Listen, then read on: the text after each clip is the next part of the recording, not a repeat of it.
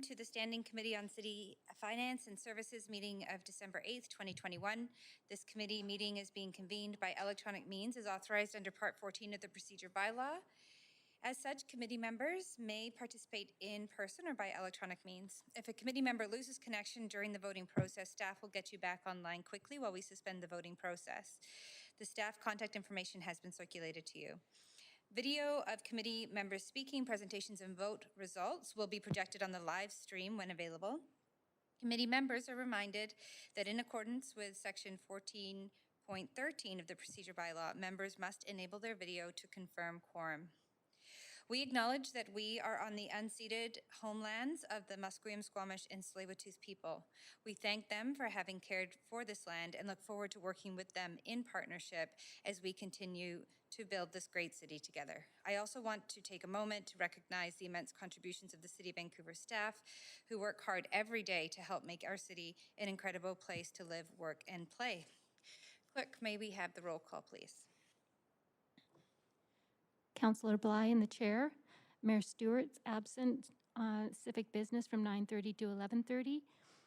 Councillor Carr is on a leave of absence for civic business until 2 p.m. Councillor DiGenova. Present. Councillor Fry. Present. Councillor Swanson. Here. Councillor Hardwick. Present. Councillor Wiebe. Councillor Boyle. Present. Councillor Dominato is absent from 9:30 to 1 p.m. today. Councillor Kirby Young. Not here. You have quorum, Chair Bligh. Thank you very much. So I would like to go over the plan for the day. The public is strongly encouraged to listen to the proceedings via the city's website or YouTube link and to follow along on Twitter at Ben City Clerk for updates on the progress of the meeting. Video council members speaking, presentations, amendments, and vote results will be projected to viewers when available.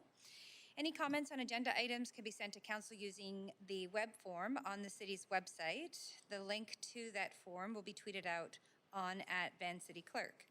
Today we have 7 staff reports, 2 staff reports referred from the council meeting yesterday. We will recess for lunch at noon and will reconvene in committee at 2 p.m. after in the in-camera meeting.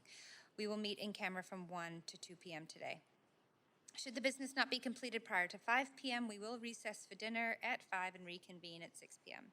Should the business not be completed today, the backup date will be Wednesday, December 15th from 3 to 10 p.m. And finally, I would like to remind committee members that if amendments are brought forward, they must be submitted to the clerk in final written form before the committee member introduces them. And please ensure the clerk has received your amendment by using the council meeting amendments DL. As chair for this meeting, I'm suggesting for reports that have no speakers and no presentations that we adopt the recommendations collectively in a single motion. We have items 3, 5, and 6 on the consent agenda for consideration. Does any member wish to hold any of these items for debate or questions to staff? Councillor DiGenova, I see you're on the queue. I will call on you. Number 6, I'd like to hold for questions of staff, extension to drinkers lounge alcohol consumption pilot, please. Okay, great. Thank you very much. That is noted. Seeing no other councillors on the queue, does any member wish to declare a conflict of interest on the consent items, which are item 3 and item 5?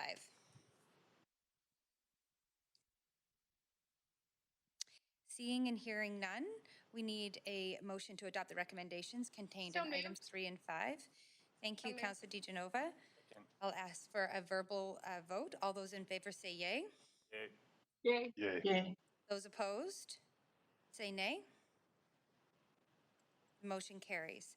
So the following have been approved on consent.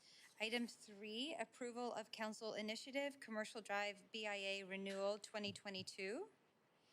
And in item 5, contract award for Cole Harbour Phase 2 construction. Great, thank you very much, Council. So moving on, before we begin, I'd like to remind speakers that they have 5 minutes to make their comments, should state whether they are in support or in opposition of the recommendations, and may only speak once. Committee members have up to 3 minutes to ask questions of speakers.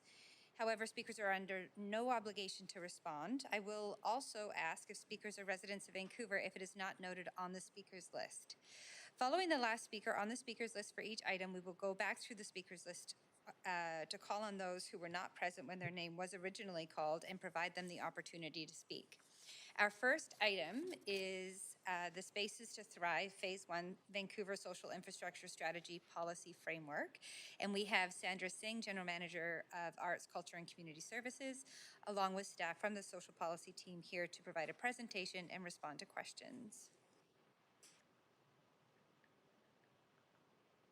Good morning, Mayor and Council. We're very pleased to be with you today to present a proposed long-range social infrastructure plan, Spaces to Thrive. If approved by Council, this would be the city's first ever social infrastructure plan.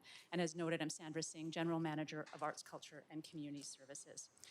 Over the past decades, the city has supported many highly impactful community spaces and programs in recognition of the strong role community spaces play to foster well-being, safety, belonging, and connection. However, the lack of a clearly articulated and transparent policy and priorities through a council-approved policy has created and continues to create, on occasion, lack of clarity and at times confusion for community staff and council. In the next decade, we know Vancouver, like all major cities on the front line of crises, will have ongoing challenges and limited resources, requiring more hard decisions and strategic solutions. COVID-19 has proved to exacerbate many inequities in Vancouver, including, but not limited to, increased isolation, health risks, overdose deaths, poverty, racism, violence, and impacts to overall mental health and wellness. And the anticipated ongoing and escalating impacts of climate change in our city, such as the heat dome last summer and the extreme weather this winter, will only continue to increase already existing community vulnerabilities unless we plan intentionally for stronger community resilience. Through the development of this strategy and in concert with Vancouver Plan, staff have worked in collaboration with other city departments and community partners to articulate the proposed Spaces to Thrive vision, principles, and directions for a healthy ecosystem of social infrastructure across the city. If approved by Council, Spaces to Thrive will provide a roadmap for city staff and transparency for the public on community-serving space priorities, confirm the city's role in social infrastructure, and provide a platform to leverage resources from senior government and other partners. Should Council approve the proposed policy framework today, development of a 4- and 10-year implementation financial strategy would be the next step in ensuring Spaces to Thrive's implementation is feasible, collaborative, and practical, and aligned with citywide financial strategies. Achievable outcomes will ensure focused delivery and expand access to human need and provide a diversity of spaces for people to thrive in Vancouver. And while this work is led by our social policy team, it is an interdepartmental effort. Several colleagues from the director's table are also here to answer questions, and we thank them for all of their expertise in forming this work. They include Grace Cheng, Director of Long-Term Finance, Strategy and Planning, and Michelle DeRocher, Manager, Capital Planning and Strategy, both from Finance, Risk and Supply Chain Management. Danica Djorkovic, Director of Facilities Planning and Development from Real Estate and Facilities Management, and Chris Robertson, Assistant Director of Citywide and Regional Planning, and Neil Hirschwey, Assistant Director of Community Planning, both from Planning, Urban Design, and Sustainability. We also thank all of our many community and government partners and look forward to continuing to work with the nonprofit and neighborhood house sector, as well as senior governments and private sector in implementation phases pending Council's approval.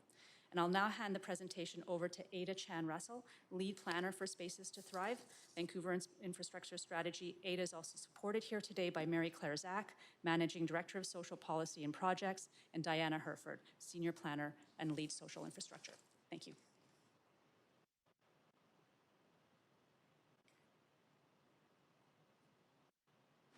Hi, good morning. My name is Ada Chan Russell, and I will provide an overview of the proposed Spaces to Thrive strategy. To truly thrive and flourish, all aspects of basic human needs are holistically integrated. Indigenous ways of knowing emphasize cultural community well-being and resilience, leaving no one behind. Spaces to Thrive acknowledges the need to deepen partnerships with Musqueam, Squamish, and Tsleil-Waututh nations, and to integrate their teachings on what it means to be in good relationship with community on these lands. For urban Indigenous people in Vancouver, access to cultural and culturally safe spaces and places in the city is essential to address disproportionate impacts of colonization, including the loss of connection to lands, family, and culture. Prioritizing Indigenous-led initiatives and rebuilding efforts driven by and for Indigenous people requires an empowerment model of service delivery. Through Spaces to Thrive, we honor and acknowledge the people, culture, and visions leading us towards a much different future. Council recommendations include that Council approve Phase 1 of Spaces to Thrive, Vancouver Social Infrastructure Strategy Policy Framework, that Council approve 4 principles to guide target setting and direct staff to report back by May 2022 on an implementation plan and financial strategy, and that Council approve the 7 actions while planning initiatives. As an overview, we will talk about background and context, engagement and trends, proposed policy framework, approach to target setting and implementation. Through analysis and engagement, 4 key challenges to social infrastructure has been identified: insufficient community serving spaces, increasing inequity of these such spaces, insufficient and insecure operational and capital funding, and the loss of community serving spaces. Social infrastructure is relational and defined as physical spaces, services, or programs, and the networks across and within spaces where people come together to thrive, be well, and feel a sense of belonging.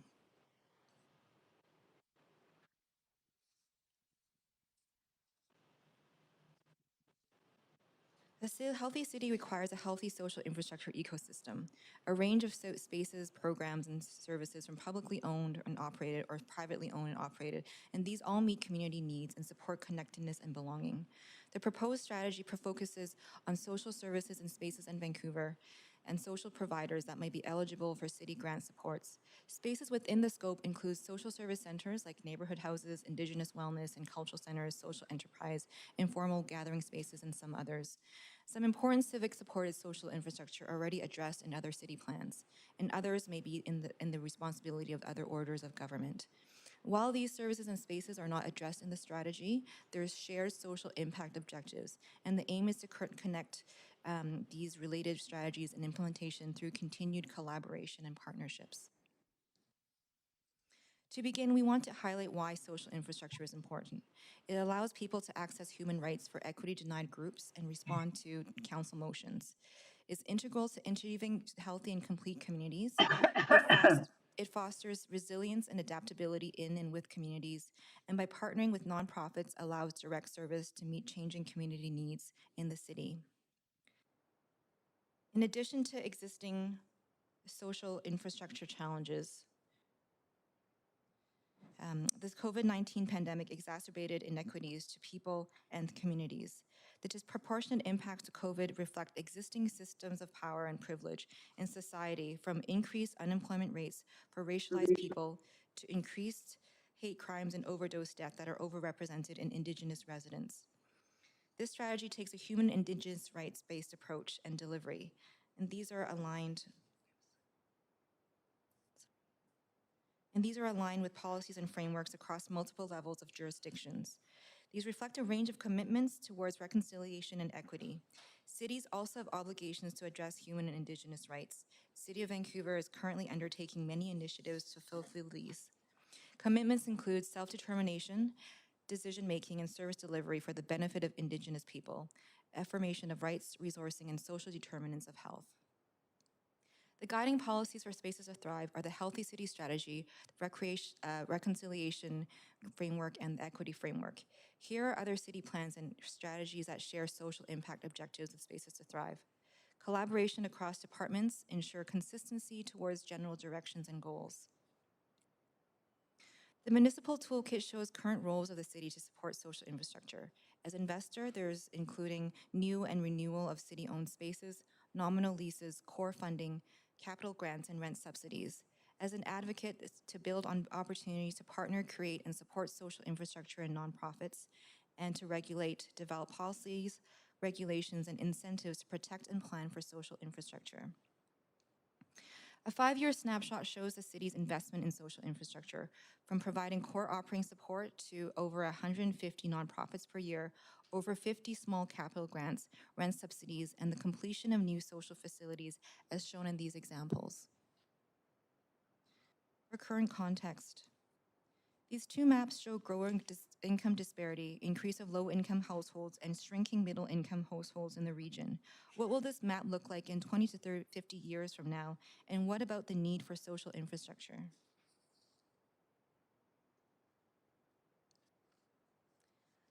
As part of the development of Spaces to Thrive, staff engage external stakeholders, including social nonprofit organizations, equity-serving groups, community-serving spaces, city advisory committees, community center associations, and the Urban Development Institute. A range of ways to participate were offered, from in-person to virtual platforms during COVID at both listening and share-back sessions. Key themes from the engagement processes include city process and policy restrictions, capacity challenges, financial sustainability and funding challenges, reconciliation, equity, and balancing of priorities, and diverse space needs. The social sector has space challenges. 90% of social nonprofits feel their current space does not fully meet their needs, and the top challenge was a lack of affordable space. Growth challenges will further increase demands, with an estimated 150,000 additional Vancouver residents anticipated over the next 20 to 30 years. The pandemic compounded inequities in Vancouver and increased pressures on the social sector, with an increased demand for programs, job losses in the sector, and significant drop in revenue streams. Another space challenge is the risk of displacement and loss. An analysis showed that risk of displacement is increased with tenants in privately owned properties located in high development areas, which make up 36% of total social nonprofits, or 43% of those with a fixed address. Many high-risk areas have network or clusters of social nonprofit tenants that rely on proximity of partners to deliver key programs to residents. Approximately half of social nonprofits are located in community plan areas with high development pressures, which may benefit from city incentives to retain or expand key services and spaces, and through capital planning and efficiencies. Aside from the nonprofit tenant work, we completed an analysis of community-serving spaces that included places of worship and nonprofit-owned sites, such as cultural centers and community halls, that may be at risk of development. Many offer space and services to the larger community in addition to their worship space, ranging from social, cultural, and recreational programs and informal gathering spaces. We know that across these sites, there are almost 2,000 childcare spaces and over 60 kitchen permits that allow them to serve the greater community. 61 were built before 1960, leading to high maintenance costs, and buildings may be at end of life. Development pressures have resulted in redevelopment of places of worship sites.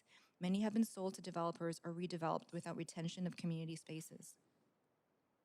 A key service provider and partner are neighborhood houses that offer community building and connection opportunities. We see here that they have their own catchment in which their programs are tailored. For example, at Mount Pleasant Neighborhood House, there are programs for Arabic and Spanish speakers. On this map, you can see service gaps, especially in the Oak Ridge and Fairview area. Before I provide an overview of the proposed policy framework, here are the key challenges introduced earlier that the proposed strategy will address in the next 10 years. The proposed policy framework. The framework contains vision, 4 principles, 6 directions, objectives, and actions, and target development principles. The vision for Spaces to Thrive is that all Vancouver residents access and enjoy the highest level of health and well-being possible through self-determined, equitable, and resilient social infrastructure, spaces, programs, and networks.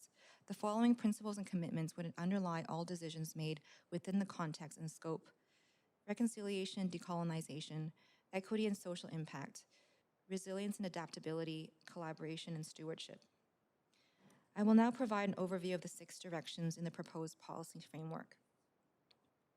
Direction 1 is to strengthen the city's role in partnerships and capacity support for the social sector. The city will advocate for social infrastructure needs and better coordinate social spaces with partners. Capacity support for the social sector may be increased in regards to planning, securing, managing of spaces and resources, making operational and capital grants more accessible, increasing access to affordable spaces for nonprofits with limited capacity, and supporting community ownership. Direction 2 is to plan to meet priorities and goals. Plan a network of the right type and supply of social infrastructure that meet reconciliation, equity, and resilience goals. The city will identify the value of investing in social infrastructure and improve its data and metrics on social service provision in this community. We will establish and implement social infrastructure renewal and growth targets to meet current and future needs. To ensure the right type of social infrastructure, the city will incorporate reconciliation, equity, and resilience in the priority setting and planning goals, support Indigenous-led and Black-led spaces and programs, gender equity, and cultural redress through addressing cultural community space needs. Direction 3 is to support what already exists, enable renewal, renovation, replacement, and expansion of existing social service facilities. The city will work with partners to access and determine social facility and renewal needs that meet current and future social service needs, focusing on equity priorities. We will develop policy incentives and requirements to promote retention, replacement, and expansion of social infrastructure and support nonprofit applicants to renovate and maintain social serving spaces. Direction 4 is to plan for the future, enable new social infrastructure to meet growth and equity priority needs. The city will plan for new and expansion of city-owned social facilities where needed, considering population growth, shifts in demand, and existing facility capacity. We will develop policy incentives and requirements to promote creation of new social infrastructure and support nonprofit applicants to develop new social serving spaces. Direction 5 is to innovate for optimization, support transformation, adaptation, and optimization of social infrastructure. The city will improve efficiency and effectiveness of nonprofit use and service delivery. We will continue to develop and maintain shared nonprofit administration and program centers to support more service providers and residents, and design adaptable, functional, inclusive, and accessible social serving spaces for the future. Direction 6 is to improve ecosystem health, foster resilient, adaptable, and sustainable social infrastructure. The city will prioritize actions for social infrastructure recovery and resilience through its alignment with Vancouver Resilience Strategy. We will ensure city-owned social spaces are financially sustainable over the long term and through unexpected events. So our approach to target setting and implementation. Spaces to Thrive grouped together Vancouver's neighborhoods into 6 network areas for additional planning and analysis. This enables a level of analysis between the broad scope of a citywide perspective and the fine-grained detail of a neighborhood perspective.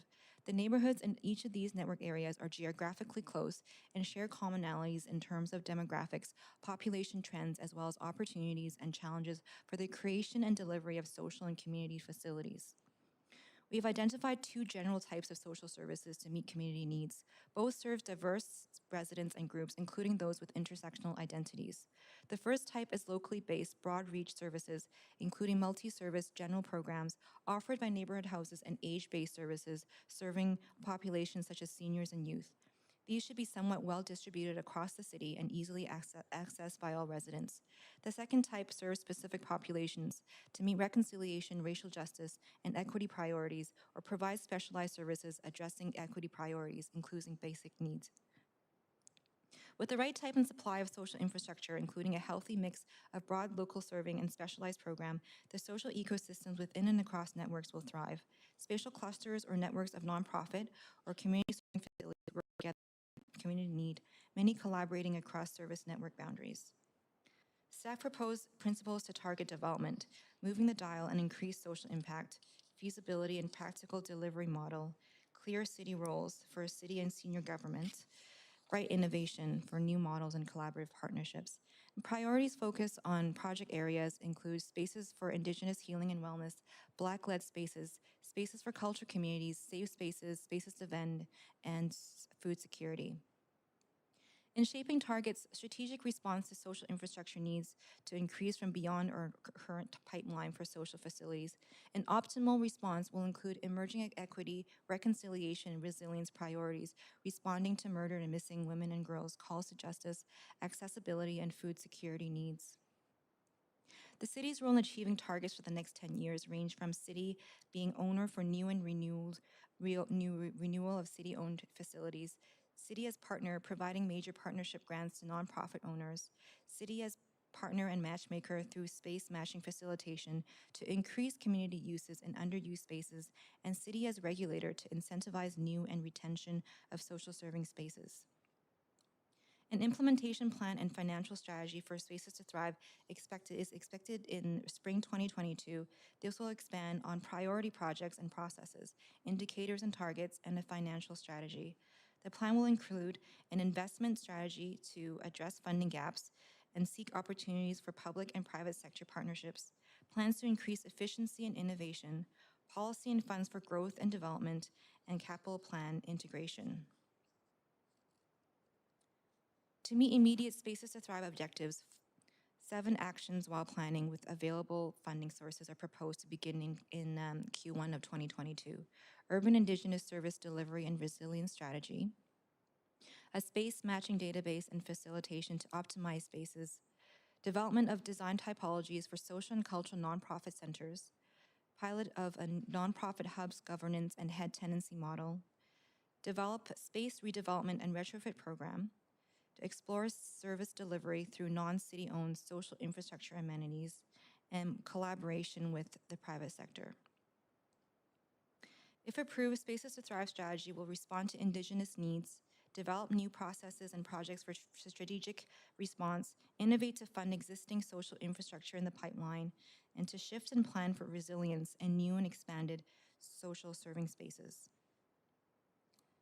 Thank you all for your time.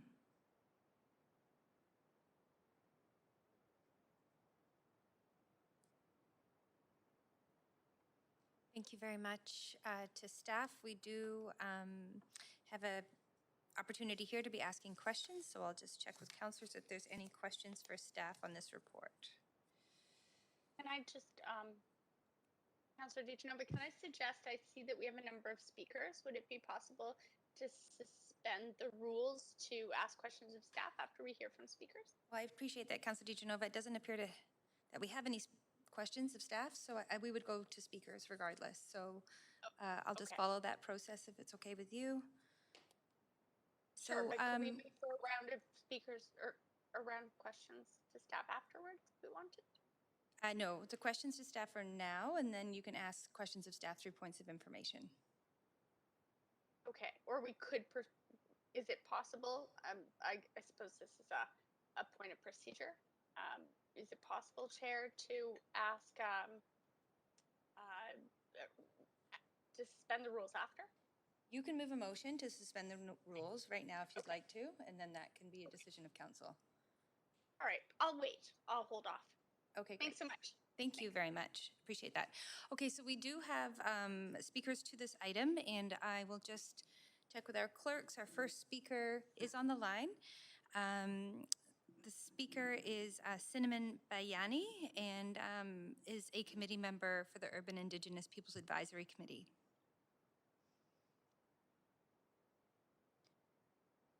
So we'll just queue up Cinnamon on our, I believe, is calling in.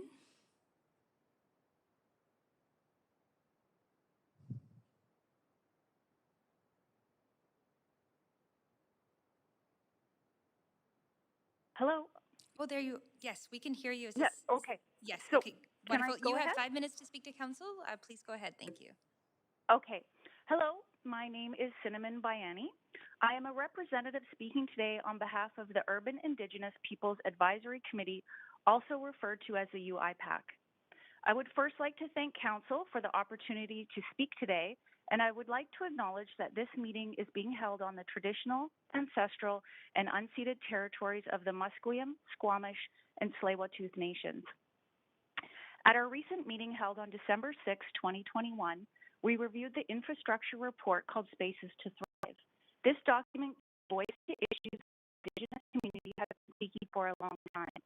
Specifically, many urban Indigenous individuals do not have dedicated space for healing, wellness, ceremony, violence prevention, shelter, or youth programs.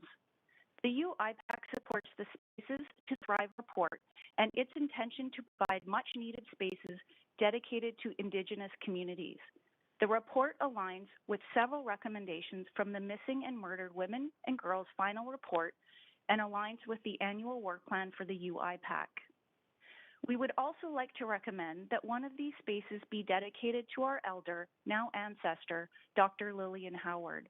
Lillian was a co-chair of the Urban Indigenous Peoples Advisory Committee, and she passed away on October 30th this year. As reported by the Union of British Columbia Indian Chiefs, and I quote, Lillian Howard of the New Chenal Nation was a dedicated warrior who cherished and protected the lives of Indigenous people in the province and elsewhere in Canada. Dr. Lillian Howard was a fighter. She was a residential school survivor. Lillian is remembered for supporting Indigenous women and girls as she was a tireless advocate for their safety as well as Indigenous rights and culture. It would be very fitting to dedicate one of the Spaces to Thrive in honor of Dr. Lillian Howard. I'll end with saying, on behalf of the UIPAC, we encourage Council to support the Spaces to Thrive report. Thank you for your time and consideration. Thank you very much, Cinnamon, for coming to speak to Council. There are no questions, but we appreciate you being here today. Next up, we have, from the public speakers list, we have speaker number 1, Elizabeth Lougheed Green. Hello. Hi there, we can hear you. You're Great. welcome to start your comments. You have 5 minutes to speak to Council. Awesome. Thanks. Good morning, Mayor and Council. My name's Liz Lougheed Green, and I'm the CEO of the Association of Neighbourhood Houses of BC. And the association is the umbrella organisation for 8 neighbourhood houses and a camp, and 7 of those neighbourhood houses operate in the city of Vancouver. I'm a resident of Vancouver, residing on the traditional, ancestral and unceded lands of the Coast Salish people, and today I'm speaking in support of the city's Spaces to Thrive framework. You can change the slide. Actually, I'm not sure if the slide is up. Maybe I'll just go ahead. We do have your slides up, and we've changed the Oh, slide. perfect. Mm-hmm. Awesome, thank you. So a lot of you will have read in the report about neighbourhood houses and maybe experienced them in your own lives and communities. But basically, they're a unique form of social infrastructure that uses a place-based, multi-service, grassroots approach to community building. And what that means is that they have deep engagement processes that allow communities or encourage communities to co-create the vision that they have of their own community, and through that to serve the needs of those that live there. In general, they are intended to make communities healthy places to live, work, and play for residents of any age from all walks of life. You can change the slide. They're also, interestingly, really woven into the fabric of Vancouver. Our organization, as an example, began in the late 1800s with what is now known as Kitsilano Neighbourhood House. There are 11 neighbourhood houses in the city of Vancouver that deliver over 400 programs to more than 150,000 service users, and they have an enormous network of volunteers, thousands actually, across the houses, and deliver about 15,000 volunteer hours in each of the houses annually. Many languages spoken, very, very diverse communities make up the staff components. Can change the slide. Because of who we are as neighbourhood houses, there are enormous benefits for the city of Vancouver and those living there. They tend to be very aligned to city priorities like childcare and affordable housing and poverty reduction and food. And in fact, the association itself delivers about 1,000 childcare spaces currently in the city of Vancouver, with that growing over time to meet the needs that are identified by those living in the communities we serve. We also, and this is really relevant considering the times that we're operating within, act as safe spaces in times of crisis for community members. So cooling and warming centres and clean air shelters as protection from fire, flood, freezing temperatures and smoke. And we are playing a more and more purposeful role in that as our communities and our situations unfold. We can change the slide. And again, sorry. To aging infrastructure. One of the things that, as I've said, we neighborhood houses have been around for a very long time. With them developing really starting in about the late 1930s. And so one of the big issues that they're facing currently is aging infrastructure, but it's not the only issue. In just the general need for capital maintenance and repair can be very, very difficult for all types of not-for-profits, and neighborhood houses are no different. Over recent years, particularly with COVID-19 challenges, natural disasters, and the push towards more equitable communities, neighborhood houses are also seeing the need for programming and service growth, and those have grown exponentially, while at the same time contending with that aging and challenging or complex infrastructure. We can change the slide. Social infrastructure needs are fairly significant across neighborhood houses. And to give an example of that, our organization recently commissioned an engineering report on the sites that we own, and I understand the city's done the same. Collectively across the 11 sites that we own,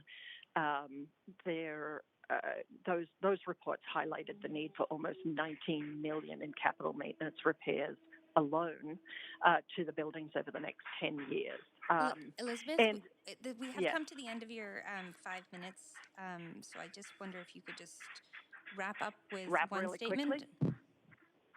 Yeah, okay. Can we move to the next slide? And just to say that the City of Vancouver has played a really critical role for us as a partner that we can rely on to be with us alongside, so that we know that we can operate resiliently in perpetuity. And we are very supportive of the City Spaces to Thrive framework and committed to working alongside them. That's great. Thank you so much. Very much appreciate you coming in and your presentation. There are no questions, but we appreciate you coming in to speak to Council. Okay. Thank you. Next, we have Jeanette Jones. Hello. Hi there. My name is Jeanette Jones, and I live in Vancouver. I want to thank staff for this important analysis of Vancouver's social infrastructure. They have identified key challenges and set out some important policy directions that may help Vancouver neighborhoods to become more livable. My concern is how this new policy framework relates to existing community plans. I use my own neighborhood of Norquay in East Vancouver as an example. The 1.5 square kilometer of the Norquay Village Neighborhood Center includes more than 1,900 properties, roughly within a 10-minute walk of Kingsway between Gladstone Street and Killarney Street. The 2010 Norquay Plan provided for mostly mid-rise and a few high-rise buildings along Kingsway. If you have driven this stretch of Kingsway recently, you will have noticed that the streetscape is changing rapidly.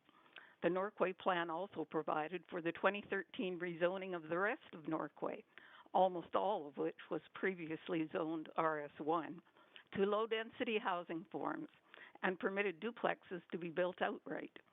By the end of 2020, 36% of the population increase anticipated by the plan had moved in. One of the objectives of the Norquay Plan is stated as support the development of new spaces for community gatherings and new public amenities. These new spaces were considered necessary not only to support the projected population increase, but also because Norquay in 2010 had no existing community gathering space whatsoever. No community center, no neighborhood house, no library. It still doesn't. A high-level view such as Spaces to Thrive policy could convey the impression that Norquay residents currently have access to a fair amount of public social space. This report places Norquay within the area labeled Midtown East, which has a relatively high percentage of existing social infrastructure. The map on the screen, taken from the Norquay Public Benefits Strategy, shows 8 separate facilities within a 20 to 30-minute walk, but none of that infrastructure is within the boundaries of Norquay. The list of 285 organizations that were consulted during the engagement work for the Spaces to Thrive policy includes only one organization located in Norquay, Army, Navy, and Air Force Unit 100. The Norquay Public Benefit Strategy states, while services are accessible from Norquay, there is no facility within the neighborhood center itself. Some services should be available within the community at a central location to help provide a focus for social interaction and to create a neighborhood identity. The strategy specifies 15,000 square feet of new indoor public space to be delivered as part of the redevelopment of the 2400 motel site. That 3.5-acre property in the center of Norquay at Kingsway and Slocan, it's that red space right in the center of that map, is owned by the City of Vancouver. 11 years after the Norquay plan was approved, residents still have no indication that the City of Vancouver is even starting to plan for the redevelopment of this site. We still need to go outside the boundaries of Norquay to meet our social needs. Our community cannot thrive or be a complete neighborhood until the promised social space is built at 2400 Kingsway. Will this new policy respect that promise or push it even further down the priority list? Thank you. Thank you very much. Jeanette, you do have questions from Councillor Kirby Young. Go ahead, Councillor Kirby Young. Thanks, Chair. And good morning, Jeanette. Thanks for speaking to Council. You're expressing something that we're hearing more and more, which is sort of the disconnect between the development that's happening in communities and the pace of delivery of those community amenities to support that growth. We're hearing it, for example, from people in the River District. And I'm wondering sort of if you have comments as to how that, so the impact of the communities, and I think you've been describing of not having those spaces and how the city could expedite it. And for example, I might say that sometimes it seems quicker when we require the developers to deliver the spaces than when the city is trying to compile funds and do it ourselves. I wonder if you have any sort of general thoughts and perspective about that. Well, I'm not really privy to the conversations that go in within the walls of City Hall, but it does seem to me that when the city already owns the site, and the development of this site would fulfill not only community space requirements, but the plan also provided for 100 units of social housing on that site. So it fulfills a lot of the priorities of the city. And I know that it would take a lot of cooperation and coordination between departments to actually make that happen. And I think some of that is going on, but how one can actually make it go faster, I honestly don't know. Do you think that, I mean, obviously people want the amenities and they serve a huge role, they want them more quickly. Do you think that communication is part of it? Do you think there's an expectation when there's a plan that an amenity is included in that it's going to come shortly? Would it make a difference if the city communicated really clearly that it'll take a number of years and you may not see that in the first number of years in the neighborhood? That would probably help. But I think also when the city already owns the site and when there is a clear need, that it would be important for the city to put that near the head of their priority list. Yeah, I hear you. And I hear you. And what are you hoping to see in that 15,000 square foot space? Well, the original thought of the working group that worked with the city when the Norquay plan was formulated was that this could be a center for arts and culture space, of which East Vancouver really doesn't have any, and for seniors, because a lot of our community is seniors. But that may have to, since it's now 12 or 13 years later, that could be revisited. Okay, I hear you, although I think a number of seniors are still growing. But thank you very much for taking time to speak to council. Appreciate it. Thank you very much, Councillor Kirby Young. Councillor DiGenova.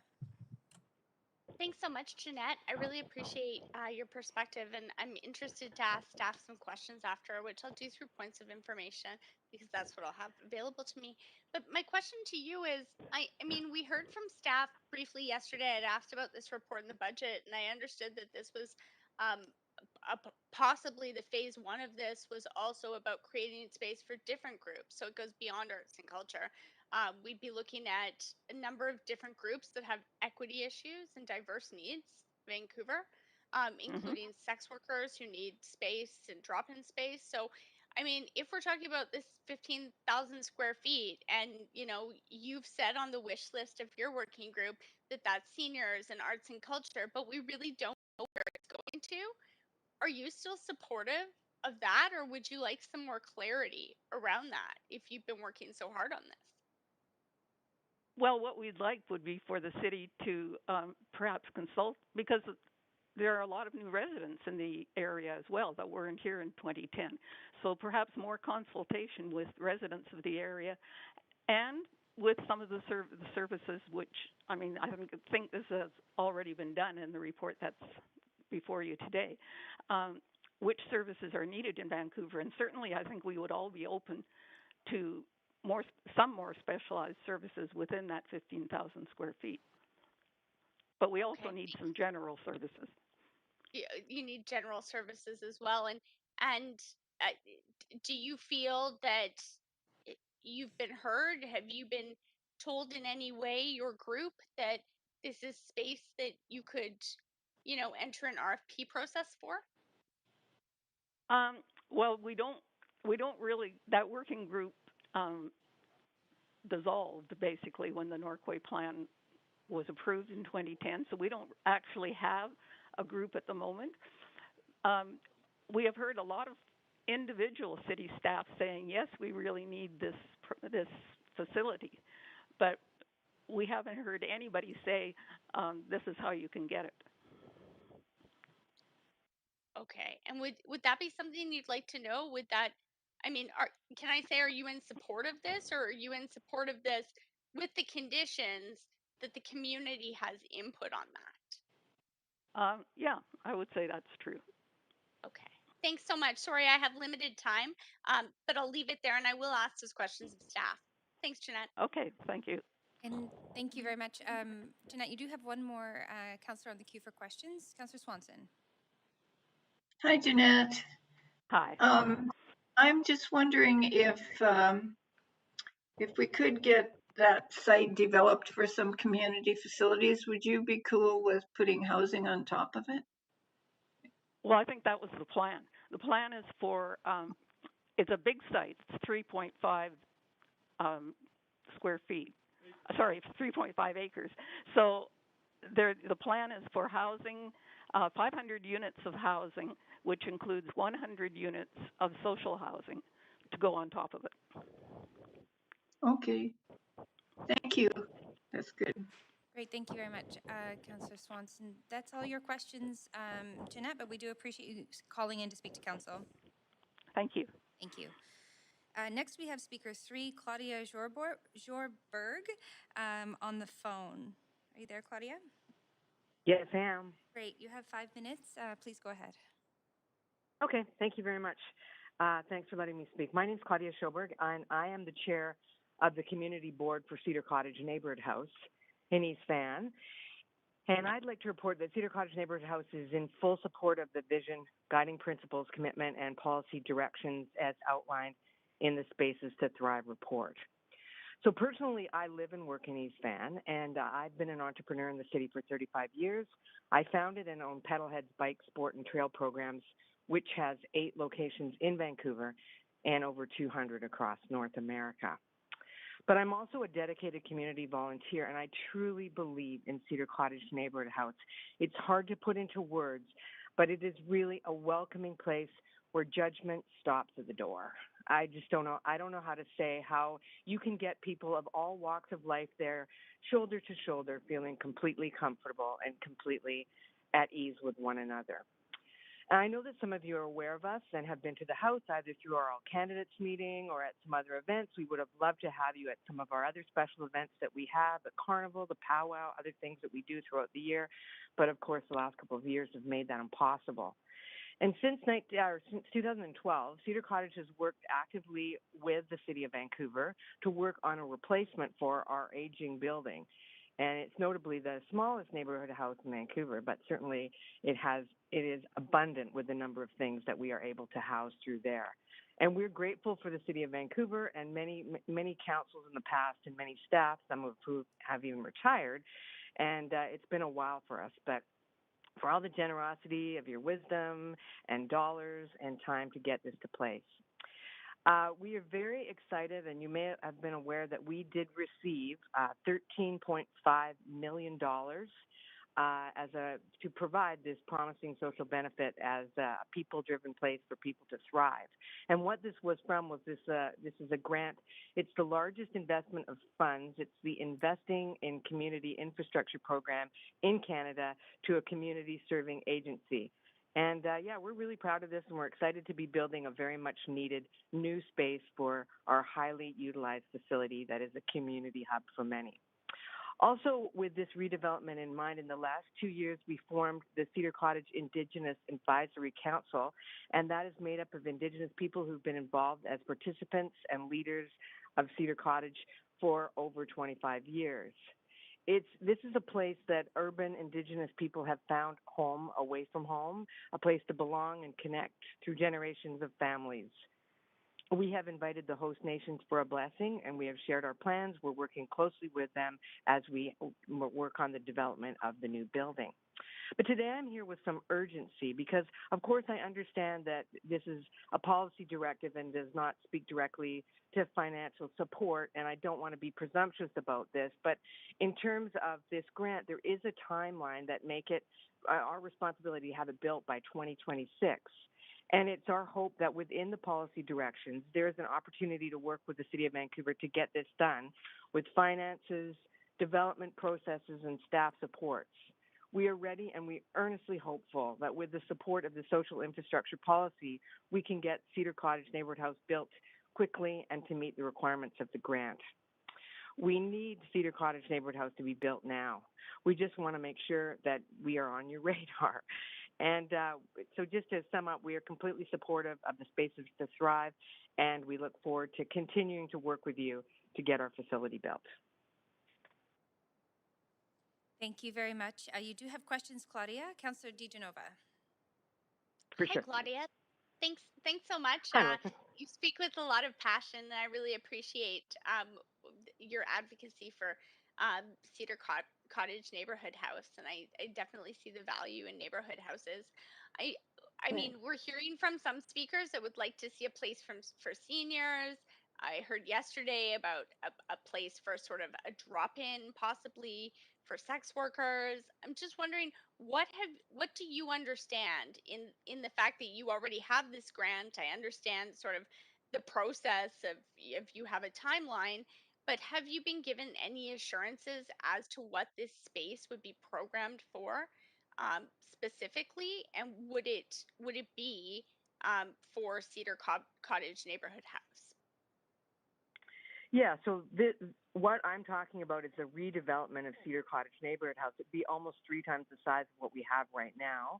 And we have been working with the city specifically in the childcare realm because that's what we're going to be providing, a lot of childcare there. We already do, as far as daycare, but also out of school cares. We provide those in satellite locations, but also at the house. And we also provide preschool programs as well. But we also have lots of other programs, and Indigenous programs, family nights, lots of senior programs. We have adult daycare, and we do youth programs. I mean, it is quite extensive what we offer, and it is based on community need primarily. But I think there's no end of what we could offer at the space. And we've been working with the city all along to make sure that what we're offering is in alignment with what is needed in the city as well. Okay, and I don't mean to put you on the spot, but because I can't go back and ask you questions after I ask our staff questions, Does that Yeah. include, some of the other things we've heard about? Like, I mean, I know we have a shortage of childcare in the city, and certainly I know staff are coming back with a report on that soon. But seniors, we've heard, would like this space for a senior center. Um, Certainly, you've said that this would triple sort of the size of your facility. And then I heard yesterday also that there would be the possibility of having some space for people who have equity issues and are marginalized groups of people, such as sex workers who needed a safe space to be. So I'm just wondering, does that fit within your mandate, or is that something Cedar Cottage Neighborhood House Absolutely. is going to provide? Okay. Absolutely. And we have already worked with all those kind of initiatives, and we definitely provide those services now. It would just be a way to be more robust about what we're able to offer. So the childcare, absolutely, the adult day programs, the senior center, and all the other, all the other support programs that go along with that, the garden, the community crafts and building things. We have a community kitchen where we Claudia, I make don't mean meals to cut you together. off, but we're just over the 3 Yeah. minutes here, so Sorry. we're going to have Thank to you end Oh, it so okay. there. much, Okay. Yeah. Claudia. Okay, great. Okay. Thank Thanks, you. Melissa. That's the end of your questions. We do appreciate hearing from you today. Okay. Thank you. Up next, we have Michelle Lackey. Just that you can hear me, I'm guessing. Yes, we can hear you. Please go ahead. Thank you. Thank you. Hi, I'm Michelle Lackey. I'm the Director of Exchange Inner City, a community economic development organization in the downtown east side, where we work collectively with you, with staff, with social purpose organizations, social enterprises, nonprofits, to really strengthen the conditions for a thriving, equitable, inclusive economy in the downtown east side for all people. Overall, I want to say that we support the Spaces to Thrive social infrastructure, what the framework that's put out here, and commend staff for putting this together. I just want to highlight a few things that I think are really important, and things that we'll definitely be following closely.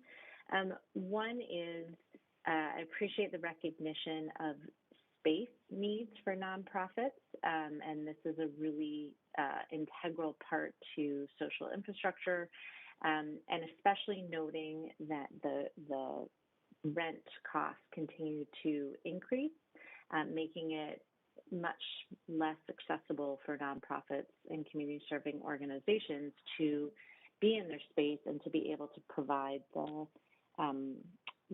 operations that they do, but also, the actual physical space. And so I really strongly encourage this as an opportunity to take more of city-owned spaces, properties, and to move them towards, you're already talking about social purpose real estate, and we have CIRIS, the Community Impact Real Estate Society, that can manage those properties. And by providing some spaces at market rate, which they manage, and some below market rate, and even lower than that, it enables actually the nonprofits to thrive and to focus on what they do best. It's a great use of funds, and I strongly encourage more of that to happen.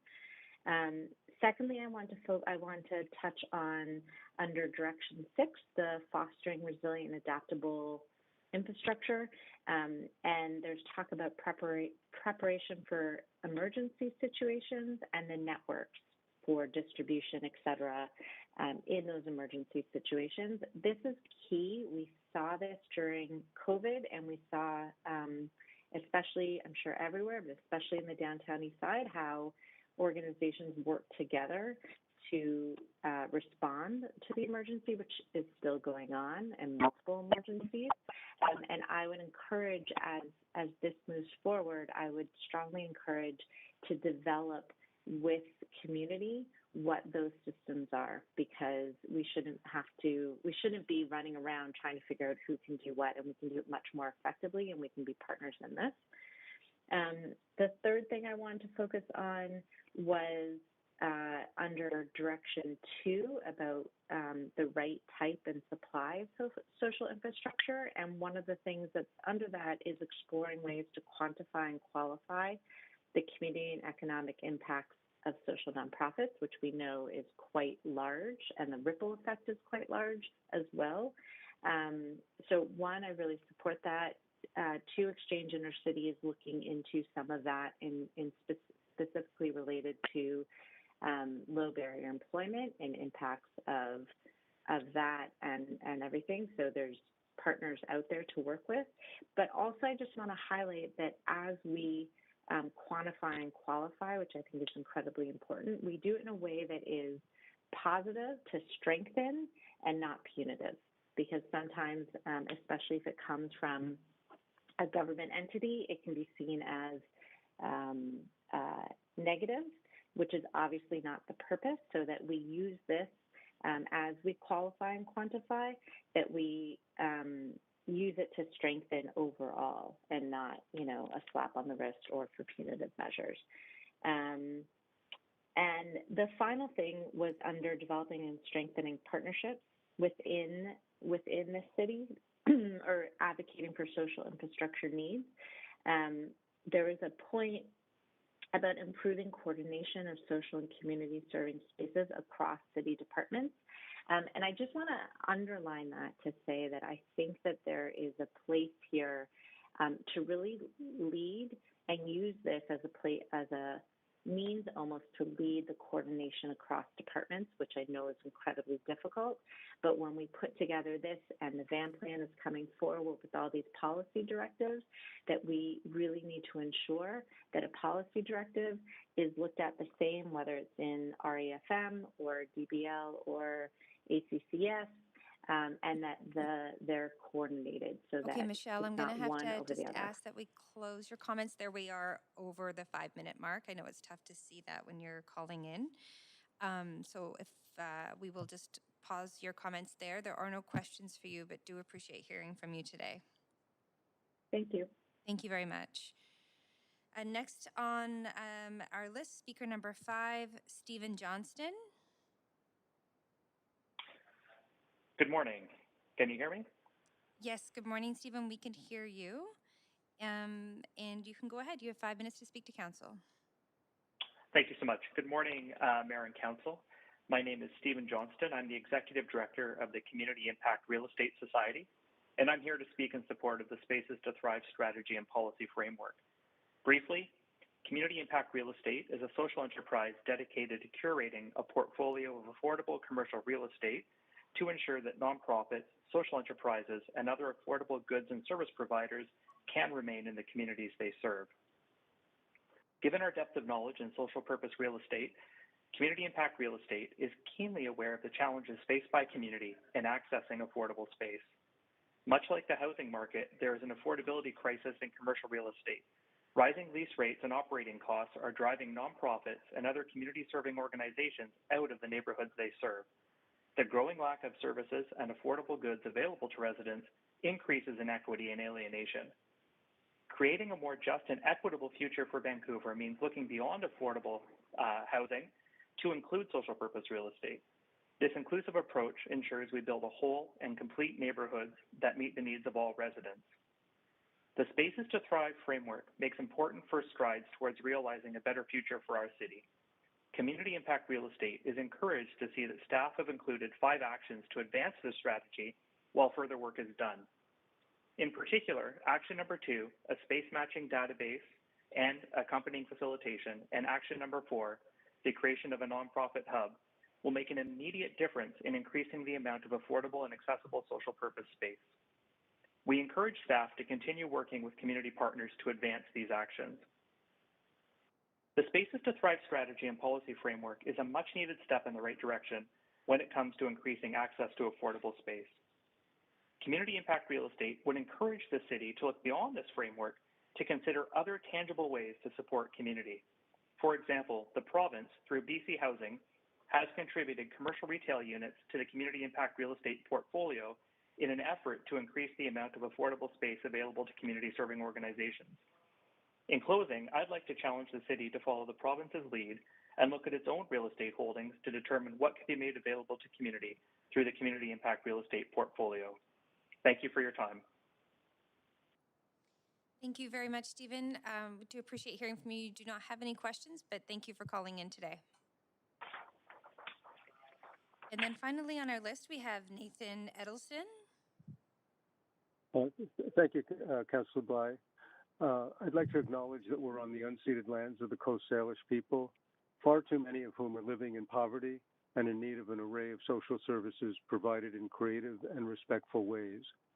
And I'd also like to thank the previous speakers because they've noted some very important facilities that are needed.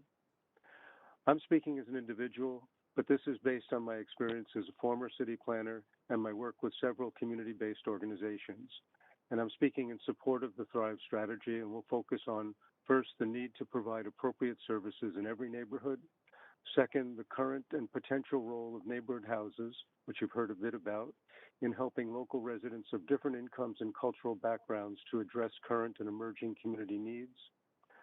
The third, the increasingly urgent need to expand opportunities for residents to age in their communities.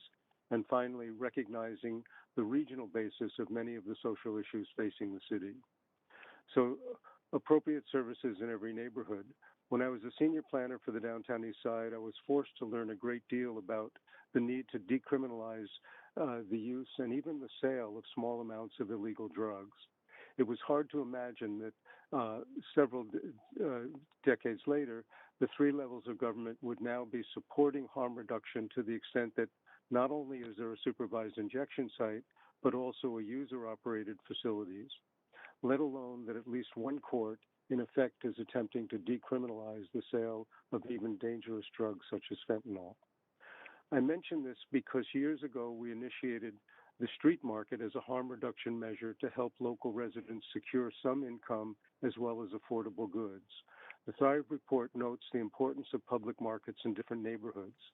It's my understanding that the police have recently found a considerable amount of stolen property in the Downtown East Side market, and there have been some calls for its closures.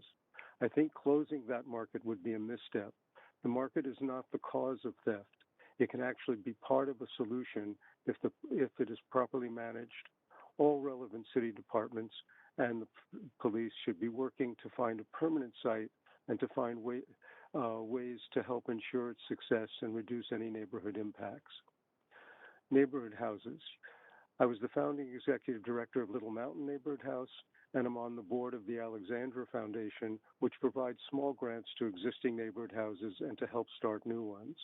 These are important institutions, as you've heard, in part because they provide a wide array of community-based services, but also because they help neighbors from different incomes and cultural backgrounds meet one another in an inclusive environment.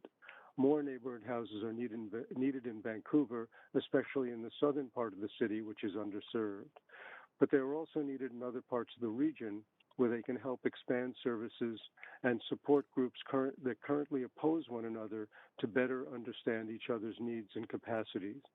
It would be helpful if the city were to work with the Association of Neighborhood Houses, the Alexandra Foundation, and major foundations to document the cost savings that can be achieved through sharing facilities, administrative overhead, and the recruitment, training, and work of volunteers in an array of services, and also to see if there are ways we can work together to more closely support requests for funding existing and new neighborhood houses.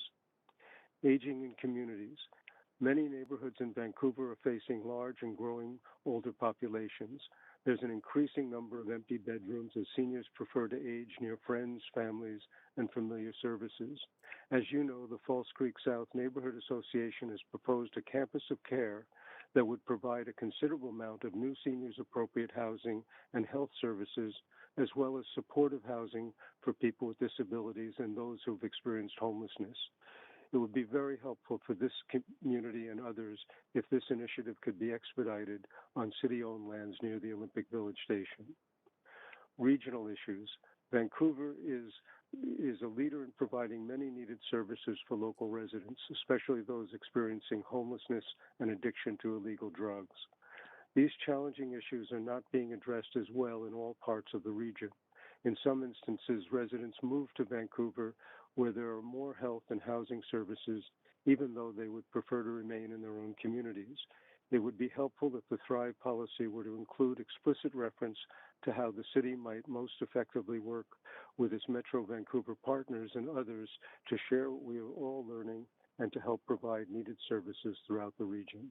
Thank you very much for your time, and I wish you well in your decision. Thank you very much, Nathan. You do have questions from Councillor DiGenova. Go ahead, Councillor. Thanks so much, Nathan. I hear you, and I really appreciate your thoughtful perspective to this. And I've been jotting down some notes while you've been speaking. Just considering, you know, what you've said, not only about the market, but also about, you know, having some space within this infrastructure policy and framework near the Olympic Village. And I'm wondering, do you see any kind of guarantees for that? What I've heard from a number of speakers is that they're in support, but they want they're advocating for specific space in specific areas. And I don't really see that all mapped out yet. So my concern is with the amount of work that we've already taken on it at the city level and understanding, you know, what we can do to regulate and to make sure space is available.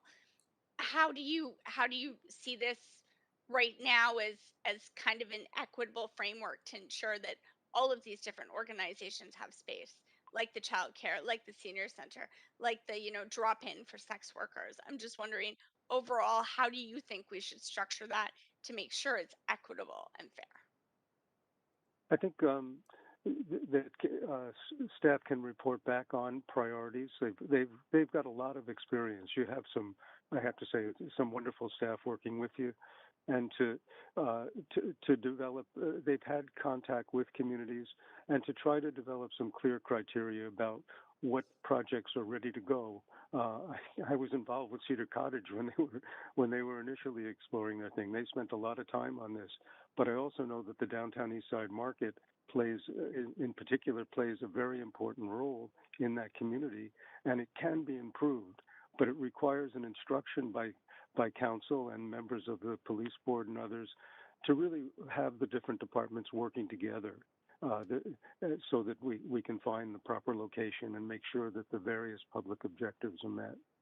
But I think that staff can come back with some priorities about the urgent things that are needed to be done at this time, and where the real opportunities are, things that could move ahead in a timely way.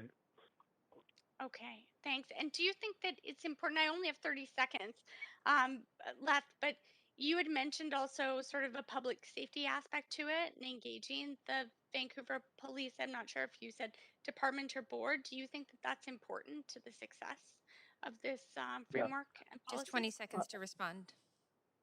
Absolutely. Maybe When I someone else worked at will the ask. city, Yeah. okay. The police are incredible partners when they're working together. They have a lot of on the ground experience and knowledge, and they can work with other departments quite effectively if they're allowed to do so. Okay, thank you Great. very much. That is the time. Thank you very much, Nathan, for coming to speak to council. Thank you very much. Good luck with your decision. So that does bring us to the end of the speakers list, and all speakers were able to join us today. So I'll put it to council if there is anybody who's willing to move the motion, and then we'll go to discussion. Councillor Weed? I'm on the queue. Sorry. I was on the queue. It's okay. Councillor Weeb has moved the motion, and we have a queue now up with Councillor Swanson up first for discussion. Chair, I think Councillor DiGenova was first. I think that cleared that queue accidentally. There was a few of us on that.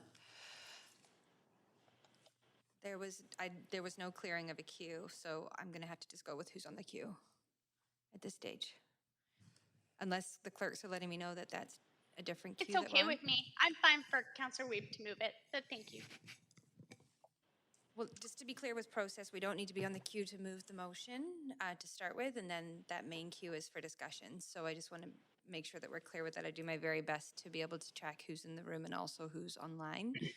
And I see we are back to a different queue. So Councillor D, you're up. first for discussion, and Councillor Swanson, you can join. Okay, great. Chair, this is now a third or fourth variation of the order. I don't know what's going on, but I've been dumped off. Councillor DiGenova's been dumped off. I saw Councillor Bull come in. I'm just wondering if there's a tech glitch. I'm just asking. Yeah, I'm just going to hold for 1 second. I think we've got many fingers on the panel here, so let me just pause for a second.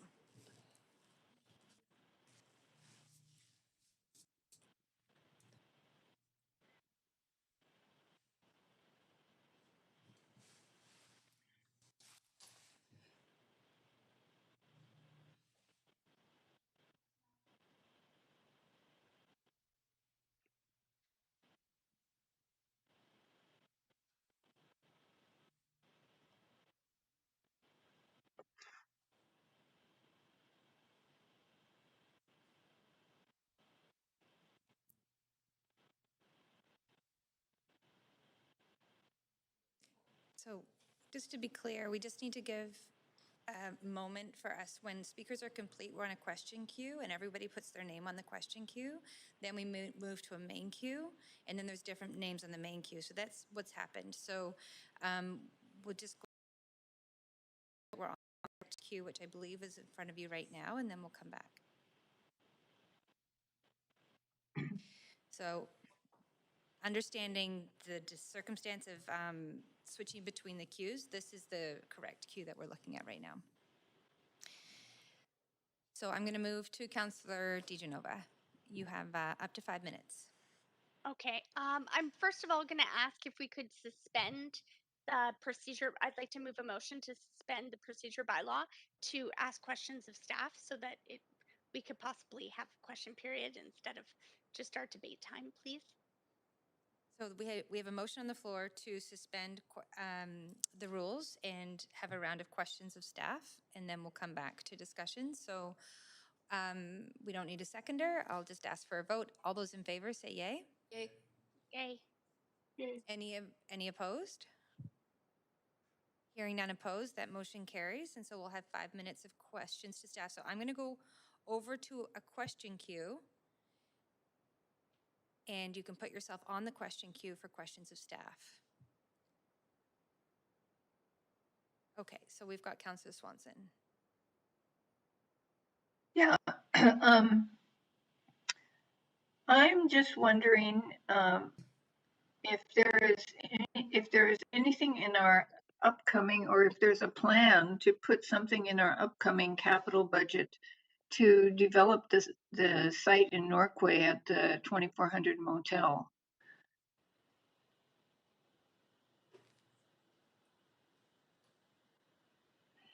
This maybe I can answer this question. This is Grace Chan, Director of Long-Term Financial Strategy.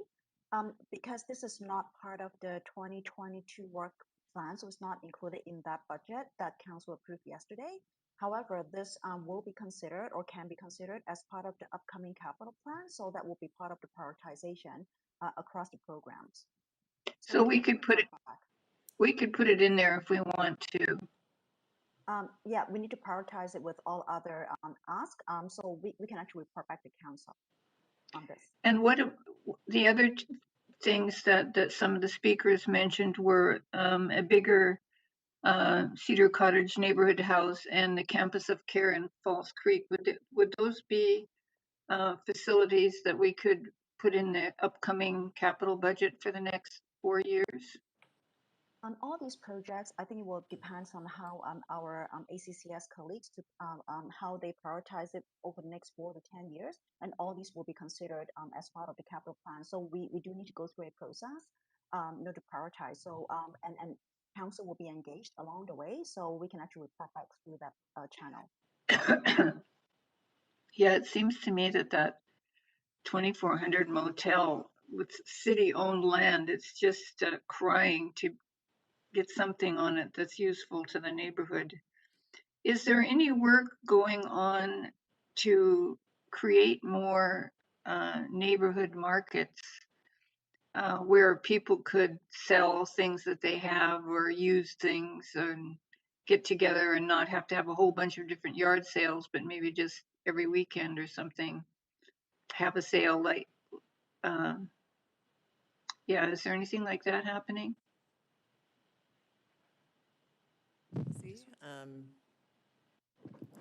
Mary Claire Zach, Managing Director, Social Policy. And to respond to that question, staff are working on the next phase of a vending study that was conducted to look at where are those opportunities for smaller markets in the downtown east side and elsewhere in Vancouver. So we hope to have more information to share with council over the coming months. That would be great. I think there's quite a bit of it happening on Commercial Drive too. Probably other places. Okay, thank you. That's it for me. Thank you, Councillor Swanson. Councillor DiGenova. Thanks very much. Really appreciate the report, and I've had some time to read it.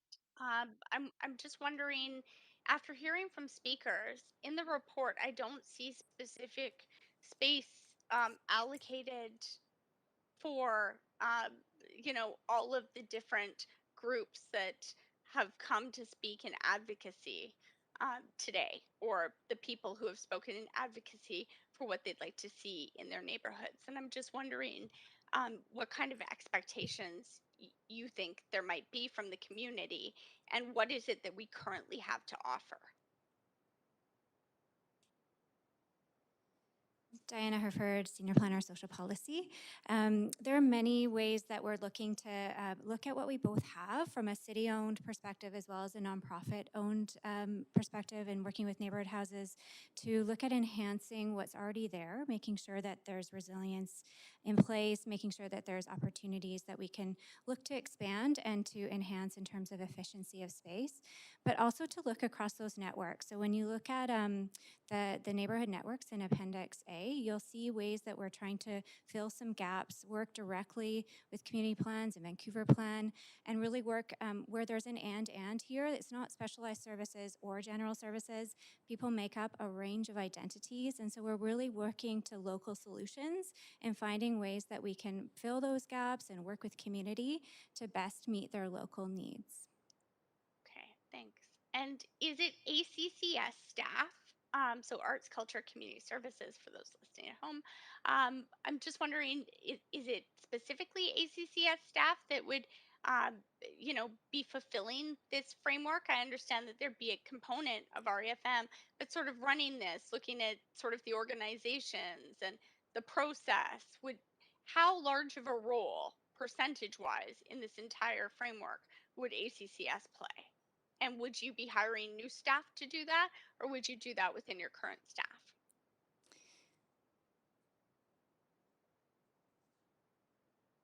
Councillor DiGenova, Sandra Singh, General Manager here. ACCS is the lead department within the city that works on social and cultural infrastructure.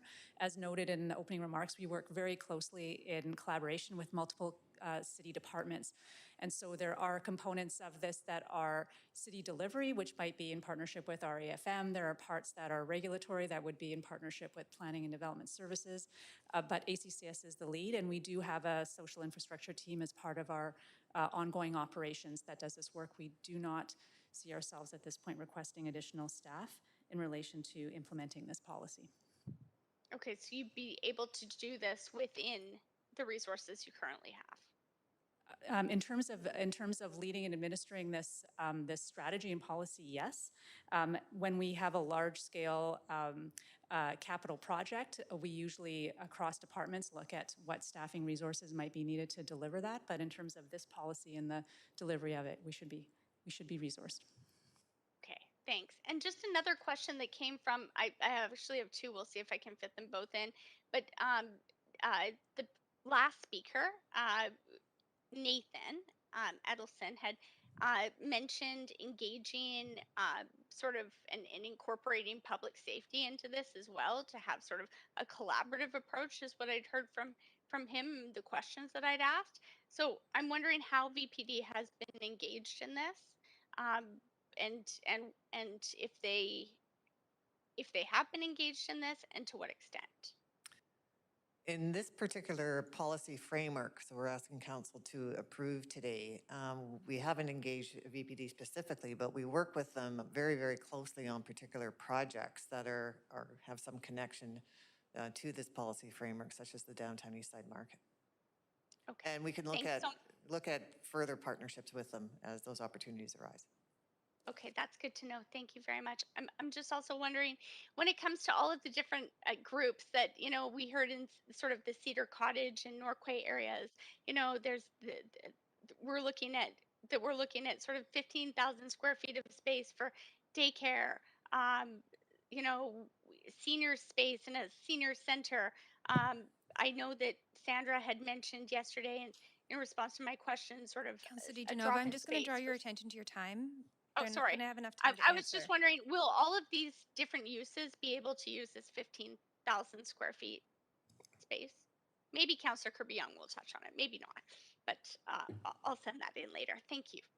That's going to depend on our efforts to, engage with communities in the area to determine what those needs are and to do, a functional plan for the space. So Great. that's to be determined. That's great. Thank you very much. And I just Sorry, I can't ask see my council- timer, Chair. My apologies. Yes, please. Yeah, that's great. We just want to give staff the chance to respond out of respect for staff. So, Councillor Kirby Young.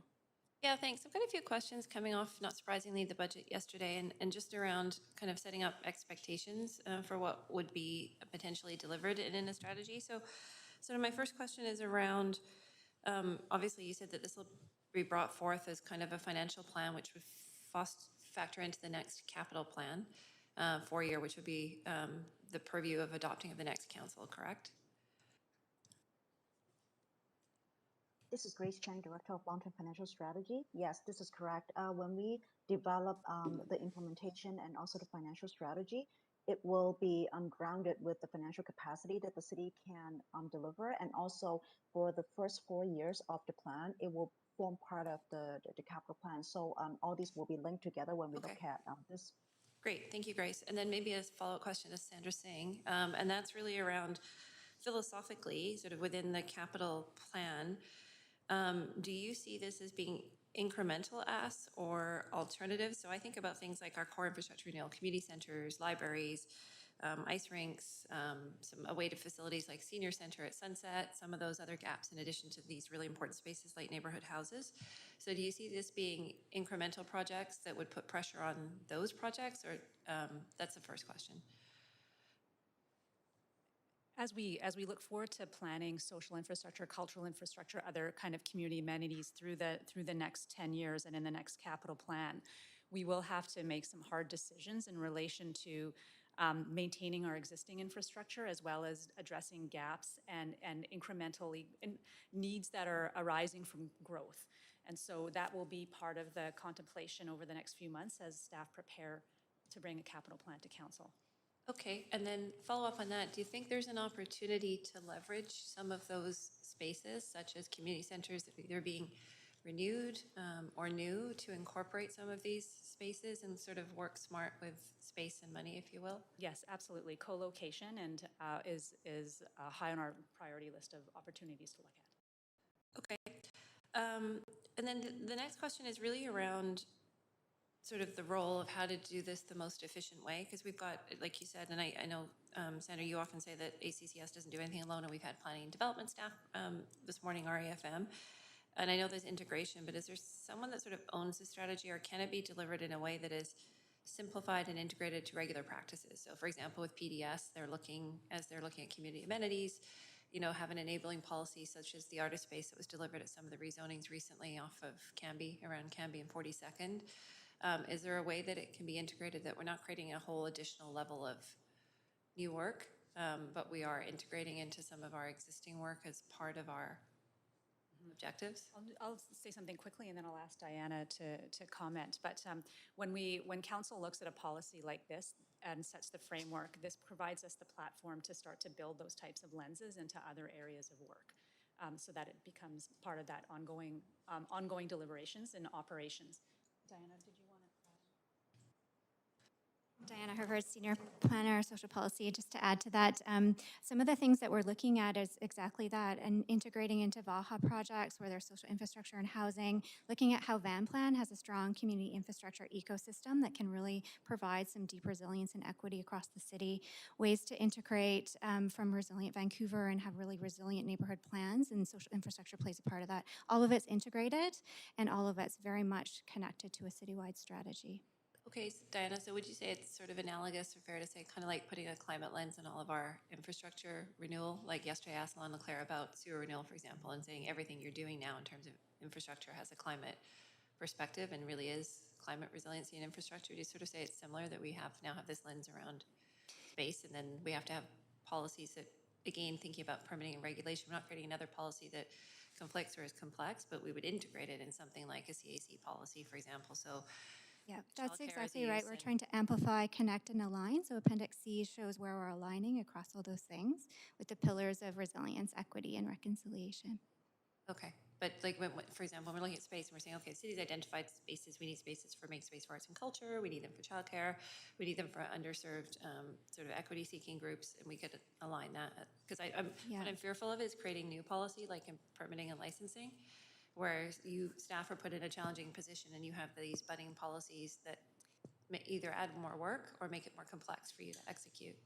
Yeah, this will tie to a citywide investment strategy, mostly under Van Plan, actually. So how we're delivering that will be tightened up and aligned. So this is really strategic investment and looking at policy that will more greatly align through a 10-year strategy. So much more practical and clear about what we're going to deliver where in that integrated alignment. Thanks, Diana. That's the time. Thank you so much.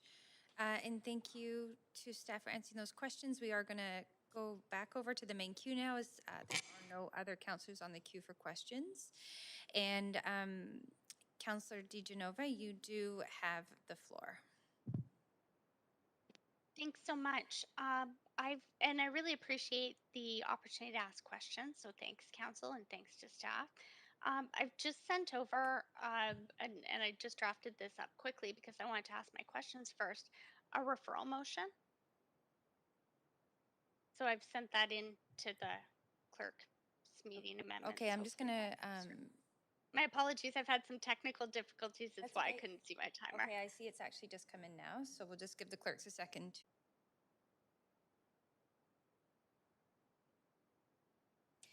You're welcome to introduce it if you want, as your time is on. Thanks. I really do appreciate. Oh, actually, I will move us to an amendment queue. Sorry, thanks, Councillor DiGenova. Yeah, if you can put yourself on the queue there. Okay, perfect. Go ahead. Thanks. I really appreciate the work that staff has put into this. As you know, my my work with nonprofits inspired me. It's one of the reasons I was inspired to run for city council.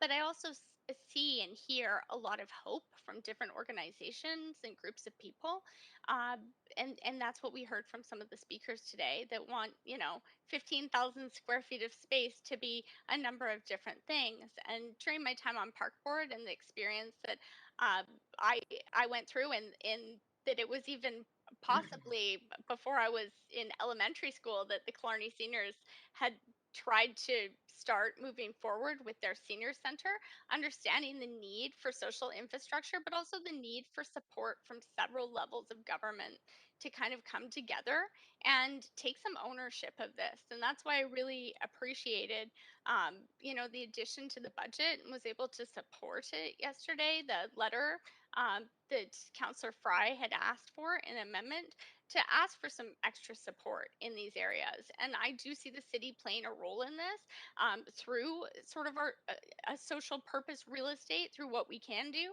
But I've also heard, from organizations that have a working group that, is dedicating their time to seniors and want to see that there. And I'm not sure that 15,000 square feet of space that, will be able to sort of accommodate all of those needs. So what the referral really calls for is there's three parts, and I'm not going to read it all out. You can read it, but the first part is approaching senior levels of government to ask for some more funding. If that's housing above, if that's funding to program these spaces, I think that that's really important that we have the ask in before we've kind of headed down the road with this. Also, we did hear from a speaker that thought that there should be some engagement with the community sort of before an RFP process, and I don't see the RFP process really outlined here. I don't expect to, but I'd like to see it, especially considering the hopes of many different nonprofits and organizations.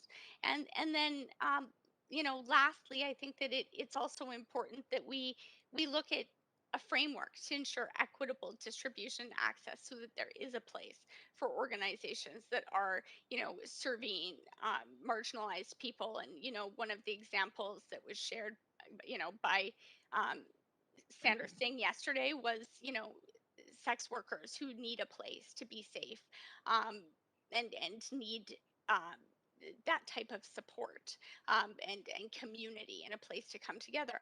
I also think that it's important that we consider that for childcare, for seniors, for all of the other uses that we heard from speakers today. And I just want to make sure that we have equitable distribution of that, and we look at either percentages to different groups, or how we're going to make sure that there is fairness and access to all of these spaces. So that's the reason why I appreciate that staff are doing this within their bandwidth at ACCS, and I understand how much work you already have on your plates. But I'd be happy to look at a proposal that comes back with these things that has some more staffing support for you as well, knowing how stretched you are on all of the projects and the good work that you do. So that's the reason for the referral, and I'll leave it there.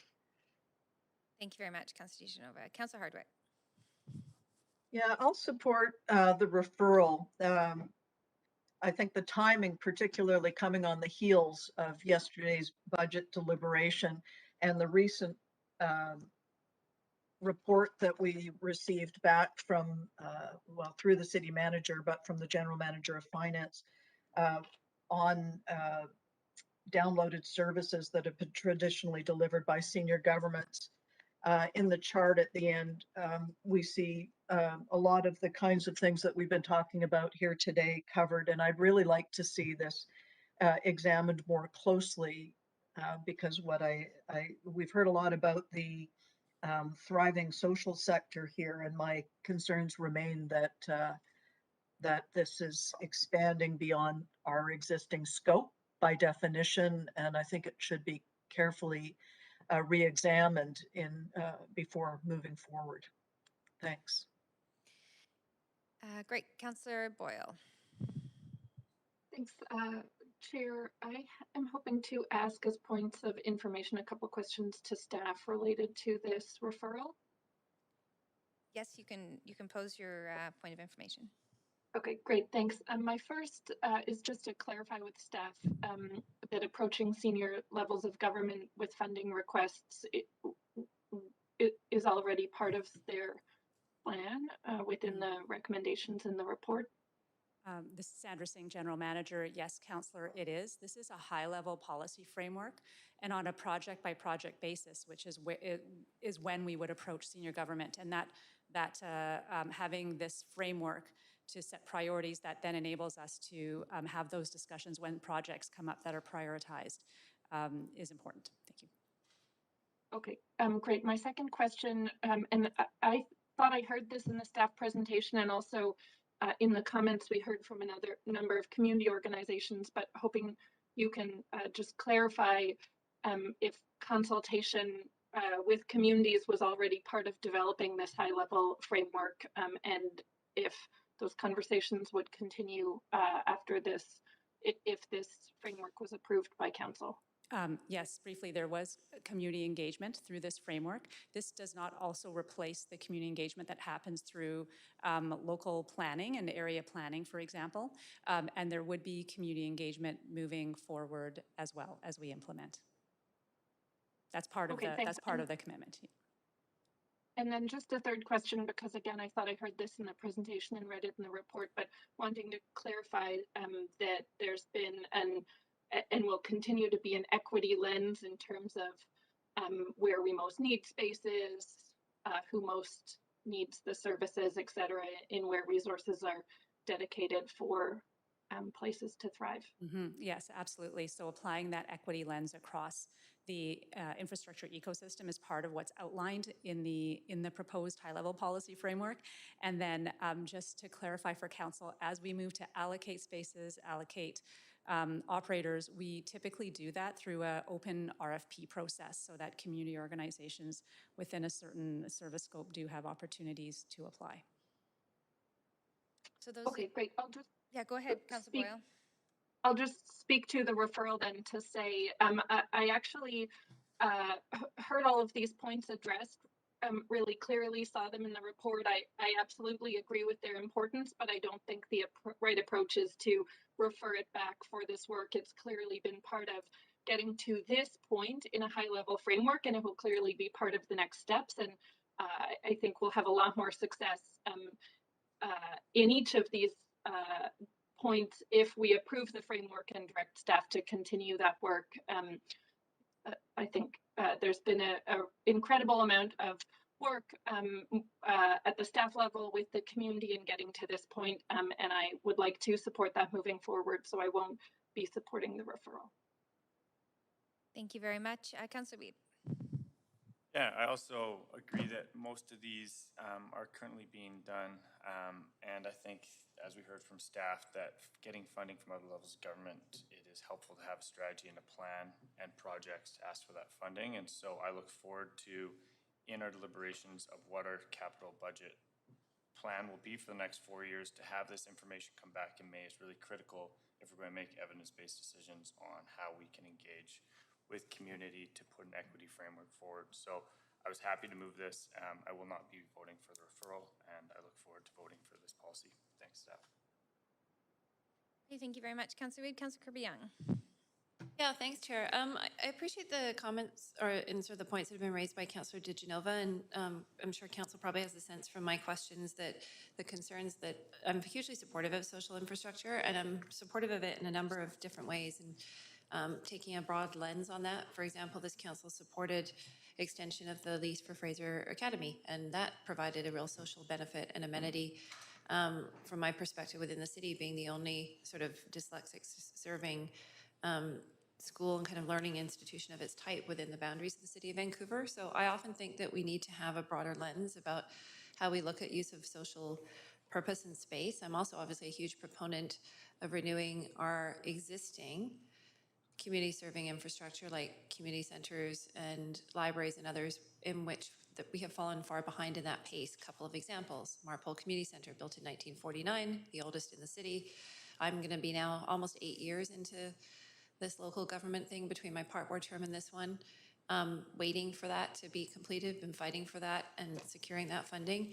Really, really important. So we have some real pressures on infrastructure, and I think I signaled by my questions and following on the budget discussion yesterday, I'm not looking for another layer of added complexity in regulations or bureaucracy, but I am looking for smart integration into existing policies that can define a strong array of community serving spaces that support sort of general social cohesion and wellness in the city, but in a way that we are not creating additional costs and levels of bureaucracy, but we're integrating into things like, and I mentioned earlier, CAC policies, those, our regular ongoing granting policies, things of that nature. So I'm signaling that because I think it's really important to support those kinds of spaces, but the real test to me is going to be the meat on the bones when the strategy comes back. In terms of how it's defined and what those spaces are and what the trade-offs are between things like a long-awaited and promised senior center at Sunset Community Center, which I'm also probably almost 7 years into being part of now. And so I'm very, we heard from Jeanette Jones in terms of overdue amenities we hear in the River District, right? So I think that Council is going to have to take a really broad look at that, but I do see some terminology in this report, like improving coordination amongst areas. I see things like supporting the community's own spaces, existing spaces, and renewing those. And I also see things like integrating into some development. So I'm going to support it with sort of the caveats that I'm going to be looking for that type of lens in terms of working smart and balanced investment in infrastructure for a number of different groups, equity-seeking groups, but also geographically across the city and some of those key services. I mean, we could go on about ice rinks that are underfunded. We have less of them. They're really old in the city. There's all kinds of sort of civic infrastructure that we need to support. So I appreciate where Councillor DiGenova is coming from. You do need the strategy before the ask to senior levels of government. I think we should ask senior levels of government vociferously, consistently for investment in housing. And I think that that consultation piece will also come. It's difficult to consult sometimes on a high level strategy. It comes down to oftentimes when the money is proposed, whether or not the communities feel that that balance is there in terms of sharing and allocation. So, yeah, I would sort of suggest that that's kind of where we need to go with it. But it's going to have to be really well framed and and give consideration to those other things that I've spoken about for me to support the implementation of the how, but I support the principles at this point. Thanks. Thank you. Councillor Boyle, you do have just under 2 minutes. Yes, thanks. I know I already spoke, but it looks like this may pass and then there wouldn't be another chance to speak. So I just want to reiterate, we heard very clearly that approaching senior levels of government for funding is part of the plan, and that we will have more success in doing that with a framework than just broad open-ended asks. We've seen that. We heard very clearly from the Urban Indigenous Peoples Advisory Committee, from neighborhood houses, from a number of our key social infrastructure partners across the city, that they support this, that this is important. I just want to be so clear that I think sending this back and delaying this work does not achieve any of the tangible outcomes that our communities need and are asking for. Delaying this work with direction to ask staff to do work they've already done and are already doing sends no clear signal, and in fact will make it take longer to get to where we are hearing so clearly from our communities that they need us to go. So I would be very disappointed to see this this important and exciting work get stalled out with no clear direction or value. I'll leave it there. Thanks. Okay. Councillor DiGenova, you have just over a minute. Thanks. Just really wanted to speak to this to say that it's not my intention to stall this out or to stall this work. My intention, and I want to address this because it was just said by Councillor Boyle that this work has already been done. And we heard from some of the speakers that they would value further engagement and that there were a lot of considerations as to what they wanted this to be that we don't necessarily see in the framework. So I don't want to disappoint anyone either. As someone who has written hundreds of grant applications myself and has not only had to piece together that funding and deadlines and timelines and pro formas, I understand. But I also understand that sometimes spending that time to try and partner, and I appreciate the terms used in this report about partnership, to partner on the earlier end of this and enter into a framework together can help us in the long run. And that's why I really wanted to see us move forward in a way that is collaborative. And I just think that with this extra information coming back, possibly even with expanded staff for this, um, you know, it may be able to move faster on the other side, considering some of the projects I've seen and that Councillor Kirby Young also noted in her comments. And I'll leave it there. Sorry, I'm still having a bit of a delay with my crest on panel. Chair. Okay, great. Thank you very much. Councillor Fry. Yeah, I certainly appreciate that Councillor DiGenova's intention is not to delay this work. Of course, the road to ruin is paved with good intentions, and I feel that this will delay this work.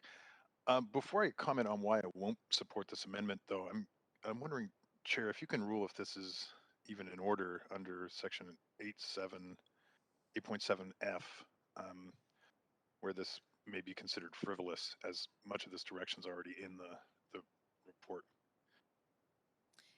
Okay, I'll just stop your timer, Councillor Fry, and I'll take a look at that.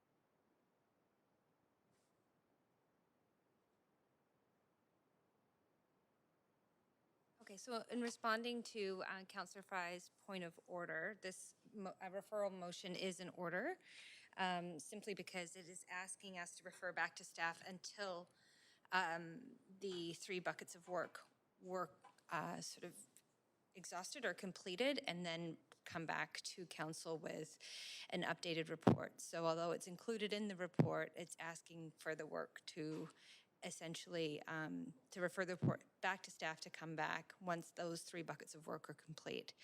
So I will rule that this is in order.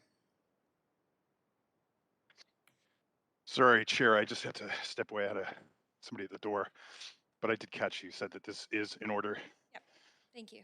Sorry, and as I catch my breath, having just run to stop the dog, and anyway, I won't support this amendment because I do feel that it does really delay critical work that is underway to actually flesh out this social infrastructure strategy. And I think that policy work needs to happen if we're going to move forward and secure things that are articulated in this amendment, including senior government funding, working with partners, nonprofits, and community serving organizations. So I feel that while it may not be the intention to delay this work through this amendment, in fact, it will delay this important work and possibly even derail it as we head into an election with some clear direction from some folks that they would like to see equity and social policy direction actually slashed and cut from the city of Vancouver. So I can't support this. I feel like it's a bit of a wedge to try and derail important equity and social initiatives that are critical to many vulnerable populations in our city. And I think that there's clear articulation in this report of the work that needs to be done and of the gaps that we have in our city that are pretty significant in some parts of the city. So I'm not going to support this amendment. I certainly appreciate that a lot of what's contemplated in this amendment is actually going to be considered through the work that staff have directed. So I just have a quick point of order, Chair. Go ahead, Councillor DiGenova. Thanks so much. And it's under 6.1, and the exact section number is C, to question the motives of the council member.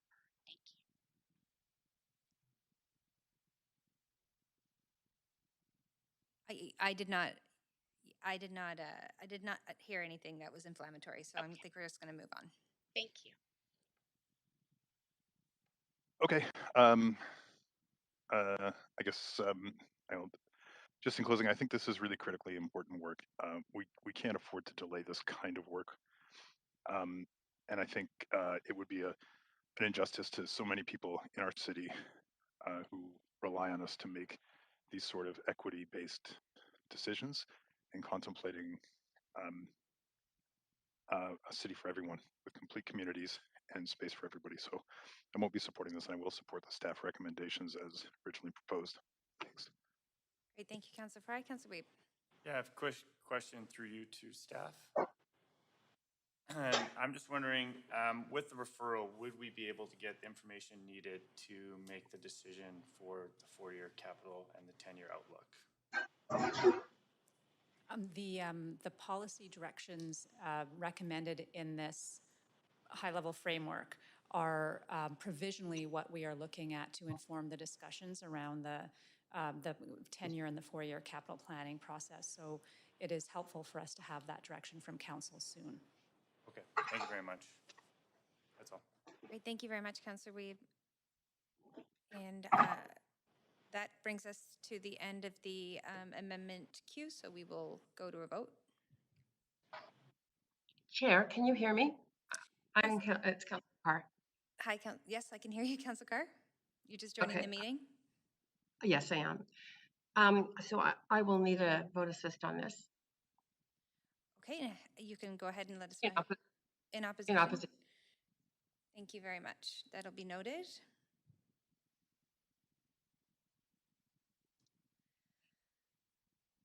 And I'll just ask the clerks to update Councillor Carr's vote there. So that motion does fail with Councillors Carr, Fry, Swanson, Weeb, Boyle, Kirby Young, and myself in opposition. So we will go back to the main queue. And Councillor DiGenova, you still have the floor. I'll hold my comments for now. Okay, Councillor Boyle. Thanks. I'll be brief. I already got to say how important I think this work is. I really appreciate the way staff have woven together so many of the public priorities that we hear, of council priorities, the reconciliation lens and the equity work embedded into this report is so important moving it forward. We've been hearing from neighborhood houses about the ongoing operating challenges and space challenges that they've been facing in recent years. So so important to be hearing from them and working with them. I've been thinking and reading this work about Eric Kleinenberg's book, Palaces for the People, about social infrastructure. And for those of us who may get a break from reading thick report packages over the holidays, I really recommend it. Kleinenberg is a sociologist and speaks really articulately to the value that social infrastructure plays in reducing inequality and building more connected communities, more relationship-based communities, addressing social isolation, and so much more. So really grateful to staff and the huge number of community members and organizations who have been part of developing this work. And I'm excited to continue to support it, to see where it goes. Thanks. Thank you, Councillor Boyle. Councillor Hardwick. I just had to find that mute button. I will not be supporting this report. Again, this is illustrative of precisely the kind of downloading and scope creep that has forced up our budget numbers on both the operating and the capital side. All we have to do is look at the head count associated with this within our own departments to see where the money's going. It does point back to, as it was described, a thriving social sector. This is an area that is becoming an industry in and of itself. And I just can't, given the financial situation and what we went through yesterday, I cannot support. Thank you, Councillor Hardwick. I will take us to a vote. Chair, it's Councillor Carr again. If you could give me a vote assist in favor, please. Yes, thank you very much, Councillor Carr. That is noted. And the report recommendations do pass with Councillor DiGenova and Councillor Hardwick in opposition. So thank you very much to our staff team for the work, and also to council. That does complete item 1. We do have our right, we have plenty of time. Okay, we're going to move to our second item, Climate Emergency Action Plan, Big Move 6, Natural Climate Solutions. We do have Teresa O'Donnell, General Manager of Planning, Urban Design and Sustainability, along with the staff from the planning group, who will provide a presentation and be able to answer questions. So I will invite Teresa potentially, or Doug. Doug is going to make some introductory remarks on behalf of the staff team. We'll just make sure today we'll be presenting on Big Move 6, which is carbon sequestration. Back in November 2020, City Council approved the Climate Emergency Action Plan, and as part of that, we committed to bringing back a report on carbon sequestration. As we all know, we need to reduce the amount of carbon we're putting into the atmosphere down to 0 before 2050. But on top of that, we also need to start removing carbon from the atmosphere, and that's where this report is going to take us. I'm now going to bring up Tamsin Mills, who is our lead on Big Move 6.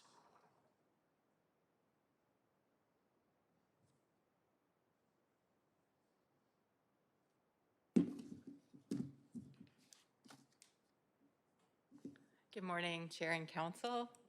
On your agenda today for consideration is Big Move 6, as Doug introduced, part of the Climate Emergency Action Plan. It includes 1 interim target for carbon sequestration within the city, as well as 5 quick start actions, including a series of pilot projects. And concurrent to implementation of these quick start actions, further work on Big Move 6 will be integrated with the work in the Vancouver Plan, which is underway now on a comprehensive ecological network. This ecological network is a holistic approach that will integrate objectives for biodiversity, climate resilience, flood management, Indigenous stewardship, and many more objectives. And through this work, ecological networks and natural assets will be identified for acquisition, conservation, and restoration. As Doug mentioned, in 2020, Council approved that staff report back in fall 2021 with sequestration targets, pilot projects, and partnerships. First Nations have been stewarding and protecting natural systems for millennia through deep relationships with lands and waters and guided by their ancestral stewardship laws. By collaborating with First Nations, historical harms caused by lack of consultation with Indigenous peoples around conservation and land use policy can be avoided. Natural climate solutions are actions that address climate impacts, sequester carbon, and enhance biodiversity. On the left in this slide, in terms of climate mitigation, natural climate solutions can remove carbon from the atmosphere. In terms of adaptation, they can help us manage urban heat island, reduce flood risk, and increase biodiversity. Some research done by SFU in 2014 found that a 1% increase in our urban forest canopy could reduce surface temperature by 6 degrees. Natural climate solutions can also begin to improve the equitable distribution of ecosystem services. All Intergovernmental Panel on Climate Change pathways successful at limiting global warming to 1.5 degrees include negative emissions or removing carbon from the atmosphere. Technological means of doing this are not proven at scale, but removing carbon into living systems is proven and has multiple co-benefits for communities and ecosystems.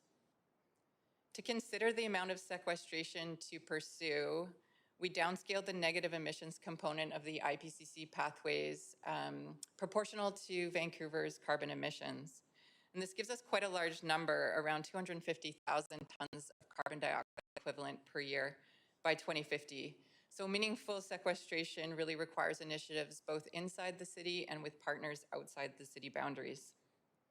In 2020, we worked with a consultant and an advisory committee to set a sequestration baseline.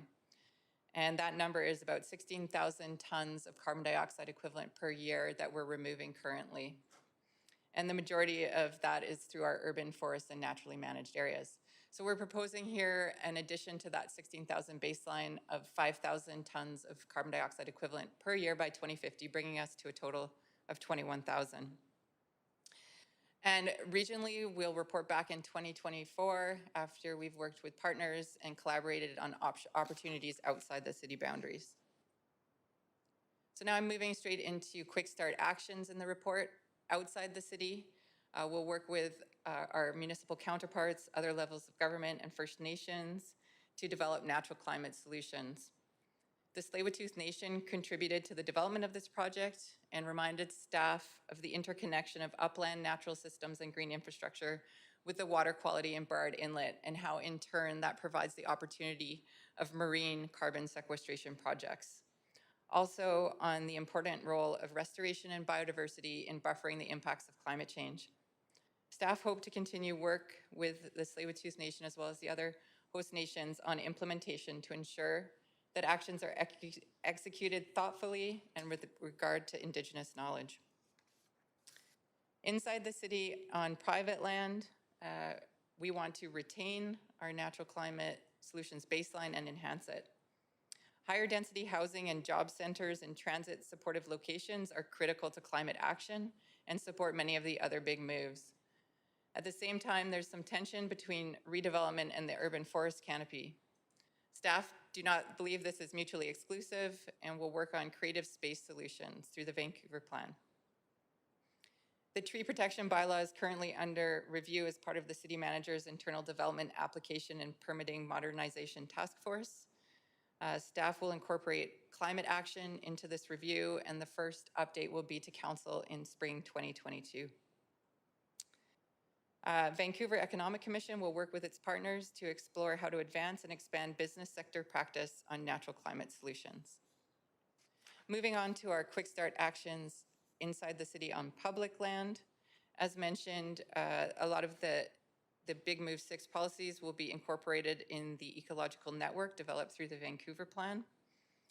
Right now, 30% of the city is in roads and 14% in parks, and the Vancouver Plan will look at opportunities to transform underutilized asphalt as part of this ecological network.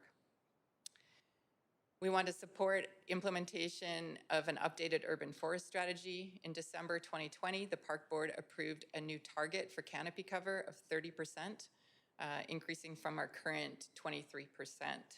And meeting this target will require a range of actions, including increased space and capital for tree planting on public rights-of-way and city-owned land, improved watering programs, climate-resilient tree species, and expanding staff resources. Want to continue and amplify the Naturally Managed Areas program. Those are our forests, wetlands, meadows, and streams. We need to better manage what we have and look at the opportunity to rededicate civic lands to natural areas.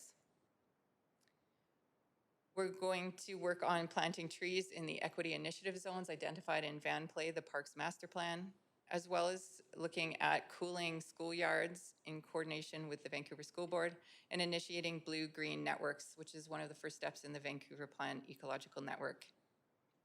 The supporting actions are important here. We need to work on our soil guidelines. Soil health, quality, and quantity are very important to the health of ecosystems as well as to carbon sequestration. And many of our neighboring municipalities and Metro Vancouver are working on moving natural assets into asset management. Inside the city, we also are presenting some pilot projects. These pilot projects many of them are approved already through existing plans, like the Hastings Park Master Plan and the Still Creek Rehabilitation and Enhancement Study. The projects emphasize riparian health, green infrastructure, and rainwater integration into parks, and many are located in neighborhoods historically underserved by natural assets and natural areas. So just give you a few examples. Tatlow and Volunteer Park, that's the restoration and daylighting of several historical streams in these two parks, which will take place in 2022. Lost Lagoon, historically these were mud flats before the construction of the causeway, and they were a food source for the Squamish peoples that lived on the shoreline. And Park Board is working on restoration here, including the feasibility of reconnecting to the ocean. Still Creek at Cornett Road, this is an opportunity to improve the riparian area as well as provide some stormwater management, and that will be underway in 2024. Staff will also integrate Big Move 6 into the climate emergency access processes, such as the financial framework, monitoring and reporting, and staffing and governance. So thank you very much, and we will now take your questions. Thank you very much, Tasman. I don't see okay, I do see Councillor Weeb, and we also have a few callers on the line that we'd like to get through, hopefully before lunch. So we'll go ahead, Councillor Weeb, with your questions. Okay, and also I'm just going to pause. We actually are at risk of not having quorum. So if you are there without your video on, I do ask that you put your video on. We're going to have to just pause the meeting right now because we're actually only seeing 5 councillors. Okay, Councillor Hardwick, thank you. Yes, if you are there, if you can keep your video on, that would be great. Councillor Weeb, you want to pause your questions and go to speakers? Sure. Okay, great. Thank you very much. So we are going to go to our speakers list. We've got 3 speakers. First speaker is Commissioner John Irwin from the Vancouver Park Board. John, are you there?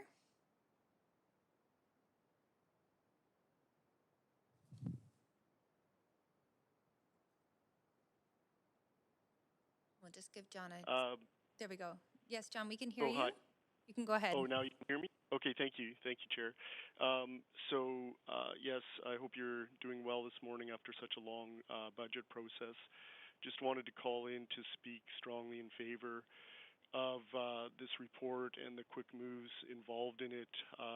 You may not know this, but we're already planning to plant large trees or largest trees on Hastings Street, probably in tree wells by Q2.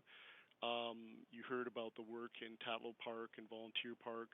Hopefully we can move ahead with that. And I think we can also hopefully figure out ways to carve out some more wetland stormwater treatment areas. There's a couple of them in the city, one just off Lost Lagoon to treat the causeway runoff, and one in Southeast Falls Creek, which treats part of the stormwater runoff there. So that's one way to kind of add some of these wetland areas in that can absorb a fair amount of carbon and provide many other, ecological services, as staff has reported out in their excellent report on this. And it's my understanding that federal funds might be available, so that could help, to speed this up, because I think especially in the heat zone areas where people suffered so much during the heat wave, we really need to get on top of this. Other thoughts that come to mind is I can't find it, but Dan Rogers is on the Islands Trust for Gambier Island, and he said something about some land we have there that might be useful for a tree farm or something, and we probably also want to secure more tree farms. My understanding, according to Howard Norman back in 2018, who was our manager at that time, our operations manager, basically we let go a tree farm in Surrey, so we probably want to secure more of those somehow, and that could be part of the plan. And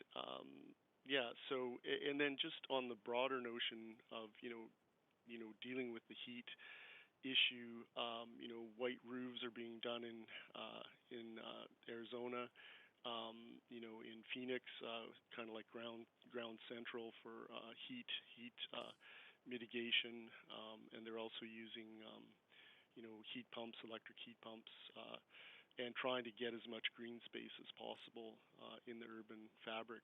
So yeah, really in support of this. Hope you can move ahead with it, and thanks for your time this morning. Thank you very much, John. You do have questions? Councillor Weep. Thanks, John, for coming in today. I have 3 questions. The first is, Park Board's also doing work under Rainwater Park integration, which is under Appendix B, on Canyon Creek and Kinross. Do you think those should be included to this report, recognizing how Park Board's advanced both those projects? Yeah, I think that those projects could be added as well. And there's also an oddity in the sense that during the heavy, rain event that we had, apparently another creek just kind of popped up that we didn't even know was there. So I think they could be added. And I think I also forgot to mention, that the Lost Lagoon project, opening it to the ocean and making it more of a functioning wetland versus a, in some ways a colonial pond, would probably be a great project to try to move forward on as well. Yeah, that one's in here, and I know that one, Metro Vancouver is looking at that because we're replacing the line underneath so we can make Lost Lagoon lost again, which is exciting. My second one is, Park Board just advanced working on natural management. Do you think that's something that the City of Vancouver should utilize for our medians, roads, and city spaces to support the work that the Park Board's doing? Yes, definitely, because, aside from planting resilient trees, we heard from staff that the natural management retains the soil moisture much better. It also can be, a landscape that sequesters more carbon than perpetually cut grass. And of course, we could plant them quite nicely with, plant food sources at one time for the local MST peoples, the Coast Salish peoples, and we can plant those in around those areas too, so they could be attractive. I think the worry is that people think, when you change from turf, that it'll be unattractive, but I don't think that's the case. So has the Park Board pilot been successful, and have you introduced Indigenous plantings into the work you've done? Yeah, I think it's been successful, and we voted to extend it. And yes, they were doing some, they cut ridges into the soil and then planted those indigenous flowering plants as well. So some people had the idea that we just let things grow, but there's been some management as well. Okay, thank you very much. Thanks. Thank you very much, Councillor Weedman. Those are all your questions. John, thank you very much for calling in today. Yeah, thanks. Take care, everybody. Next, we have Holly Foxcroft.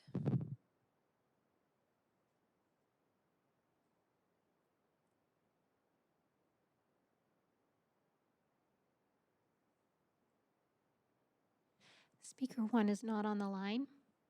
Thank you very much. Speaker number 2 is Julius Satoni. Yes, hi. Yes, it's Julius Chetany.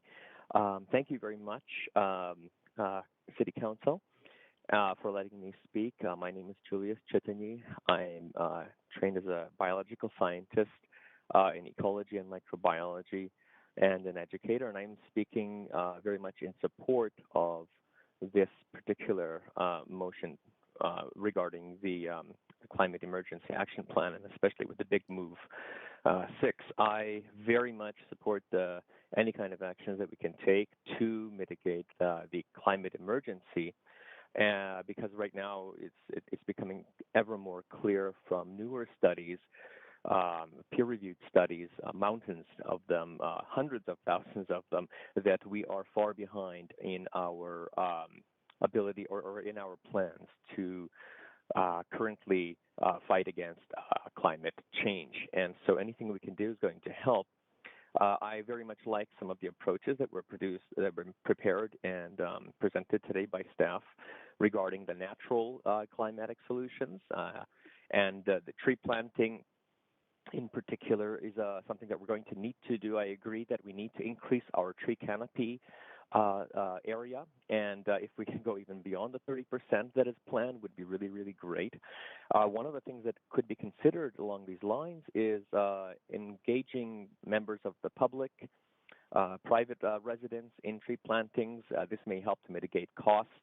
So in other words, it would be reduced need for funding if we can increase people's participation, and also would help to mitigate climate anxiety, which is going to be an increasing problem among members of the public in general. So anything with which we can collaborate with people in general on their private land, or in enlisting volunteers to help on public spaces, would really probably be very helpful.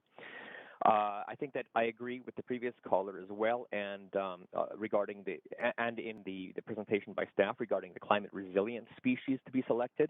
We'd like to it would be best to choose ones that are native to this area, for obvious reasons that they are most evolved for our current climatic regions here, but also because we want to maximize their success with respect to the soil environment. And the soil environment was also brought up by staff in the presentation. And in this regard, I think it's going to be especially important for us to keep in mind that a tree is not an adequate unit for sequestering carbon, in that we can't see this as being the only, as being adequate if we provide a tree for sequestering carbon. We need to think of it in terms of the environment in which it is, and that trees, in a most complete sense ecologically, include not only the single organism, but how it interacts with other species around it that help to maximize the sequestration rate of carbon. For example, and especially the ectomycorrhizal fungi with which they are associated, that act as extended root systems for the tree. There's been a lot of talk about this lately, and it is something that's been discussed and studied by scientists for a number of decades now. In particular, I would suggest that we do our best to make sure that soils provided to the trees that are being planted also be amended with the most appropriate and the highest diversity possible of ectomycorrhizal fungal communities. This may be done by inoculation from forests that contain mature and healthy tree communities of the appropriate types, and also definitely research into which mycorrhizal species, these particular mutualistic fungi, are appropriate for which species of tree are planted in any given area.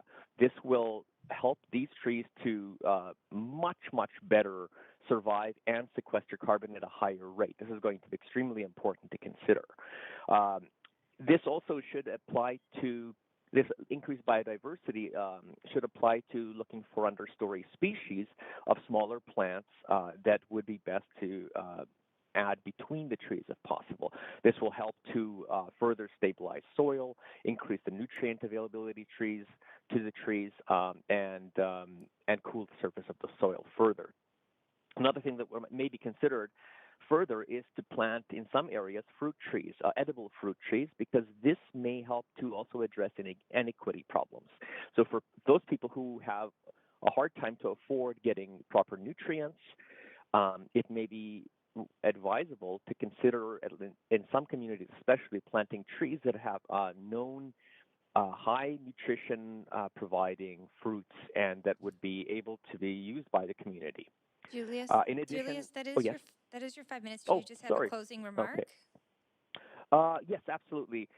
Just to consider that it may be useful also to consider those kinds of things, those technologies that may be able to sequester carbon from flue gases at the source. It would be much more effective if you can do that than those that try to draw down carbon from a general sort of atmosphere in which it's already dispersed. I know it's not being considered right now, but this is something I highly recommend. We'll leave it there. You do have questions from Councillor Weeb. Councillor Weeb, over to you. Yeah, I'm really interested in what you were talking about, the underbrush. Currently, we have a colonial way of planting our boulevards, and they're considered historical, and so people like to see our boulevards with beautiful grass with the trees every 20 feet. Is it something you think we need to do moving forward, is change the way we see our boulevards and have strong underbrushes and kind of rewild those elements that go along King Edward and Cambie and kind of throughout our city? Definitely, I would suggest this. And I know that you're right. We do like to consider there's sort of an aesthetic of what's considered, kind of a nice thing to plant. But I think that ecologically, culturally, and ecologically, it would be very valuable to increase the diversity of the spacing, for example, but especially the biodiversity of the underbrush. And not only would this help in the ways that I mentioned before, but also it increases the biodiversity of organisms such as pollinators, or interestingly enough, other organisms that may help in controlling pests. So, for example, parasitoid wasps and so on that may help to be able to reduce pest populations that might otherwise defoliate trees. These understory plants are going to be crucial for nutrients provision as well. So we're going to have to work less to maintain the trees that exist there. The leaves that are then decomposed in these areas would further help to return a lot of the nutrients into these sort of small microforested areas. And very much encourage that. Do you think we can get some of the benefits you're talking about from green roofs, or is it too small of an ecosystem to provide a lot of the benefits you've been discussing? I'm sorry, from what? From having green roofs. Green roof. Like a green roof policy? Yes, good point. Is there ability to create right. some of the microorganisms and stuff you're talking about? Right, that's a good point. Actually, I didn't talk about that. I think that would be great if we could do more of that. It's going to be limited to some extent to the kinds of roofs. So you'll need very large roofs for some of the kinds of ecosystems that are going to be especially useful, partly because of the effects of heat and how you'd need to be able to modulate the heat more effectively. And so you're talking about roofs that would best support trees and other larger herbaceous plants, but they could definitely help. In terms of the fungal communities, I don't think they're going to be as effective unless you have some of the mutualistic partners of the fungi present there as well. But in any case, having green roofs would be a great idea because not only would they reduce the amount of heat generated by these roofs, but yes, of course, each of these would also be sequestering carbon as well. Thank you. Thank you very much, Julius. Those are all your questions. So we do thank you for calling in today. Next, thank you very much. You're welcome. So next we have, actually that is the end of the list, but I just want to check and make sure that we don't have caller number 1, Holly Foxcroft, on the line. No, speaker 1 is not on the line. Okay, great. Thank you very much. So this does bring us to the end of the speakers list. And given that we are just a few minutes before lunch, I would recommend that we pause this item and come back after our in-camera for the motion to be moved and any discussion? Okay, I just wanted to agree with that. Thank you. That's why I'm on the queue to move that we do that. great. If you needed me to, because I see others on the queue, so maybe I will move that if that's all right, Chair. It's okay. I think I have the ability to make that decision as chair. Thank So you. we're going to move on to lunch. So have a good lunch, everyone. Then in camera, we'll be back at 2 o'clock.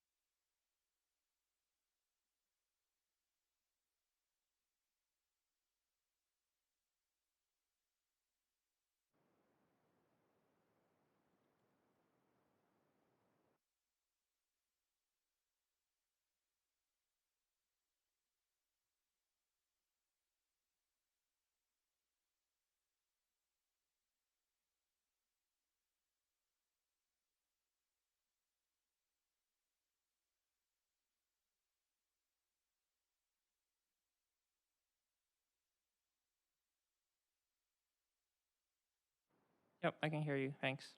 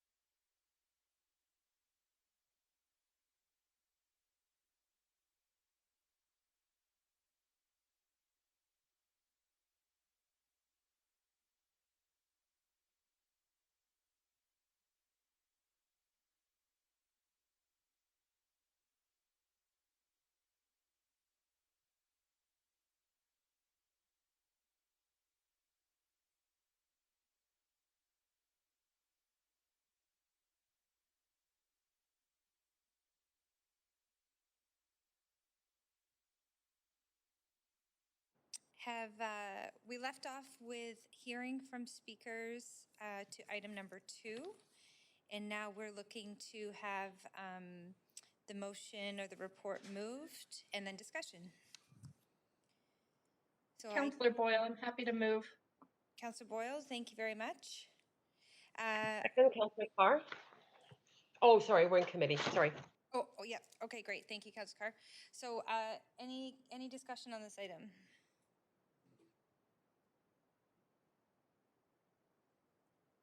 Councillor Weed. Yeah, I have a couple questions through to staff. I recognize that Boyle moved it. Can I act through a point of information? Questions through to staff? Yes, if you can ask them through point of information, that would be great. Okay, my first question is recognizing the importance of natural climate systems. It shows in the chart that shows capital expenditures under 6.02, estimated current annual capital spend $0, and then over the next 5 years, only about $350,000, which I think is really critical for what we need here in the city of Vancouver. However, for stuff outside of the city, when we know that a lot of the co-benefits of having stuff in the city is really critical for air quality, water, biodiversity, is actually a larger amount. So can you talk about how we can better fund 6.02 under the public lands?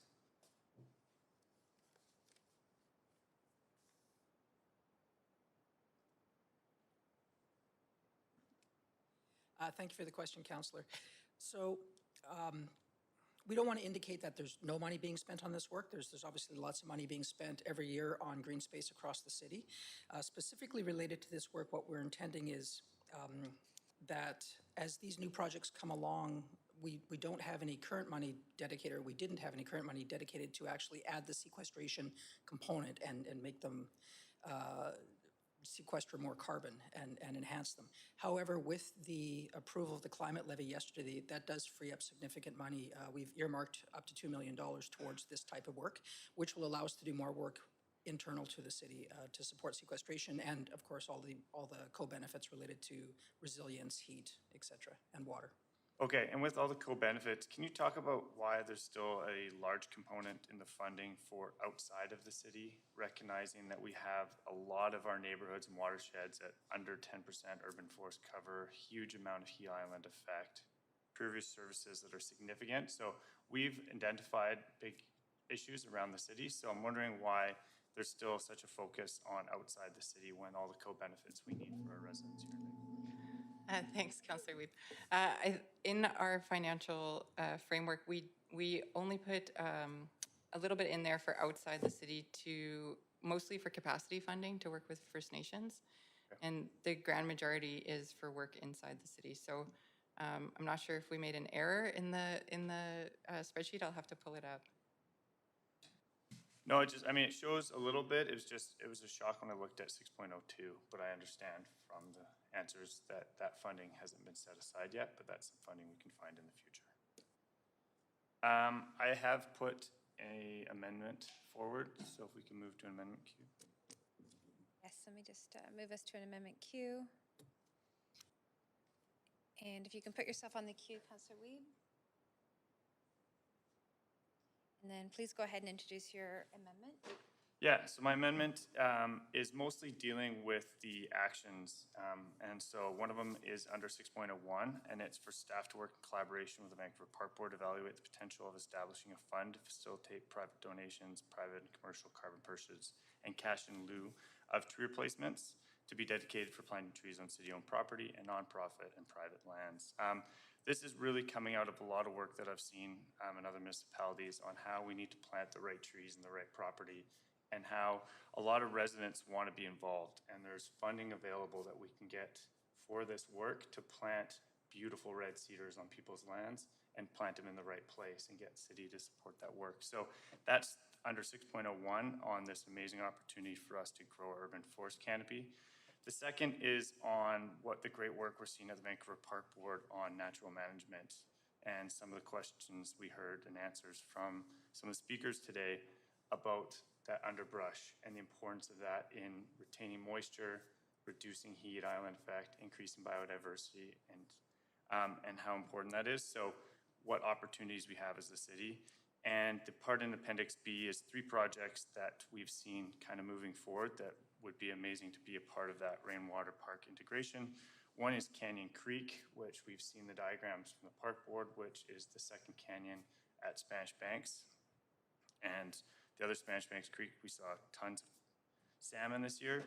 The second project's Trout Lake, which is those bioswales to filtrate a lot of the water coming out of that catchment area. And the third is Kinross, which is currently a couple components are working, and that's part of the East Fraser land. So this is just building on some of the great work that we're already doing. Okay, great. Thank you very much, Councillor Weave. I just want to clarify that you'll be moving these all in one time, or would you like a separate consideration for each one? All at once. Okay, great. Thank you very much. I see that we have Councillor Dominato on the queue. Thanks, Chair. Yes, through you, I have a point of information. It actually pertains specifically to the amendment. Specifically, I appreciate Councillor Weeb referencing the opportunity through the amendment around getting the right trees on the right properties. I'm curious if staff could speak to that particular point and raised by the public about the wrong tree in parts of the city. Councillor Dominato?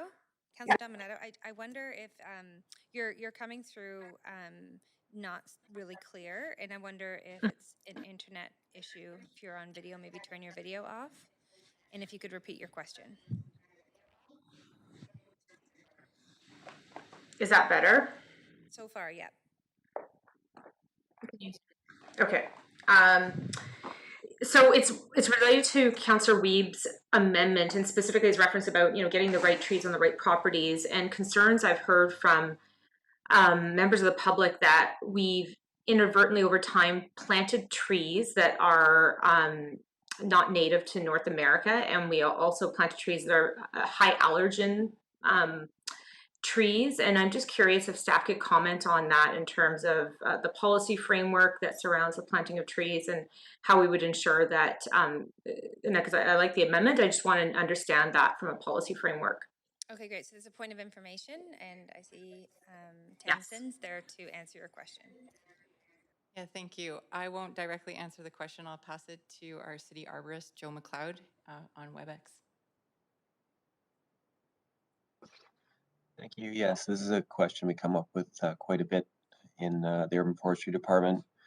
It's really challenging when it comes to allergens because allergens can travel thousands of kilometers. So although we do plant many trees that produce allergens,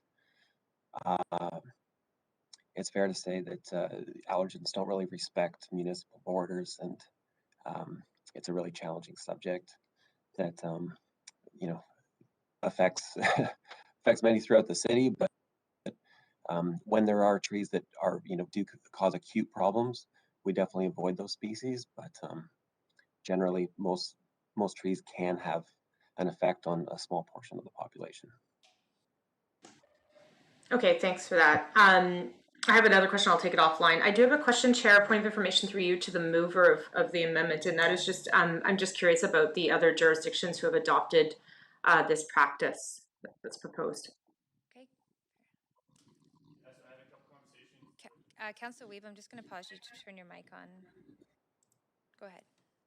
So I had a good conversation with the arborists out of District of North Van that have recognized they've lost a significant amount of their cover, and they're recognizing the importance of planting on private residents, and that with LiDAR data they can understand where the biggest need is for large trees that can take a lot of water, as well as where it would be for visibility and shadowing and ensuring it wasn't blocking people's privacy. So we now have such data in the city, and you've seen it with some of the tree diagrams that showcase the best place in the city. And there are certain neighborhoods that are in bog areas that really need certain trees that can suck up a lot of water. And our staff understand where that is, and I'm sure the arborist on the call, Joe, can have that conversation. So other jurisdictions like North Van are starting to recognize the importance of planting on private property. Okay, thanks, Chair. That answers my questions. Just, I guess briefly to say that I am interested in the report back that Councillor Weave is proposing here in terms of the collaboration with Park Board and the possibility or potential for a fund. I'm certainly interested in learning more about it. Obviously, Councillor Weave has done some research in this area, so I'll leave my comments at that. Thank you. Great, thank you very much, Councillor Dominato. Councillor Swanson. Yeah, I'd like to ask the mover a question through you, Chair. Yes, please go ahead.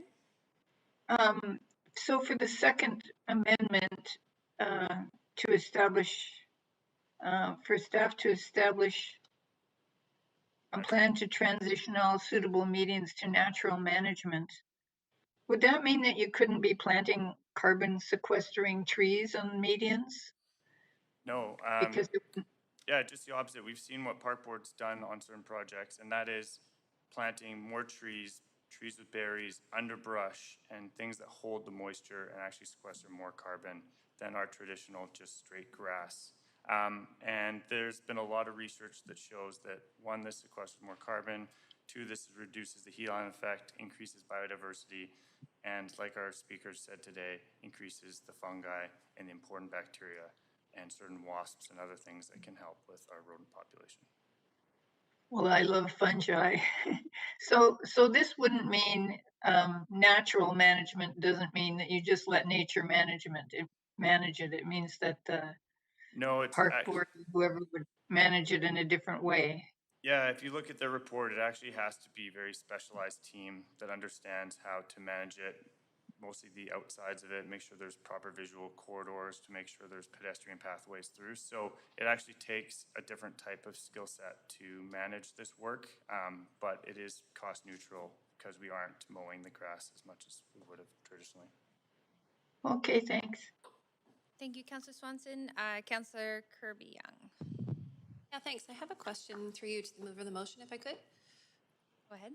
Thanks. And Councillor Weave, it's with respect to the first part of the amendment. And you and I were on the Park Board last time when there was a motion to establish a Vancouver Parks Foundation that was to have a broad scope, could be anything from bequests of land to general donations to be used for all kinds of park type purposes, and didn't specify but could include trees, et cetera. I'm wondering what your thoughts are, how you think it overlaps with that, the work that's being done in establishing the bylaws for a park foundation, and any duplication there.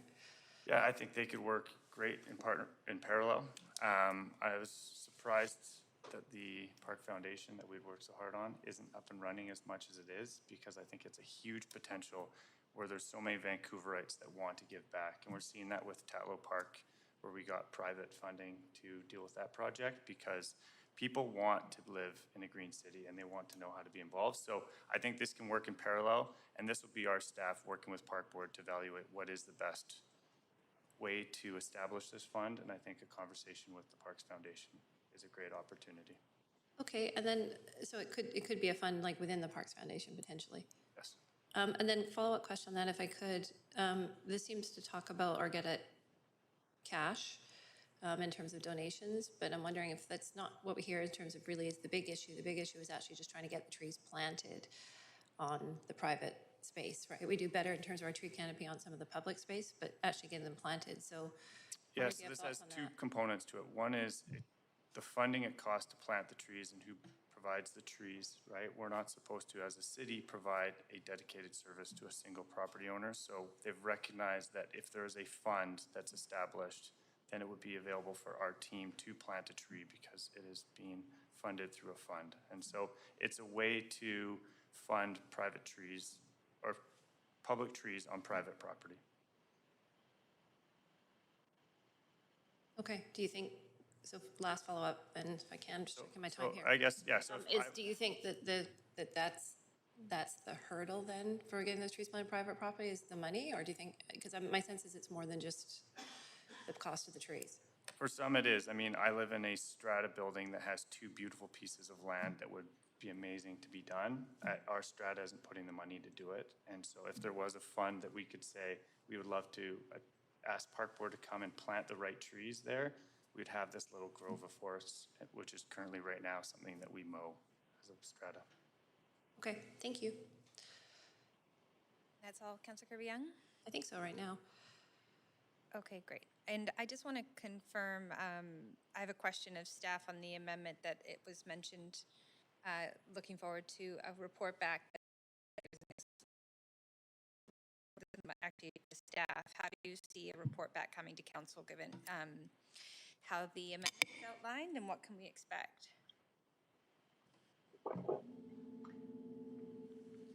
Yeah, specifically related to the potentially putting together a fund, we would have to report back to council anyways to develop something like that.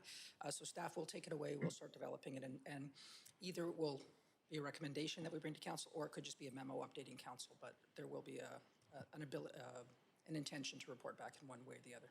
And just a quick follow-up to that is there anything currently in place in practice, even outside of PDS, the Climate Emergency Action Plan, but just right across the city scope that could function something similar like this? We are looking at a sort of a carbon offsetting program for buildings, where, you know, if a certain building would met higher than our requirements, if you had another building you own in a portfolio, you could reduce it. But that we're just opening that file right now, so it's similar, but it's a totally different type of thing. So this would be new.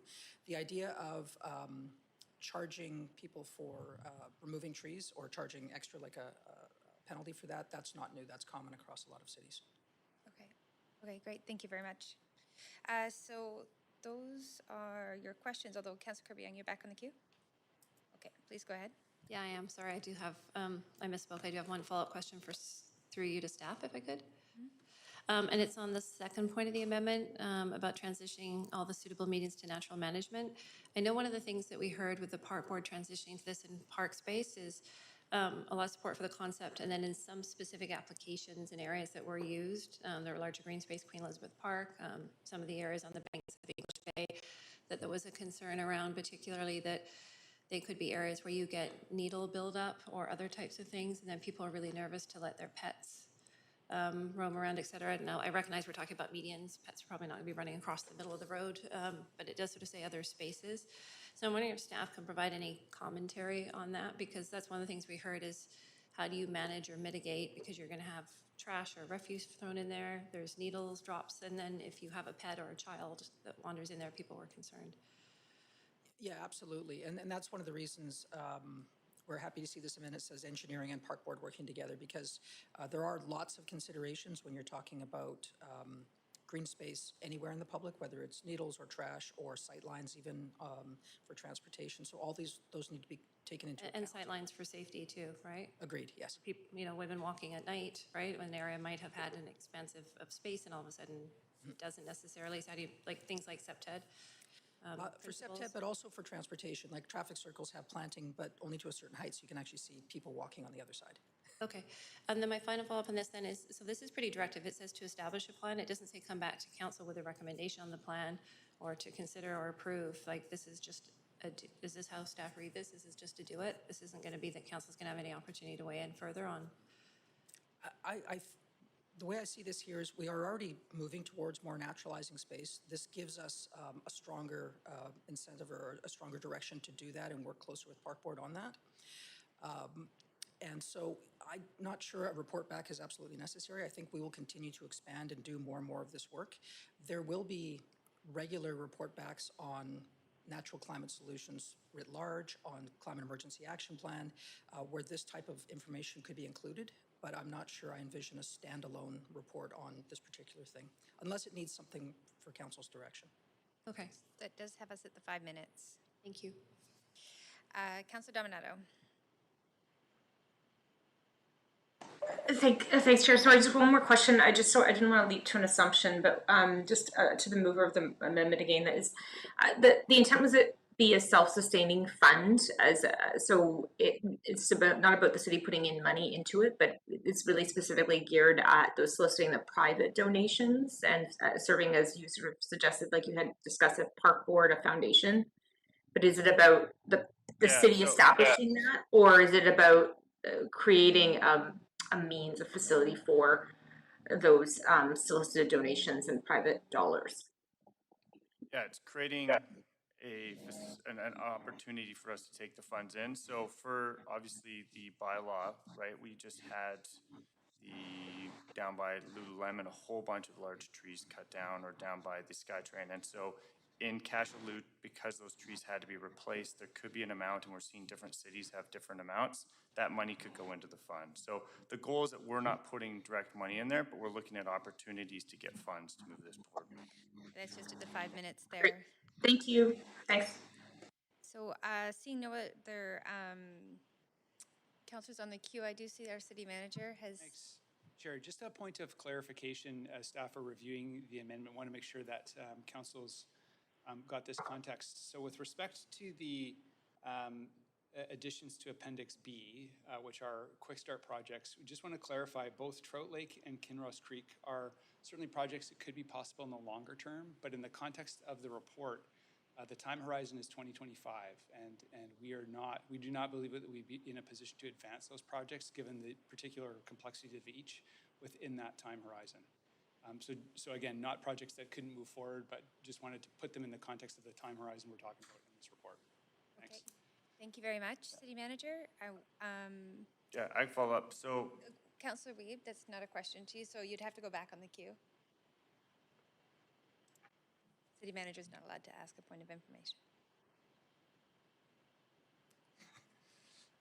Yeah, so both those projects, there are very longer term projects, but Kinross Creek is being worked on right now. So there are abilities to do a component of the rainwater park integration, which is what's looked like it's happening right now as those parks are in construction. And Trout Lake, there has been multiple groups working on little elements of rainwater management in that park.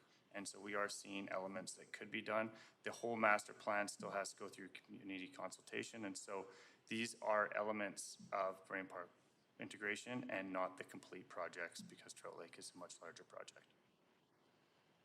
Okay, well, I am, thank you very much, Councillor Weeb. So in terms of procedurally, these amendments would need to be moved as an additional letter to the recommendations. So I just want to check with you if you'd like to have that happen and affirm that clearly for the clerk so we can put it in the right place in the report. Okay. I have it under the 3 sections. What do you want? Can I get advice from the clerk on how they would best like to proceed? If they can be added to the list of recommendations as recommendation F, that would clarify. Okay, can we have them added as recommendation F? So we'll have clerks work on that. Given, I have a point of information to the mover of the amendment, given the advice of City Manager regarding Kinross Creek and Trout Lake and the timing of the report, there is a discrepancy there in terms of the ability to deliver, and this sets very clear direction that included in that rainwater park integration on that timeline, Trout Lake and Kinross Creek has to be met as well. And so that, for me, creates a bit of a barrier to be able to support it. If it's being submitted all at once, then there could be a challenge there. So I'm just going to ask a point, that is my point of information, Councillor Weeb, if taking that into consideration, how you would respond or provide advice, how council considers this. Yes, my question would be through to City Manager, was my clarification acceptable by the City Manager? And if not, we can have them removed. So that's a point of, so I'm off the queue. You're a point of information to City Manager right now. Go ahead. Yep. Thanks, through the chair. So yes, that was certainly helpful. I think we are now clear on the intent. So staff are now comfortable in terms of what the Councillor Weeb is intending with his motion, so we can work with that. That was helpful. Thank you. Great. Thank you very much. Councillor Kirby, unfortunately, you are out of time. You have a point of order? Yeah. My point of order is that when we are, if you can just clarify, Chair, when Councillor passing an amendment, we can't do it on intent. We have to have the language actually reflect, do we not? What specifically, what it is that what the direction is from council? That is up to the councillor moving the amendment, and we have heard on both sides, I would say in the past, that understanding the intent is sort of satisfactory for staff to hear it directly from the council, and it's up to the councillor and those voting whether or not the language is clear enough. So you're welcome to move an amendment to the amendment to clarify the language if that. Thank you, unless the mover would like to do that to their own motion. Thank you. All right, so seeing no other councillors on the queue, we can go to a vote on this amendment. I'll just check with staff that they've got.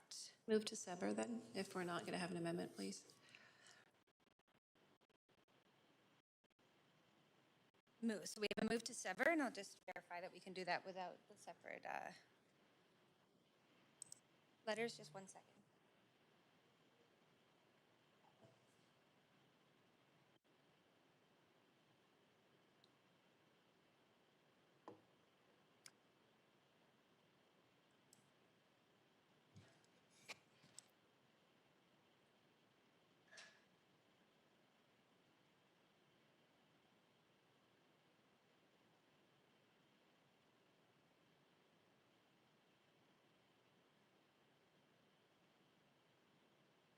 Okay, so we are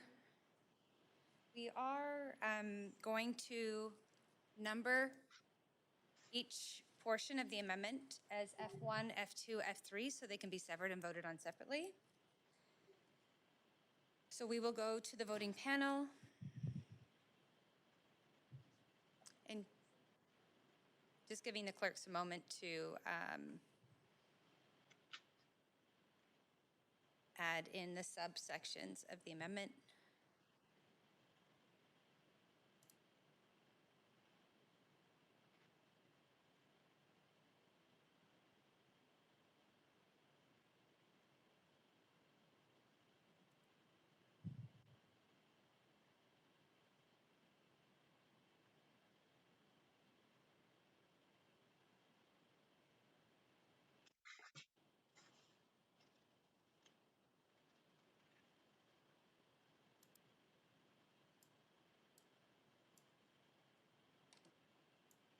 Okay, so it looks like we have the screen up for councillors to be able to see what we're voting on. So we'll start with a vote on F1.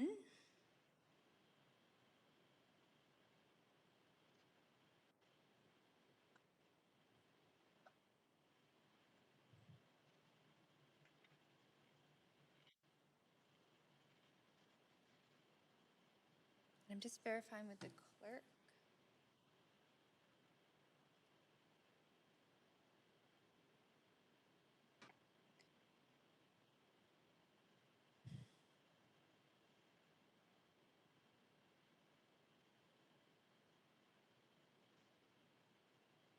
And that motion passes with none in opposition.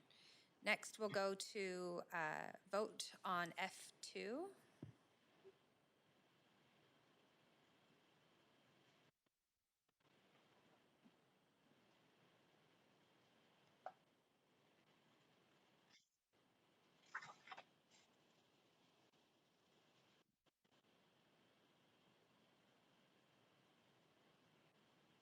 And that passes with none in opposition. And then finally, vote on F3.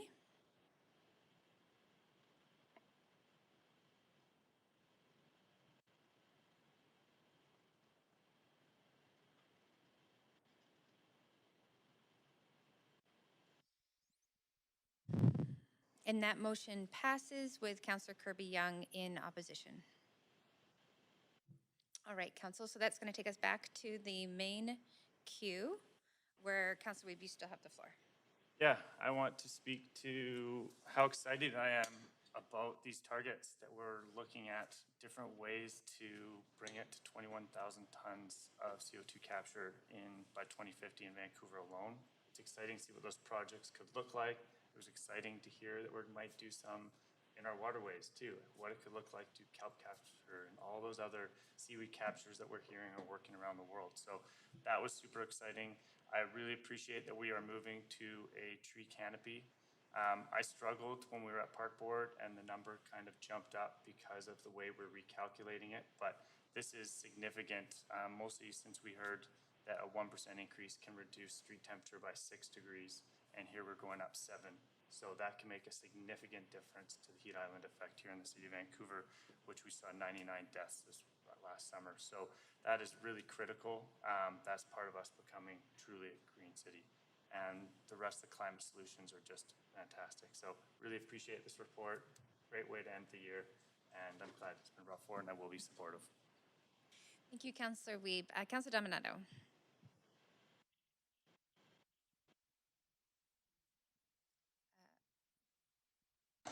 Sorry, Chair, that's a carryover. Okay, thank you. And Councillor Kirby Young. Yeah, thanks. May I ask one follow-up point of information to staff through you? Yes, go ahead. Thanks. And that's just, and I'm sorry if I missed this earlier, I had to pop out for a minute. And that's just with respects to the target in A of the interim sequestration target of 21,000 tons.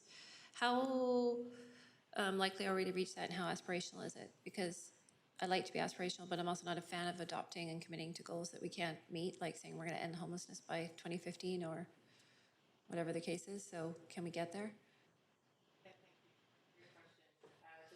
Arrived at the 5,000 tons interim target is that we looked at projects that are proposed or underway or planned to be underway, and we had our external consultant estimate how much carbon those projects would sequester. So those are projects already approved through other plans.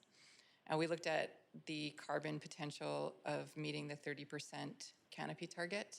And that's how we came to the 5,000. So it doesn't include a stretch. It's really if we implement these projects that are planned and these targets that we have within the city, we would get there. Okay, awesome. So we can do it. It's progressive and we can do it. Yes. Okay. I'd like to speak in support of the plan. I'm super excited about this. No surprise, as a former Vancouver Park Board Commissioner, I'm a big fan of Councillor Weave's probably get a smile. Yeah, there he is doing that. I'm a huge fan of natural climate solutions, and I think during our term, it was New Brighton Park, and some of the others we saw, rainwater capture at the temporary pop-up park off of Fur. I'm trying to remember some of the other initiatives that were taken, and they really do make a difference, and they engage the community too, right, and the public spaces where they are to kind of really see some of the, touch and feel it, and see some of the tangible investment that the city's making in climate, and they have demonstrable outcomes. So that to me is good climate policy, and it's smart climate policy. And I think it's reasonably financially achievable as is outlined in the appendix. So huge fan and happy to support it. Thank you. Great, thank you very much. Councillor Wiebe, back over to you. 2 last points. The Lost Lagoon restoration. I think this is a really interesting project in collaboration with Metro Vancouver to make Lost Lagoon lost again, and to really make Stanley Park an island if they're reconnecting from both sides. I think that's a really interesting one for the public to get behind and really understand how important it was as a food source for the Squamish people. There's also a lot of work in here about how we're going to connect with our First Nations, and I think that's really important in a lot of this work, recognizing we are in this mass extinction and we need to focus on biodiversity. So really appreciate some of that work and looking forward to seeing these projects come forth. Thanks. Great, thank you very much. Councillor Carr. Yes, thank you. I thought I would add a comment. Appreciate that I'm in at the tail end of this conversation, and apologies for having an LOA to be your liaison at the Zero Emissions Innovation Center board meeting this morning. But I've read the report, and what I'm particularly pleased about is that staff are recommending that we not go with technology-based carbon sequestration. I've read a great deal about it too, and I don't think they are provable at scale, certainly not at this point. And it seems to me like it's just a way to enable greater emissions at this point in time, thinking they can be captured or emissions can be captured later. So I'm super pleased with the focus here on natural climate solutions because they have that co-benefit, especially around the tree canopy. So thanks, staff, for this focus. Thank you, Councillor Carr. Councillor Boyle. Thanks. And I'm also very happy to support this and agree with what Councillor Carr just stated so well, that the focus on natural solutions rather than sort of dreamy silver bullet technological fixes is really important here. And I'm glad to see us go in that direction. I also just wanted to add, for some context, I guess, when I was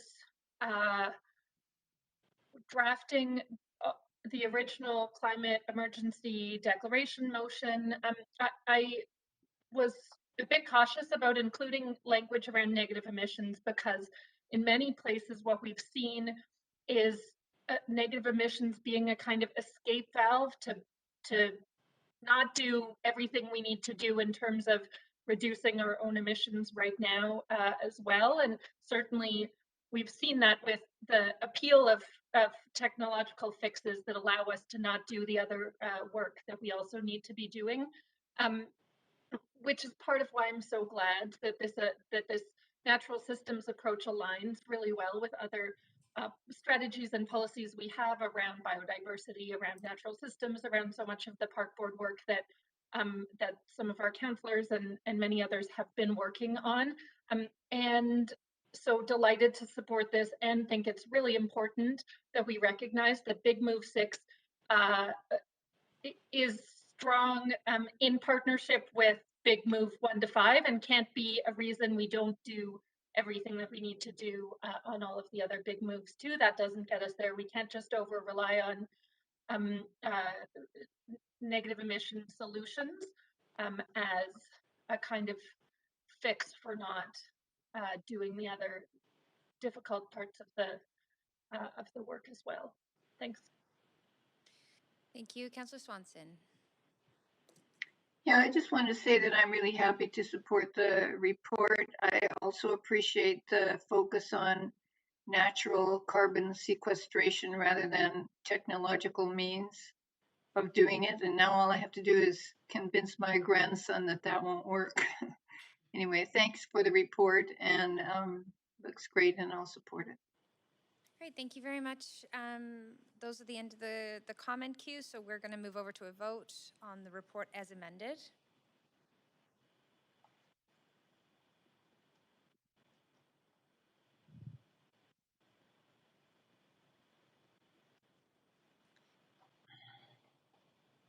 And the staff report and recommendations pass with unanimous support.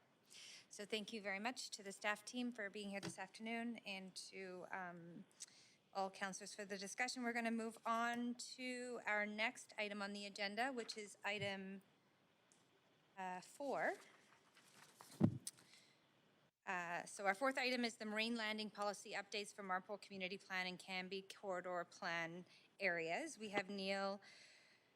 Neil, I always don't do your last name justice, so I'm going to let you say that to me back.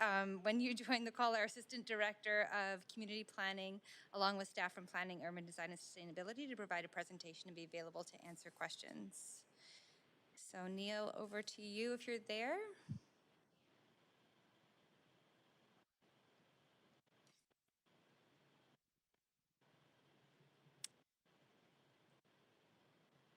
I'm just going to pause for a second. We don't seem to have the staff person on, so I wonder if our city manager would like to do the introduction. If there's another staff team that's maybe not connected at this time, we can also call a very quick recess. And I see Neil walking through the doors right now. Thanks, excellent. Chair, yeah, just great. Hand over piece here. Thanks.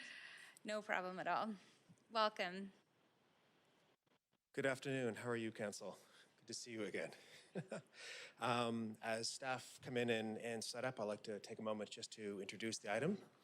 And we are here to report back on some council direction to provide a area planning analysis to support increased delivery of affordable housing and intensification of job space in the marine landing area. The focus of the guidelines you're to hear are going to be on the public realm improvements, urban design considerations, and public benefits that will help guide future rezoning applications in this rapidly growing area.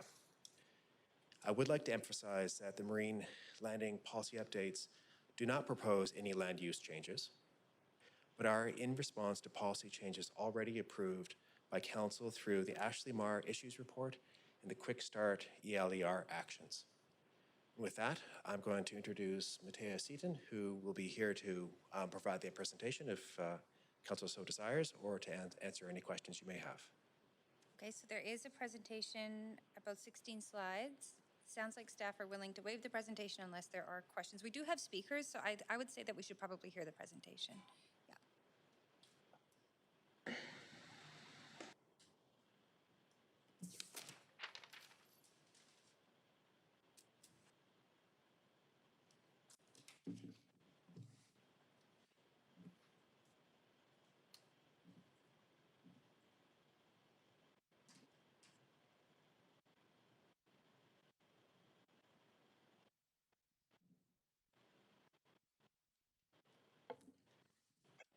Hey, hello, Mayor and Council.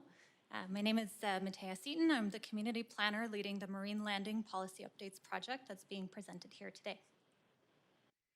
I will begin with introducing the area and policy context for marine landing, followed by an overview of the area planning analysis completed. I will also touch on key findings from the engagement process and conclude with a summary of proposed plan and policy amendments. Marine Landing is located in South Vancouver in the community of Marpole, adjacent to the Fraser River.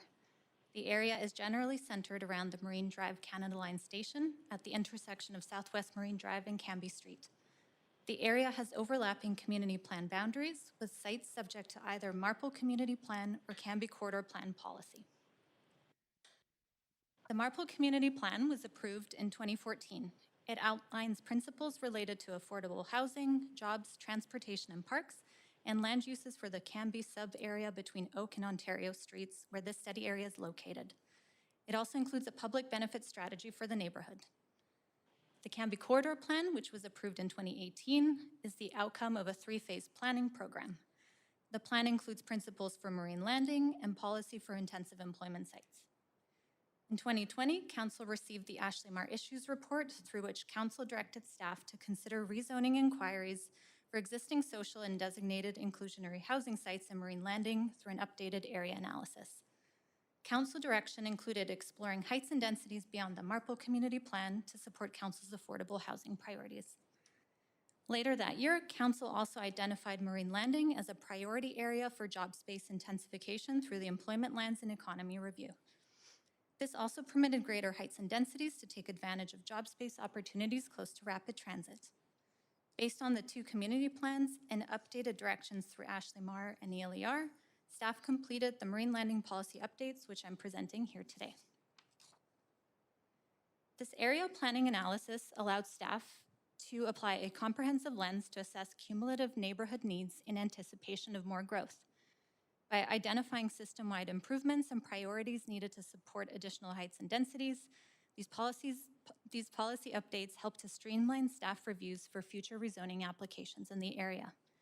The proposed updates communicate policy changes in a transparent manner and keep community plans current for all users.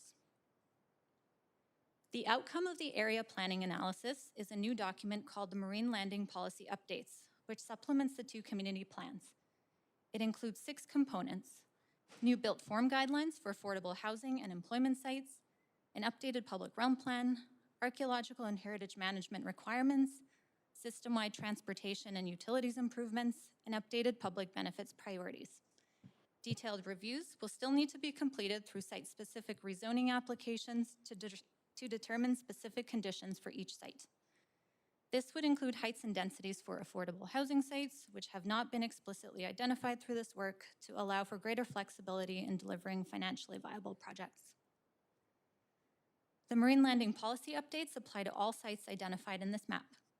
The affordable housing sites covered by the Ashley Marr Issues Report are highlighted in pink, and the intensive employment sites updated through the ELER are shown in gray. No changes are proposed to existing land uses in the community plans. However, heights and densities have been removed for the housing sites, and densities for intensive employment sites have been increased from 3 FSR to 4.5 and require provision of multi-level light industrial space. For the public realm and technical requirements, staff studied a slightly larger area to connect into the broader transportation, utilities, and ecological networks, and this is shown by the dashed black outline. The focus in marine landing is on creating strong connections. Staff developed 8 urban design principles to guide neighborhood change.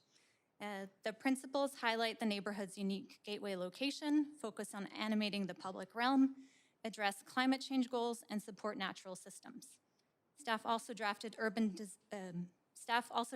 built form guidelines, specific to housing and employment sites, focusing on urban design considerations related to tower forms, such as shadow impacts, tower orientation and separation, livability, amenity spaces, and active ground floors. The focus in Marine Landing is on creating strong connections to and along the Fraser River and integration of water management strategies to build a resilient and green urban ecosystem. The Marple and Canby plans identify aspirations for a large waterfront park in this area. And despite sustained efforts over the years, the park is unlikely to happen in the short to medium term. Instead, the focus is on achieving small incremental improvements throughout the neighborhood in the form of plazas, pedestrian mews, blue-green systems, and other opportunities within the city's rights-of-way and on private property. Over time, these efforts will contribute to an interconnected system of open spaces linked to the Fraser River. The city is actively exploring opportunities for a large riverfront park on the Fraser River near Marple, as well as opportunities for new park space within Marple. New development creates demands on public amenities and infrastructure. Rezoning sites will be expected to contribute towards growth-related costs. Key priorities for the neighborhood include affordable housing, parks and open space, childcare, and cultural spaces on industrial lands where feasible. Overall, in-kind amenities will be prioritized over cash contributions. Staff are proposing to amend the community amenity contribution policy for rezonings to remove an existing exemption for intensive employment sites and replace it with a negotiated CAC approach. CACs collected from these intensive employment sites will be allocated to support delivery of the Marple Public Benefit Strategy, with prioritization for the public benefit priorities outlined here if and when possible. New transportation priorities have also been identified for Marine Landing, and they include protected bike lanes along Southwest Marine Drive between Canby and Main Street, new sidewalks to improve connectivity to Marine Drive Station, and at-grade rail crossing improvements on Kent Avenue. A high-level review of sewer, water, and drainage systems was also completed to identify potential utilities upgrades needed to service future growth. These include upgrades to the Metro Vancouver Kent Pump Station, various sewer upgrades, and implementation of green rainwater infrastructure. Most of these will be implemented through site-specific rezoning conditions, although some may require other funding sources, such as the use of UDCLs or CACs, and would be determined through future capital planning processes. Marine Landing is located near registered archaeological sites, namely the Musqueam City and Burial Ground of Cessna. This suggests that the area has the potential to contain unregistered archaeological sites that are protected under the Heritage Conservation Act. Developers are advised to complete an archaeological review prior to their rezoning submission to identify potential risks early on, which is a new requirement. Staff also included guidelines to support the Vancouver Heritage Program and to encourage developers to explore partnerships with Musqueam for arts and cultural spaces, which have strong synergies with industrial uses. For this area planning analysis, staff completed engagement in 2 phases. The first phase was in late 2020 to advise the community, property owners, and tenants of the approved council changes through the Ashley Mar Issues Report and the ELER work. The second stage occurred in September of this year, during which staff shared draft guidelines for public feedback.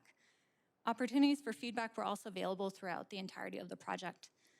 In total, staff sent out over 10,000 postcards, 1,200 newsletters through a Marple mailing list.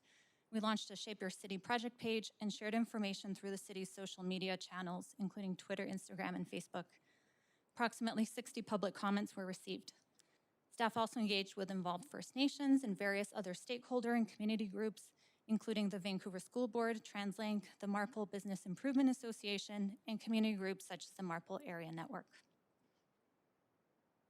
A brief summary of public feedback is provided here with more details in Appendix D of the Council report. The most frequent comments received related to a desire for improved walking and cycling connections to and from the neighborhood and various destinations. Concerns included traffic volumes, intersection safety, and parking. It is anticipated that residents and workers will take advantage of rapid transit and improved walking cycling infrastructure.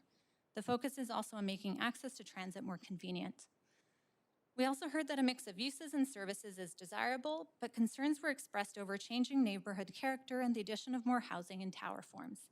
Staff drafted new build form guidelines which encourage livable, healthy, and sustainable developments that contribute to vibrant public spaces. A lack of park and green space was also one of the main themes that came up, as well as the need for recreational and cultural amenities. The strategy for Marine Landing focuses on creating an interconnected network of smaller green and public spaces on private land and within the city rights-of-way. CACs generated will be directed towards the identified public benefits priorities for the neighborhood whenever possible. Finally, comments were received about the impacts of traffic, noise, dust, and odors on residents. Given that many affordable housing sites front Marine Drive or Canby Street, adjacent to the Canada Line Guideway, the built form guidelines include considerations for enclosed and retractable balconies along these streets to help mitigate impacts of noise and particulates on residential units. The guidelines also encourage siting of outdoor spaces away from arterials. In conclusion, we are asking Council to approve the proposed marine landing policy updates and associated amendments to the Marple Community Plan and Canby Corridor Plan. We're also asking Council to approve a minor housekeeping amendment to the Hudson Street RM4 guidelines and to amend the CAC policy for rezonings to remove an existing exclusion for intensive employment sites and to replace it with a new negotiated CAC approach. Thank you. Staff are happy to take any questions. Thank you very much. We do have a number of councillors on the queue, and so I'll advance Councillor Swanson. Please go ahead. Okay, thanks. I have a lot of questions about housing. The first one is, you talk about the social housing sites. Are those sites that social housing already exists on? Yeah, so there are 9 sites in total. They're all the ones that were identified in the Ashley Mart Issues report. Half of them currently have some form of social housing or co-ops, and then the other half, so I think 4 sites, are existing commercial sites, which under the Marple plan are identified as inclusionary housing sites. So if they were to redevelop under the plan currently, they would have needed to provide 80% strata with 20% social housing. Okay, so half of them aren't already social housing, they're commercial. Yes, half are affordable housing and half are commercial, roughly. And all we get is 20% affordable out of them. So under the Ashley Mart Issues report, there was kind of flexibility created to help with delivering more affordable housing on these sites. So we specifically removed any reference to heights and densities for these nine affordable housing sites to ensure that either the co-op or affordable housing sites could be redeveloped or that we can maximize delivery of affordable housing on these sites. And when you talk about affordable, is your definition hills? It could be either below market rental housing, or it could be social housing, or co-op renewal and replacement units, whatever combination kind of maximizes the delivery of affordable housing on those sites. Do we know how many renters live in Marpole now in this area? In this particular area, I believe there's about 4,000 people living in this neighborhood, I believe, of which the majority are currently renters. And do we have like an average or median rent for them? It's hard to say because there's such a variety of housing. There are existing co-ops, there are existing secured market rental housing units, and there are strata units in this area. So it does vary largely based on the sites and developments. So I saw in the Marpole plan, they had a graph that showed that the average rent in a purpose-built rental was actually less than Hills. So I'm thinking that the current rents are actually quite low, and I'm wondering, is there anything in this plan that's going to prevent tenants from being demo-evicted into something really a lot more expensive? other than our TRP, which doesn't really do that. It just kind of pays them to leave. Yeah, so these policy updates, they don't actually go into specific detail of what can happen on each site in terms of housing affordability. So we're just kind of taking council direction from the Ashley Marr Issues Report and putting it into an updated policy document that makes it more transparent for the public and developers to be used when sites come forward for redevelopment. And so a lot of these specific conditions will actually be used when individual sites come forward for redevelopment. Is there any thought of the city actually going in and buying some land in there so that we could get a higher proportion of social housing, or housing that, not just social housing, but housing that the current people with the income of the current renters could afford? So in just slightly outside of the marine landing area, for example, the city did recently acquire two sites that are currently under construction with about 100 social housing units. Oh, that's good. And I think I was told that, or we were told that for the Broadway plan, we're looking at actually providing tenants who are evicted with the right of first refusal, as well as compensation while the new building is being built, and right of first refusal at their old rent or a low rent. Is anything like that being considered here? And if it's not, could we add that in? So for these marine landing policy updates, we haven't added in any specific housing policies. So again, through the rezoning reviews for individual sites, when they come forward, they would be assessed according to existing city housing policies. And one of them would be the tenant relocation and protection policy. So conditions under that would be applied to the sites at the time, if applicable. Okay, we're right over the 5 minutes here, so I'm going to have to leave it there. Councillor Boyle. Thanks, and I appreciated those questions as well.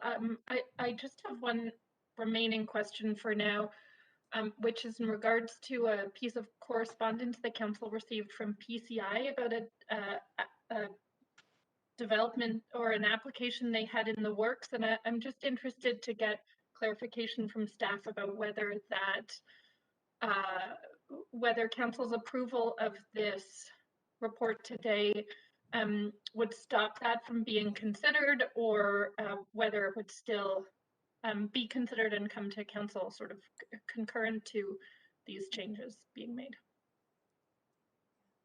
Good afternoon, Council. Yarda McNeil, Assistant Director of Planning for the Rezoning Center.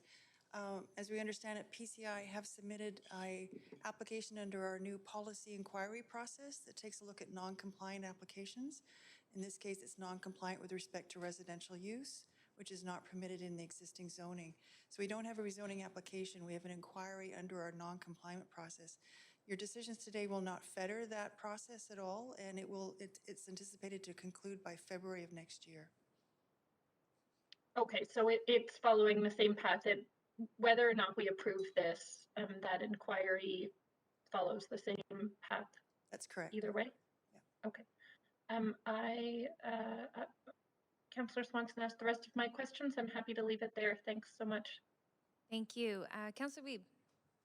Yeah, a few questions. One, we just had a report on carbon sequestration, and I recognize there's a huge peat deposit that is probably one of the best elements to sequester carbon. Is there a plan to ensure that we can utilize that peat deposit to have carbon sequestration, recognizing the city owns majority of that land? So under the marine landing policy updates, we did kind of identify 4 areas of concern for groundwater related risk. So we do have a section of that included in the report. Otherwise, and then applicants would need to be kind of responding as part of the rezoning application, responding to a groundwater management bulletin that we have in place, and also submit a hydrogeological study as part of that to identify what conditions might be applicable for their sites. Okay. on my next question, under 9.1, something that the community's talked a lot about is getting this density, but getting that large park. And I see that it talks about removing the reference to the park in multiple spots, and we're buying components. Have we acquired any land in the past couple of years that can deal with this, or are there elements that we can really show the public that we're going to deliver the amenities as they continue to see the growth, but they're not seeing that element? I do love the fact it talks about the Fraser River Trail and other elements, so can you talk a little bit more, because it's difficult for me to approve removing that park when it's something for 7 years we've been advocating for. Yeah, no, that's a fair question and comment. So both the Marple Community Plan and the Canby Corridor Plan did identify aspirations for a 10-acre riverfront park at the foot of Canby Street, as close to the Fraser River as possible.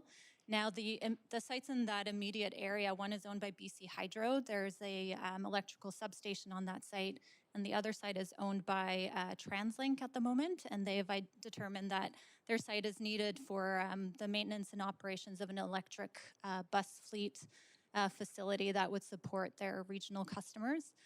So we're definitely still looking at prioritizing the continuous Fraser River Trail, connected to broader walking and cycling connections in the neighborhood, which are also identified as key priorities in the Marple and Canby community plans. Through the updated public realm plan as well, the focus is really on kind of creating an interconnected network of smaller green spaces throughout the neighborhood by requiring different plazas, pedestrian mews, integration of blue-green systems throughout the neighborhood as well. And, you know, we're still continuing to explore opportunities for acquisition of a large waterfront park. But after several years of sustained efforts, it seems like it will likely be that the park would, you know, we'll still look for it somewhere on the waterfront, but it'll likely be outside of Marple. We are also continuing to kind of look at opportunities for park acquisition throughout Marple as opportunities arise as well. Okay, and one of the other big proposals that was brought forward before was the Little Mountain to Big River trail, and it looks like there's an opportunity, but doesn't connect to the Fraser River fully in this. So it'd be nice in future renditions that we see conversations about where that large greenway would go, which I know there's elements on that are done through different plans, but I think the final plan for that's supposed to come back in 2022 from Park Board. So just ensure that we're aligning with the Little Mountain to Big River. Okay. Perfect. My next question is the combined sewer outflow. There is a diagram that showcases that we're going to do some of the utilities, but that outflow has close to 1 billion liters of combined sewer outflow and goes right through our transfer. So do we have an ability to capture some of the contaminants that will be coming out of that one, recognizing it goes through our transfer station? And do we have opportunities to use natural systems or UV to ensure that we're not putting such harmful chemicals into our water? Okay, so we do have Jimmy Zammer here from engineering who can comment, but I'll also just note that the city is working on a master plan for the Manitoba yards currently as well. So that is something that might be included as part of those conversations, and I'll hand it over to Jimmy.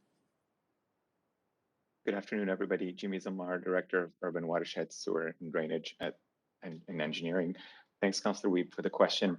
The nice thing about this location from a overland flow perspective is that it drains water from upstream in the Manitoba watershed, and that watershed has been studied extensively in the past few years as part of our Canby Corridor Integrated Water Management Plan, and includes a substantial element of green infrastructure planned for the next several years, including one of our largest concept studies being considered currently for the Alberta-Columbia alignment. This work Jimmy, I'm really sorry, but sounds like a big answer, and Councillor Weeb does not have any time left. We're well over the 5 minutes, so perhaps it could be taken offline. Thank you very much. Thank you. Councillor Kirby. Yeah, thank you. Got a few questions in terms of the four. The slide in front of me, but because it's not online, but the 4 types of proposed amenities. I think it was park space, housing, cultural spaces, and refresh my memory. Childcare. Thank you. Trying to see that slide in my head. it would be great to have the presentation, by the way. Is cultural spaces is defined purely as arts and culture? It could not include things like community uses or spaces like a seniors center or anything of that nature? We didn't identify that as big of a priority as part of the cultural spaces here, just because through the employment lands and economy review, that connection between industrial spaces and sort of cultural production spaces was determined to be quite an important one that offers a lot of opportunities that we could achieve in marine landing specifically. For seniors and youth spaces, I believe the Marple Oak Ridge Community Center may have some bit outside of marine landing, and then also other large civic facilities like, for example, Oak Ridge Civic Center further north would include those. And is the recommendation to move to or prioritize, I think was the word that was used, in-kind delivery versus cash, is that because there's more, is that sort of pragmatic given the specific area, or is it also based on the likelihood of just getting these spaces built and delivered faster than if the city secures cash? Because we tend to be behind and longer on delivering community amenities. Yeah, a big reason is because this area is, it's identified as a high-density mixed-use node, and through the Ashley Mart Issues Report and ELER, we've enabled even more growth than previously anticipated under the 2 community plans. The area is deficient in parks and open space. There are only a few childcare facilities, so we're really trying to incentivize the in-kind, or trying to prioritize in-kind amenities when possible on the rezoning sites, just because they would be tangible spaces that would be able to support a growing population in that particular area. So, I would say, I guess I just really want to clarify this point and try to do it quickly for time, is that the spaces are tangible whether they're delivered through in-kind or whether they're delivered by the city with cash. At the end of the day, they're both tangible. So my question really to sort of zero in on it is it because we think we'll get there faster? Yeah, most likely we are seeing a lot of rezoning applications in that area, so there are opportunities there to negotiate some in-kind spaces. For example, the Denny's, well, I guess that's technically not in-kind, but there's an application for a Kia site right now, and they've included an in-kind childcare facility as part of their proposal, for example. Okay. I guess I'm still looking for a little bit more. Do we see this as maybe globally, I know this is specific to Ring Gateway, as a way to close the gap on some of our challenges that we've had in either having enough cash to deliver these spaces or to get them delivered faster? Like, is this a model that we think we might utilize in other areas? I'm trying to sort of ask that more global perspective, I guess, if I'm expressing that well. Chair and Council, Chris Robertson, Assistant Director, Citywide and Regional Planning. Yeah, the emphasis is always on in-kind versus cash for many of the reasons that you've said. Certainty around delivery and cost to the city, and minimizing that risk of cost over time. So I can say that in all areas, in-kind is preferred over cash. Okay, super. I'm going to leave it there so I can save some time. Thanks, Chair. Thanks very much, Councillor Kirby Young. Councillor Dominato.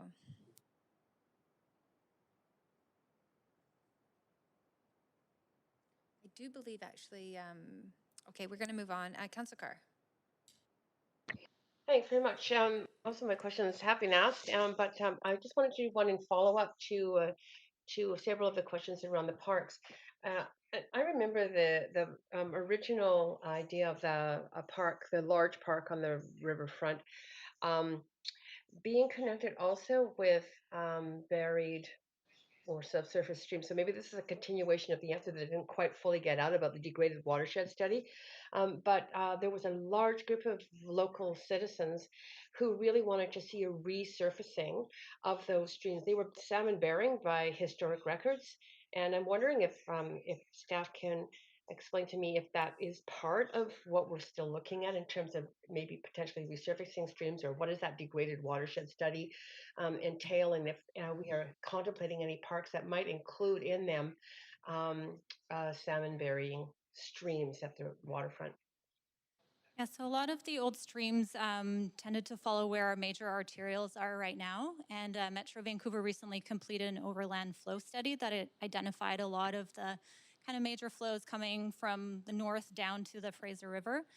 So some of the streams are trying to be also, or I guess past streams can can be mimicked or replicated within the blue-green systems that we've identified along Ash Street and Yukon Street, for example, and Southwest Marine Drive. And then additionally, it is pretty significant to try and daylight streams. It takes a lot of land, but I think there are only a couple of old streams, and one of them being on the Manitoba Yards, for example. And as part of the master planning process, they did look into the opportunity of daylighting that, but it seems like the stream has been lost as part of redevelopment. So it's a combination of assessing those old streams as sites come forward for redevelopment, and then also using the blue-green systems and green infrastructure to try and replicate the flows. Thank you. That's good. I think I also saw Jimmy Zammer's screen face appear on the screen. If I don't know if he wanted to add something also about the degraded watershed study and whether or not we could pursue something around park protection there. Thanks, Councillor.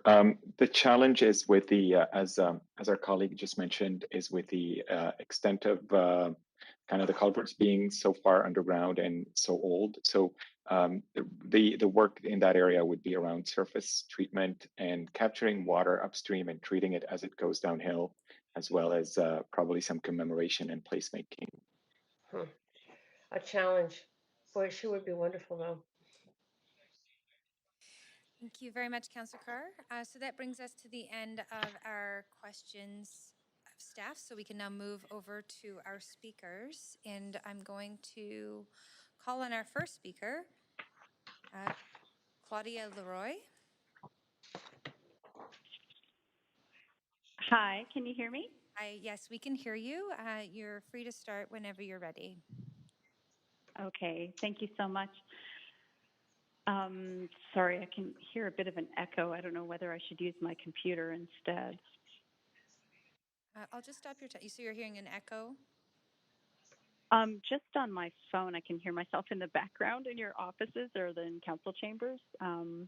But my video is delayed past this, the live phone call, so I think I should probably stay where I am. Okay. Yeah. So thank you so much, councillors and staff, for this opportunity, and thank you for all of your hard work over the past few weeks and months on all the many issues facing our city. With reference to the Marine Landing Report, my name is Claudia Leroy. I'm the Executive Director of the Marpole Business Improvement Association. We are a BIA in the western area of Marpole, representing businesses on Granville Street. But we've been involved in the Marpole plan process between 2012 and 2014 and all manner of planning issues relating to Marpole since 2000. As staff has noted, there are increasing development pressures in the Marine Gateway and Landing area that this plan speaks to, and staff are well aware of some of the concerns we've expressed, and many members of council are as well through the years about some of the issues that are facing Marpole in and outside of this latest proposal. Staff's noted that the recent updated plans, including some of the ones that Matea Seaton mentioned, like the one about Ashley Marr and this one and the ELER ones, are supplemental to our existing Marpole plan approved by Council in 2014. And she just noted recently in her presentation today that it has, quote, enabled even more growth than in both community plans had intended, which is part of the concern and why I'm here today to speak to a little bit of that, particularly as was raised very, very well by Matea, that there are community concerns expressed about the commensurate responsibility to provide the amenities to the community that were outlined in the plan and which many people took at face value on paper that they would take place above and beyond the two very important pillars of affordable housing and childcare, but specifically relating to large green space provision, recreational spaces and opportunities. We're bringing in projected more than 30,000 new residents into Marpole, and we've been park deficient and social service deficient for decades prior to, welcoming these new residents into our community. And the delay in the provision of a lot of the community amenities above and beyond some of the things that have already been mentioned has been more and more of a concern as we've moved through. We're in 2021 now, closing in almost on 10 years since we started the Marpole Plan process. And with all of the kind of updates and slight revisions to the existing Marpole Community Plan and the Canby Corridor Plan, there definitely is a feeling that we're taking more than we're getting, in the sense that we're absorbing more people, we're absorbing more density, we're absorbing more traffic and transportation congestion. We're getting another TransLink bus facility in Marpole, where we had hoped we would be getting a 10-acre park on the Fraser River. So there appears and there is an imbalance in how we're looking at growing our community into a livable place for residents and people who live, work, and shop in Marpole. And I'm here to express that we want to ensure that we kind of keep our eye on the prize in terms of the importance of providing those important spaces for the Marpole community to have recreation, to have green space for physical and mental well-being that is so critical, that we have learned particularly over this difficult period over the past 2 years. They remain extremely important to the community, both to our business members, our residents, and our customers. And I want to say that we're still here. We're pushing staff, and they have been excellent and open-minded about the challenges facing that. Though doing that, we know that it is not easy, but we just want to make sure that it is kept top of mind, because it is very much top of mind in the Marpole community. So thank you so much for your time today, and I'm done speaking. Thank you very much, Claudia. You do have questions from Councillor Kirby Young, so I'll advance Councillor Kirby Young right now. Go ahead. Thanks, Chair. Hi, Claudia. Hello. Hello. The question I want to ask you is really about the park, and I think that the big misstep was, just to frame this question, was around maybe prematurely communicating before there was an ability to secure the TransLink or other related sites there. And as we know now, you and I have had conversations about this, it's pretty difficult to acquire large tracts of land unless it takes a long time, unless there's sort of major bequest or some unexpected opportunity that comes up. So my question is where's the community at now in terms of your headspace about how we reset or reframe the targets around green space and achieving that in a meaningful way for the livability that you mentioned?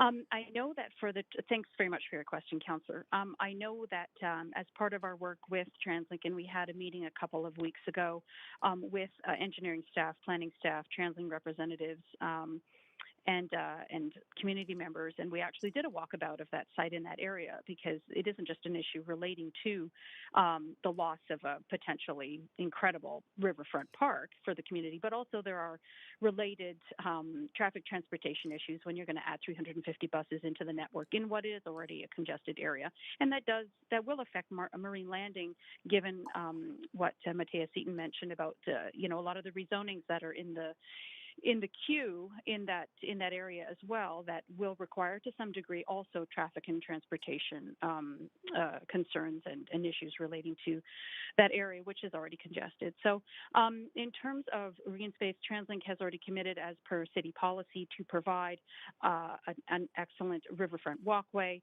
in front of the bus barn, as was done on the original one at Hudson Street, which the community had to fight very hard to obtain. We're not going to have to fight quite as diligently or as vociferously as we had to back then, which is great, it's part of city policy anyway, so that's certainly nice. However, that doesn't constitute, what a 10-acre park could be.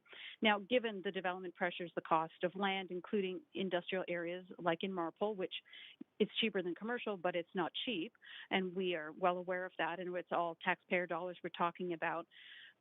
I think we're looking at a long-term strategy about trying to find a piece of property and making sure that we're committed to still trying to do that. Having the string of pearls along the riverfront, as we've done on our other waterfronts in the city of Vancouver, like False Creek, like Burrard Inlet, is still critically important, and I think that we just want to make sure that Marpole isn't forgotten in that context, and that we're still hopefully going to be here to be able to remind staff and council of that importance. So, in the interim, looking for some of those pockets, working closely with staff on where and how those can come about, but still trying to maintain in the back of our mind the importance of providing something substantial in nature for the tens of thousands of additional people that Marpole is going to be absorbing. Thanks, Claudia. I hear you, but I think that's my time. But thank you for reinforming the importance of green space. Great, Thank you. Thank you. And those are your questions, Claudia. Thanks very much for calling in today. Next, we have Nathan Davidovich. Do you hear me? Yes, we can hear you, Nathan. Go ahead. You have 5 minutes. Oh, thank you. Thank you very much. Yeah. Well, you know, I spoke to the former director of planning, Gil Kelly, about this whole area, and he was going to report to council what they do in other cities in the U.S., especially because he has the experience. But he left, and here we are. You know, the same plans as were done by Vision's council, the same staff that just following the Vision directions instead of following new direction from the new council. And this is somewhat similar to South Falls Creek, where now the city is going to do a proper planning, community planning. The same thing has to be done here. And, you know, in all these area plans, Canby Corridor and Grandview and West End and so forth, they all were done improperly. They are not backed by a bylaw like all the other cities in D.C. When they approve things, it goes by bylaw, which basically means any city council, the next one that's get elected in 2022, can just change it at their whim with very little, you know, and that might happen in this case and some of the other cases. Depends who gets elected in the next election. I mean, this is just. I mean, I can talk about this, you know, for an hour, you know, but I mean, basically, the city decided to establish a mini city of 20,000 people from Ninth Street to Boundary Road instead of establishing that mini city around the Canby and Marine SkyTrain station. You know, and that was the decision of Vision and I presume the previous council before Vision, which was a wrong decision. And now the staff is just making things even worse because we're going to get very little affordable housing, and you know, the whole plan is not it's not supported by any of my friends at UBC, SFU, or KPU. You know, it's just a plan of staff, and there's no independent advice to tell you how bad is this plan and how things are going to get so bad. You know, we're just missing an opportunity to have more housing around the Rapid Transit Station. You know, the new green bus garage will not have housing built above it, while they have housing in other places above garages and transit stations. I don't know about the bus loop right beside the station. That could also have housing above it. So we are missing so many opportunities that future generation will just look at it and say, well, something must have been wrong with that council in 2021 or 2022 that they follow the Vision ideas. And so, I mean, this is the main problem. It's not proper. This plan has to be sent back to independent review, and then you'll find out that not just this plan, but the Canby Corridor plan and other plans are not representing what the people really need, what the city needs, what the region needs. It's just bad plans, and you know, I don't know what the city could do until the next election. Before, you know, so that's about my comments, I presume. Okay, thank you very much, Nathan. You do have questions from Councillor Swanson?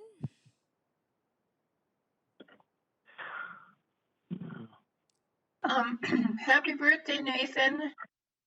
Oh, thank you. I just wanted to ask you talked about housing above the bus barn or the bus loop there. would you be okay living in housing that was above a bus stop like that? Wouldn't it be kind of polluting and noisy? Or do you think it could be done? No, it's done at UBC above the bus loop, at New Westminster Station. Above it, there is 20 or 25 stories of housing above it. It's done in many U.S. cities. San Francisco is just starting to build 900 housing units above the new electric garage. They have it in New York and many other cities. There is no problem with the noise, especially if it's electric.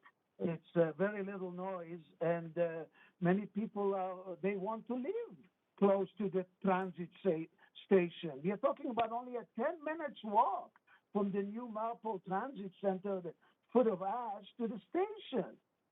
So how can we miss such an opportunity? I mean, the mayor of Burnaby, who is the chair of the Metro Vancouver Housing Committee, he asked about that, and you know, the staff cannot respond to his inquiries. He supports having more housing around all transit stations and garages. Okay, thanks. Thanks, Nathan. Yeah, thank you. Thank you.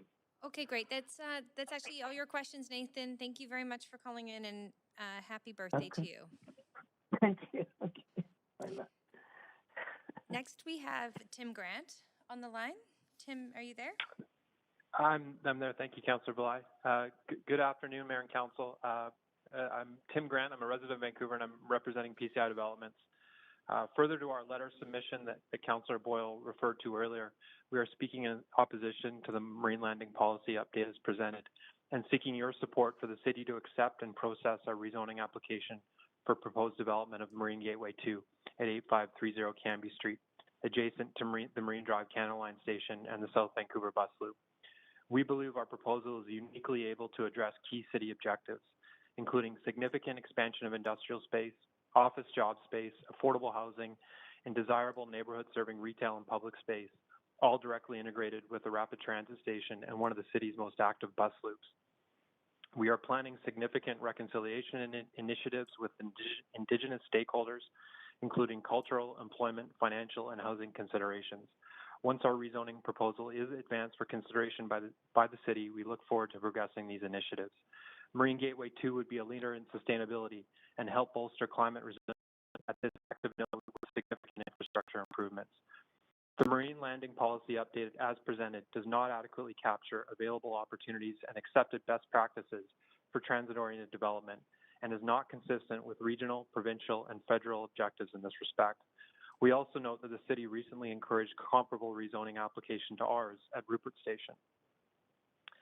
Our property is large, over 5 acres, and currently occupied by a car dealership and service center of approximately 45,000 square feet and employing only 75 workers. We are proposing 300,000 square feet of industrial, for lease space, not strata, which represents over 6 times the outdated existing space there today. We'd be adding 281,000 square foot office tower and 40,000 square foot neighborhood serving retail around the public plaza and an extension of the Marine Gateway High Street over the South Vancouver Bus Loop. This will provide for approximately 2,000 workers along with affordable housing comprised of 170 secured moderate income rental units, 680 secured market rental units, and over 200 affordable home ownership units, likely in partnership with BC Housing or another suitable City of Vancouver program if desired. That would represent over 1,050 secured rental and below market homes at a rapid transit station. The area of Canby and Marine in South Vancouver is a well-established commercial and residential neighborhood center, including several high-rise residential developments and our global award-winning mixed-use Marine Gateway development, which includes grocery, movie theater, drugstore, retail shopping, restaurants, personal services, fitness, and office building, in conjunction with both rental and condominium housing. In our recent community consultation, we have observed support for our Marine Gateway 2 proposal without notable neighborhood opposition. This is evidenced by the uncontested public hearing proceedings for the Ashley Mark Co-op on November 18th. Despite referencing Metro Vancouver's regional growth strategy update and frequent engagement we've had with the city's marine landing and employment lands review teams, the marine landing policy update makes the unsupported assertion that industrial and residential uses are not compatible. PCI and our highly respected and experienced project team emphatically disagree. Our property and proposed development provides for compatible and complementary industrial, neighborhood-serving retail, office, and affordable housing at a transit station location. We also note that in over 6 years of our managing 460 homes at Marine Gateway, we have not had any resident complaints about adjacent industrial uses, including the South Vancouver Waste Transfer Station. Our proposal is a unique opportunity for you to make a significant impact in a receptive neighborhood in support of some of your most notable stated priorities: climate, industrial and job space expansion, and affordable housing. We hope you can see the merit and opportunity to encourage our rezoning application to be accepted and considered now. I'd also just note that we're pleased to get confirmation that this report will not impact our potential rezoning as stated earlier, but it would be great to get Council's position on the concept of residential use at this site and the potential for additional height and densities to support affordable housing. Thank you. Thank you very much. You do not have any questions, but we do very much appreciate hearing from you today. Okay, thank you. Thank you. So that takes us over to the main queue. This is the end of our speakers for this particular item. So we're back in the main queue now. And I wonder... the recommendation. Great. Thank you very much, Councillor DeGenova. So the recommendations have been moved. Is there any discussion? Councillor DeGenova, you're up on the queue first. Go ahead. I was just going to keep it short and say that I'm in support. Great. Thank you very much. Councillor Kirby Young. Hi. I have a follow-up point of information for you to staff, if I might. Please go ahead. Yeah, thanks. Just responding to what we heard from the speaker with respect to the contemplated Marine Gateway 2 project and the statement that this makes the assumption that fundamentally that residential is not compatible with industrial. I wonder if staff can comment with respect to the Metro adopted and board endorsed industrial lands strategy that does enable sort of transit oriented residential and other uses within sort of circular areas and potential compatibility. Can you just stitch those policy pieces together for us, please, in terms of how those things sync? Sorry. Chris Robertson, Assistant Director, Citywide and Regional Planning. Yes, we have been working closely with the Metro on the Regional Growth Strategy update, and I think it's fair to say that there are compatibility issues with certain uses, and that some uses that have a lighter touch or a lighter implication on residential could work. We just haven't seen examples in this region with that, and we want to explore that. But I think, you know, overall, when we're mixing industrial, I think what we're saying is that you have to be careful. Okay, so put in another way, and I realize that we're considering this one report and any subsequent application will come separately and be considered on its merits. But my question is, if council to approve this report today, does staff feel they have the direction, or does it preclude, for example, a project like the Marine Gateway that might contemplate both uses from coming forward? Yeah, I can say no to that. It wouldn't preclude it. It would not preclude, no. And staff would still be open to those conversations? Yes. Okay, thank you. Thank you very much, Councillor Kirby Young. Councillor Swanson, we're in debate and decision. Okay. I just wanted to move an amendment, but I guess this is too soon for that. Oh, no, this is the right time. Go ahead. Okay. I can move you to an amendment queue, and then feel free to jump back on the queue and introduce your amendment. Please go ahead. Okay, so I'm just really worried that we're making policies and plans for the whole city that don't really take the affordability crisis as seriously as we should. And particularly when we have an apartment area like Marpole, where the rents are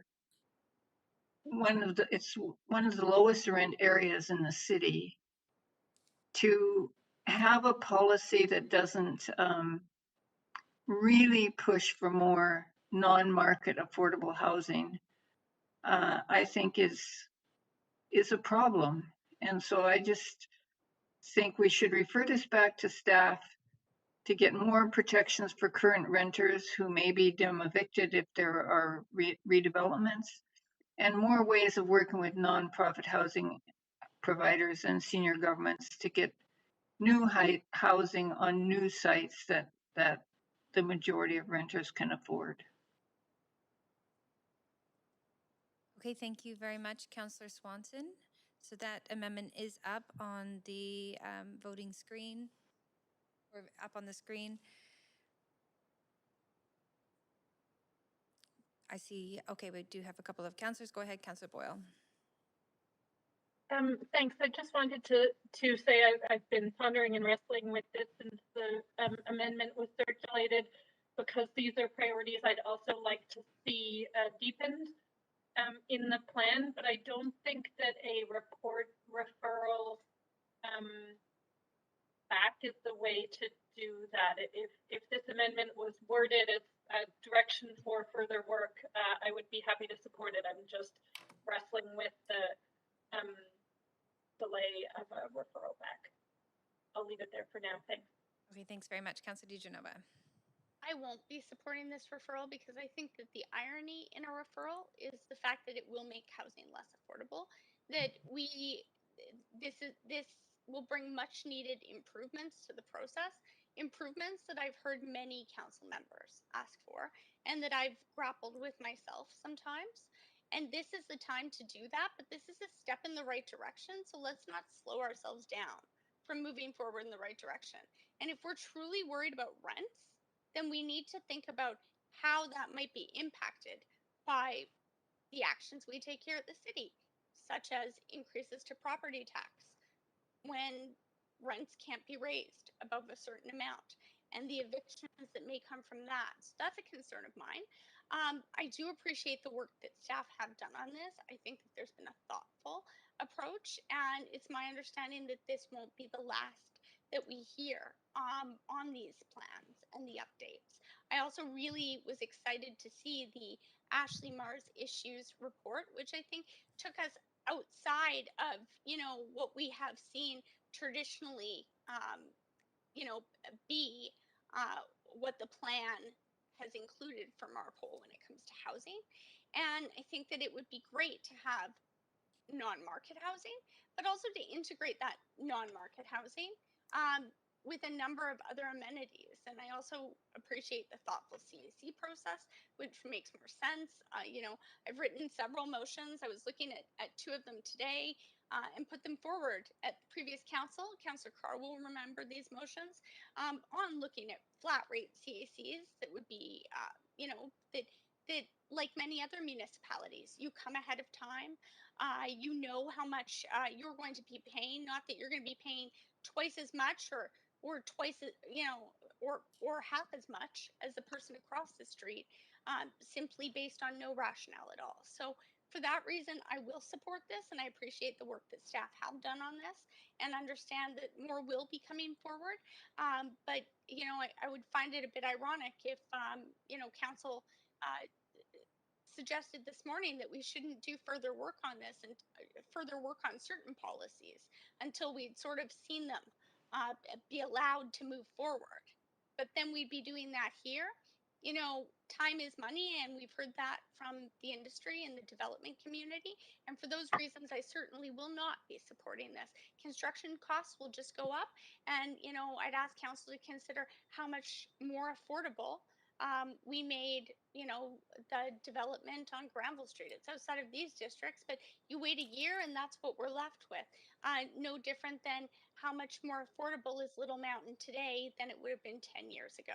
So I think we do need to move forward swiftly for housing affordability, and I will be supporting this. Thank you. Thank you very much, Councillor DiGenova. Councillor Fry. Yeah, thanks, Chair. Appreciate staff's work on this report, by the way, and the speakers. Like Councillor Boyle on this amendment, I'm struggling because I do support the intent, and I think that we do need to take a very critical lens looking at the existing housing stock and tenure in the Marpole district, and recognizing that it is some of the last most affordable housing stock in the city of Vancouver. and I do worry that that's not really articulated and contemplated in this report. So I would like to see more work in that department. All that being said, though, I do recognize that, you know, Marine Gateway is super hot right now. There's lots of stuff going on. There is transit-oriented development, employment lands, a lot of development potential there, and a lot of underutilized space that actually would be well poised to be redeveloped. A lot of brownfield that is just sitting there fallow and vacant. So there's stuff happening. To Councillor DiGenova's points, construction costs are going up, and that these are missed opportunities. And of course, it's not lost to me that the province is talking very seriously about local governments and their reluctance to pursue you know, more assertive development processes in cases like this transit-oriented development. And I think that it does put us on a bit of a collision course if we drag our heels too much on this kind of thing. So I'm hoping that some other councillor may come forward while I'm stalling and buying a little bit of time here with an amendment that might actually kind of reflect moving forward, but also these important considerations that Councillor Swanson has raised. So I can't support this amendment as is, but hoping to see something a little bit more nuanced. Thanks very much, Councillor Fry. Councillor Weeb. I can't support the referral, but I have put an amendment in. So I'll move us over to an amendment queue. If you can go back on the queue.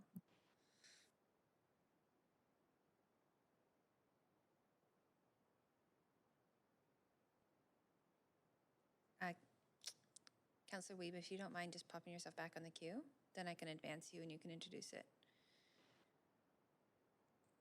Councillor Kirby-Young, if you, yeah, great. Okay, go ahead.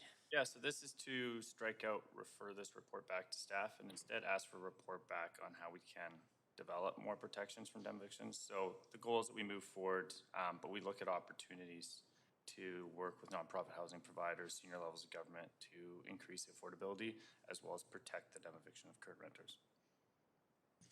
Great, thank you very much. Councillor Kirby-Young. And I will just note that our clerks are putting that up on the screen, but go ahead, Councillor Kirby-Young. Yeah, thanks, Chair. Can I ask a point of information through you to the city manager? Please go ahead. Thanks. And that's, I appreciate the spirit of this, but I guess my question is whether or not to the city manager sees this work as already being done, because this council has significantly strengthened the TRPP in terms of strengthening work there. There's been work done with the province with respects to, and also with the city with respect to things around work that has to be done in existing buildings or retrofits. And we are constantly working with nonprofit housing providers like the Ashley Marr project that came forward recently in the area. So I'm wondering if this is, if staff would consider this as work we're already doing. Thank you. Thanks, Chair. Through you, I mean, obviously just seeing the amendment right now, Council, along with you, I mean, these are certainly issues that we've had previous direction from Council on and are things that are in process. Whether there's any elements of this that would augment that direction, I'm just processing right now. I certainly wouldn't see it as inconsistent with what we've been asked to do. I think if the expectation here is specific direction around revisions to the TRPP, that would be new work. It's not work we're currently doing. I mean, these are issues that are ongoing. So it's a tough question to answer. Maybe I'll just in the interest of time, because I know everybody would probably like to get out of here a decent hour. Chair, can I ask for a ruling pursuant to section 8.7 as to whether or not this conflicts with direction that's previously been given by this council around strengthening protections for renters and pursuing further work with nonprofit housing providers? Yes, I just can certainly rule on that. I'm not sure if the city manager was finished commenting on your initial point of information that could help clarify. So I again, Chair, through you, I don't see this as inconsistent with previous direction from Council. Whether this contains new direction, obviously we've received lots of direction from this Council around the topics that are addressed here in this motion. So off the cuff, it would be difficult to determine or to give you a clear, specific answer on whether there's anything new in here. But like I say, certainly don't see it as inconsistent with other policy direction we've received from this Council. Great, okay. I'm just gonna stop your timer, Councillor Kirby-Young.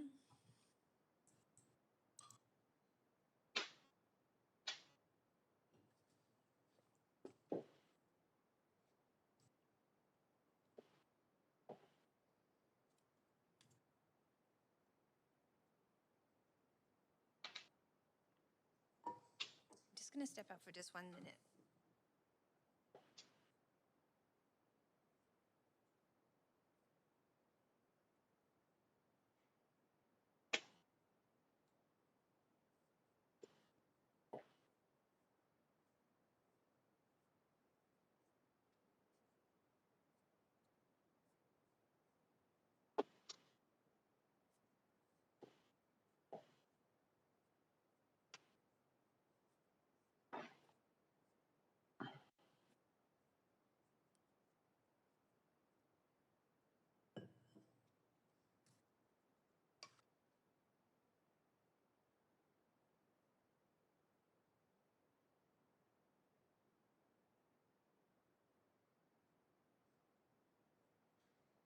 So thank you very much for raising the point of order, Councillor Kirby Young. Given that there is no real specificity in this particular amendment to the MARPO plan or specifically to this report, I actually will rule that this motion is, or this motion is out of order, both in the original form and this form. We have given this direction many times to staff, and without any new direction would be deemed frivolous. So I will rule this out of order. So we will go back to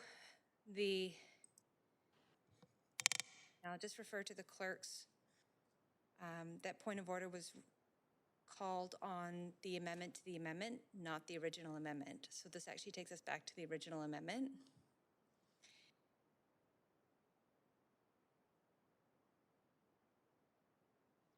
And Councillor Wiebe, you have the floor. Procedure, may I ask? Go ahead, Councillor DiGenova. Thanks. I was just wondering, this section, if you could just note for me that Councillor Kirby Young had asked you about, is it 8.7C? It was 8.7C.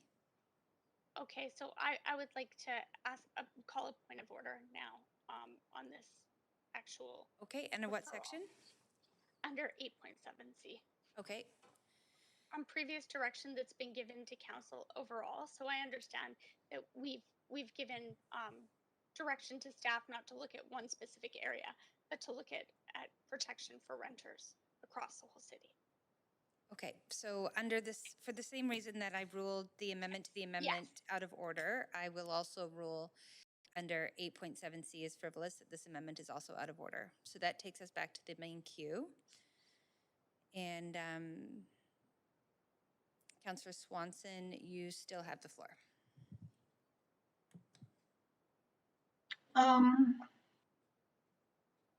Yeah, I certainly don't think it's frivolous, but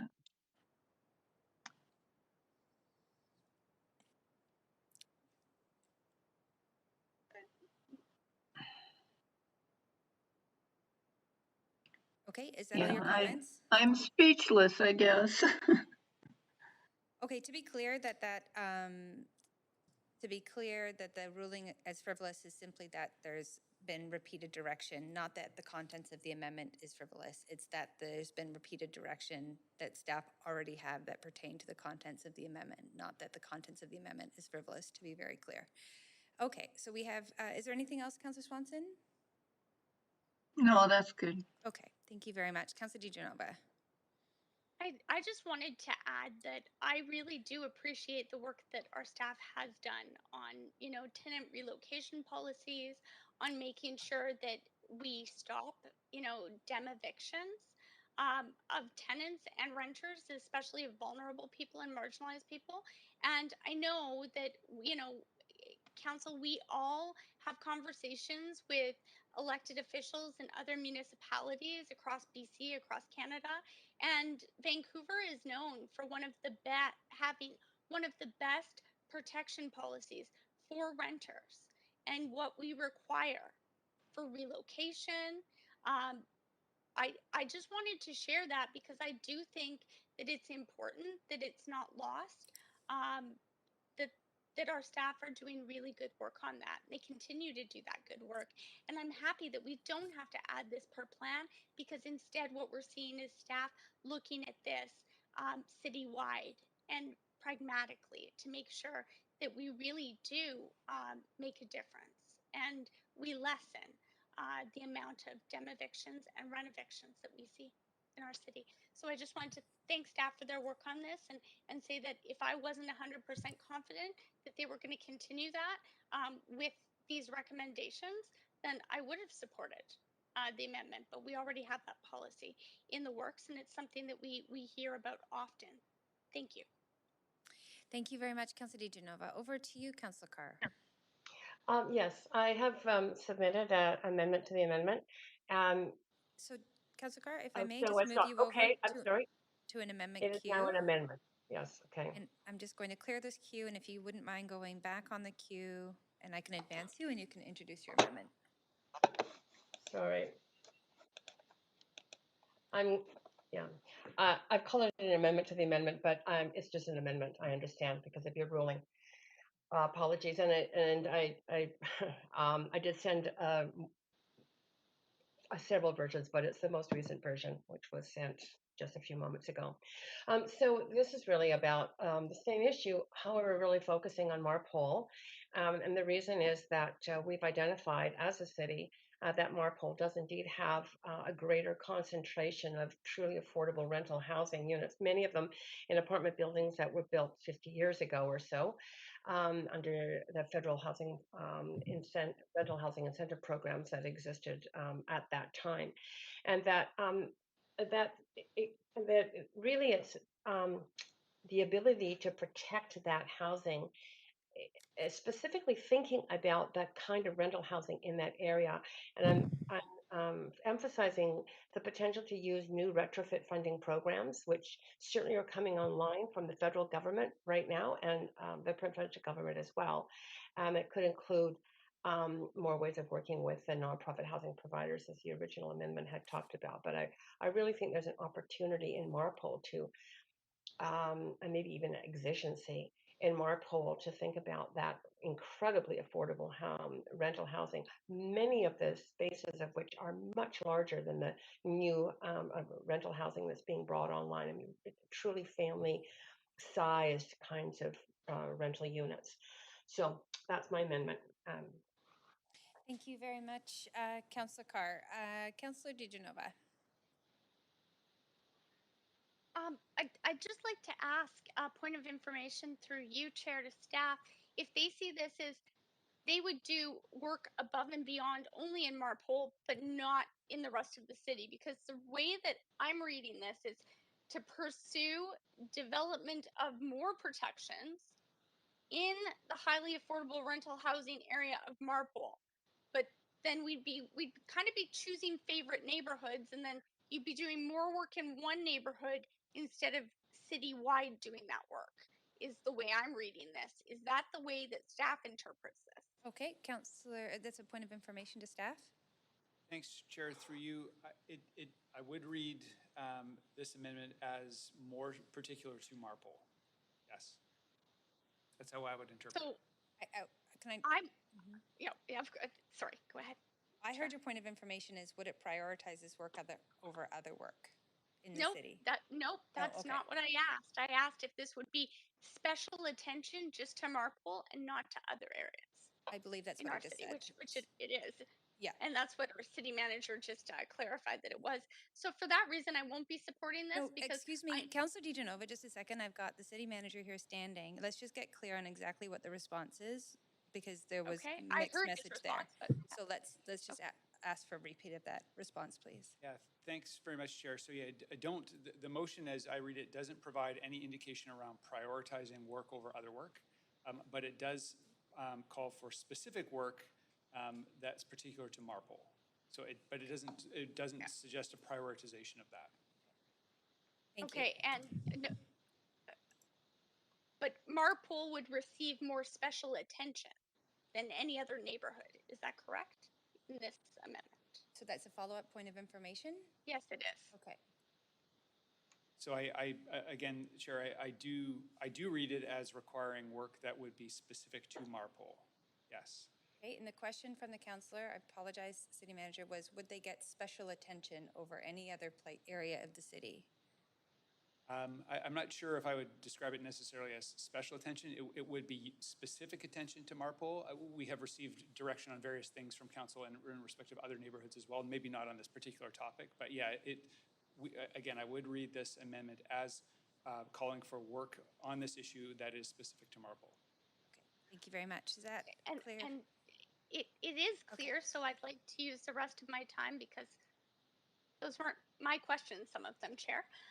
But they were your questions, and I can work within the time I have to say that I'm not going to support this amendment because I do think that it's picking certain neighborhoods in a sense over others. So we can say we're not going to prioritize it, but if the reality of this is we're sending staff out to pursue, it says these are the exact words, pursue more protections from evictions for current renters in the highly affordable. So more protections for renters in Marpole than more protections for renters in the downtown east side. You know, I think that when we look at a citywide policy, we have to consider all of the affordable housing in our city. And, you know, I look at other areas such as the downtown east side where we do have a number of policies that apply to the unique area that serves vulnerable and marginalized people. But I also look at other areas where we have seen this come forward and council members have sent emails to staff asking about specific areas, and they're not in Marpole or the downtown east side. So for that reason, I won't be supporting this amendment because I think the fact that we have a citywide policy, you know, I'd almost wonder if this, you know, I'm not going to call a point of order on it, but if this almost conflicts with another one of our policies. So I'll leave it there, but I won't be supporting this. Thank you. Councillor Swanson. Yeah, I think this makes the motion better than mine. I like the fact that it says pursue development. You know, when I was reading the Marine Landing report, it kept referring to the Marpole report. So I went and looked at the Marpole report in the housing section. And there's a graph in there that actually shows that the rents in the purpose-built rentals in Marpole are on average less than Hills. Yeah. So when we build social housing, we try to get 30% Hills. This is like 100% less than Hills. We've got to protect that. And if this amendment will do anything in that direction, I think we should go for it. And thank you to Councillor Carr for trying to bail me out. And bail out the residents of Marpole, more importantly. Okay, great. Thank you, Councillor Swanson. Councillor Carr. Yeah, just to proceed, I just want to make sure it's very clear in my amendment that the staff would be pursuing development of more protection from evictions. It does not say more protections for Marpole over other areas of the city. It's about more protection from evictions for current renters in this area. And it does, of course, cite the area. We are dealing with a report on this particular area within the Marpole plan and the you know, a a revision to the Marpole community plan. So I think it's appropriate that it does specify Marpole. But the reason it's so important, Councillor Swanson noted it, like the rent here in this area in some of these buildings are lower than the kind of social housing rents that we provide in the new social housing buildings. They are so affordable, and it's really worth our attention, and I believe staff's attention, to see if we can't find some opportunities through either some of the new federal and provincial housing programs that are focused on renovations and retrofits, but maybe also with other housing providers that could, like the nonprofit housing providers, that may be interested in actually purchasing and supporting. These are nonprofit housing providers, so they would be continuing the provision of affordable housing. We've seen a number of those come forward at the council table. I just think this is such an incredible, unique stock of affordable housing That's housing a lot of people. And if there's any way that we can protect it, which I was very skeptical of when I voted on the Marpole plan in 2014, that what it looked like it could all get redeveloped. So that's I thank Councillor Swanson for putting forward the amendment and giving me the opportunity to focus on what I believe is the true problem here. Thank you very much, Councillor Carr. Councillor Kirby Young. Yeah, thanks, Chair.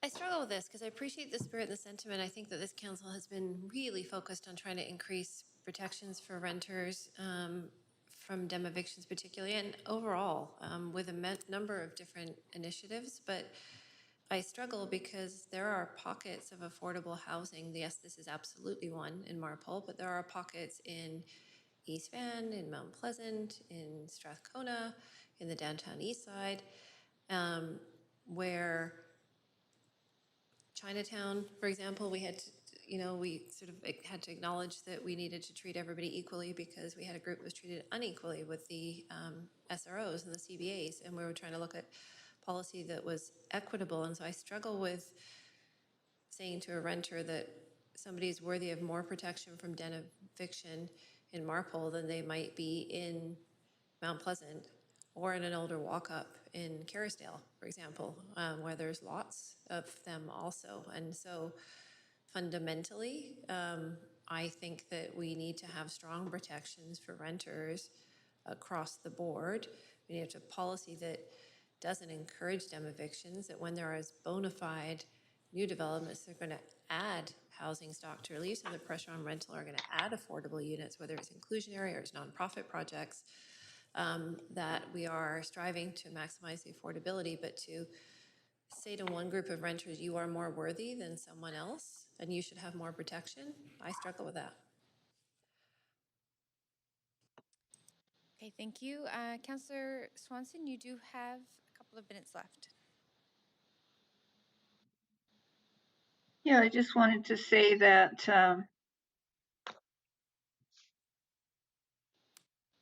we're picking this area because it has very low rents and the tenants there need to be protected. Our TRPP doesn't protect tenants. It gives them some money if they have to go, but it doesn't ensure that they get a new place at the same rent. And it doesn't ensure, even if they have the right of first refusal in a new place, that they will be able to afford the rent in the interim while the new building is being constructed. If we can get something like this in one area and people are worried about it not applying to other areas, like I would be, then we can say, oh, good, let's apply it to other areas. But I don't think that saying that it only applies to one area is good enough and is a good reason for not doing it, because this is an area where rents are really low, where people really need protection, and I think we should do it. Thank you very much. Councillor Fry.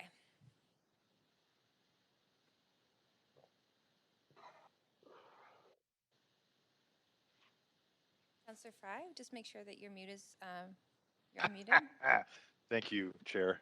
Yeah, I'm going to speak in support of this amendment. I'll keep it brief. I think my colleagues have articulated it. I think it's okay to single out areas in the city and this area in particular. The Marpole plan, obviously we're looking at how to update that Marpole area plan now. One of my previous colleagues mentioned Strathcona, and there's not protections. In fact, there are pretty significant protections here in Strathcona as a result of the Downtown East Side local area plan that actually really does limit the extent of how and what we rezone, and puts a mandate to retain housing affordability. So I think recognizing that Marpole and Marine Gateway is an area that is seeing a lot of rapid change and development. The Canada line has succeeded beyond anybody's wildest imaginations by all accounts, and specifically, in the context of when the original Marpole plan was developed. So I think it is important to recognize that we do have some of the city's most affordable housing stock in this area, and that perhaps we do want to be a little bit more thoughtful and careful. And I think this amendment doesn't necessarily detract from the work that staff have done or the momentum moving forward. It just puts a finer point on what's at risk here if we don't get it right. So I'll be supporting the amendment. Thanks. Thank you very much. And Councillor Kirby Young.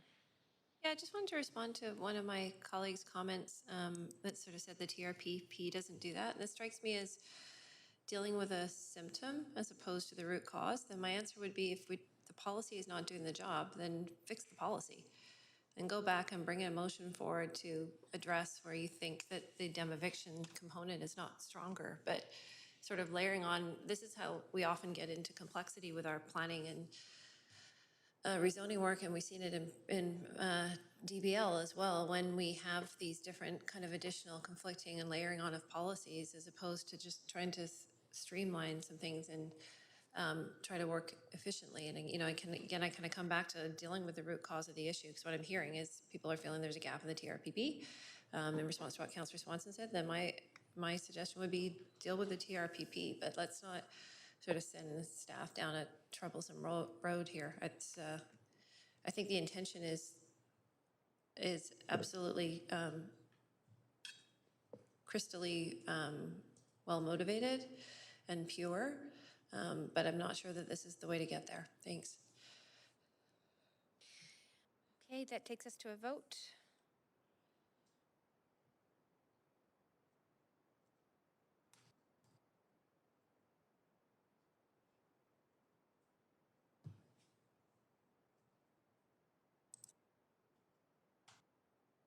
I'm just checking. We're just waiting on one more vote.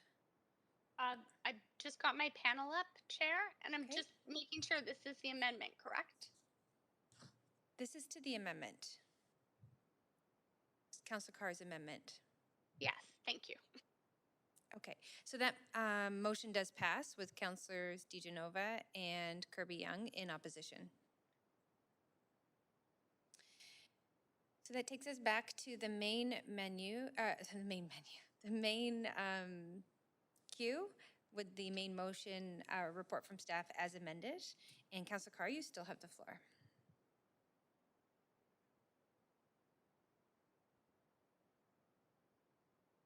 I'm okay, thank you. Great, thank you very much. Councillor DeGenova? I just wanted to request a severing of the amendment and the recommendations in our final vote. Yes, no problem at all. So we can go ahead and do that. And seeing no other councillors on the queue, we can go to a vote on the staff report. Okay, so the first vote's on the staff report. Sorry, my orange cone isn't loading here. Yes, just give us a second as we pull it up here, Councillor DeGenova. So we'll start with what you see on screen there, which is A through C. And then we'll vote on D separately. And apologies, Chair, just a point of privilege. My orange cone isn't loading, so I don't have it on screen. So the original recommendations from staff that I moved are A to C, correct? That's correct, exactly. Thank you. You bet. And then we'll do recommendation D as a separate vote, which is the amendment. So is everyone clear on what we're voting on?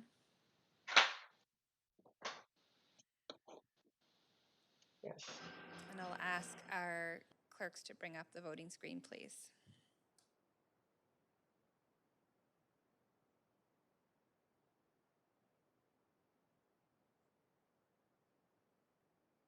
Can we get a vote?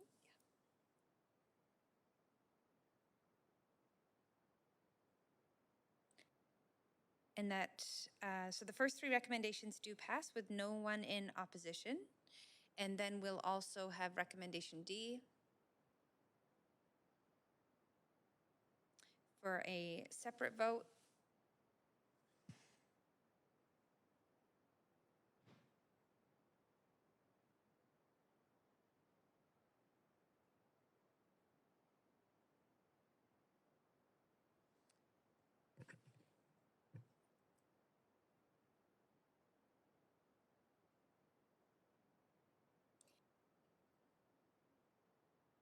Just a point of privilege, I don't have a voting panel. If you need a vote assist, you can let us know, Councillor DeGenova. Oh, it's up now. Thank you. And this is recommendation D.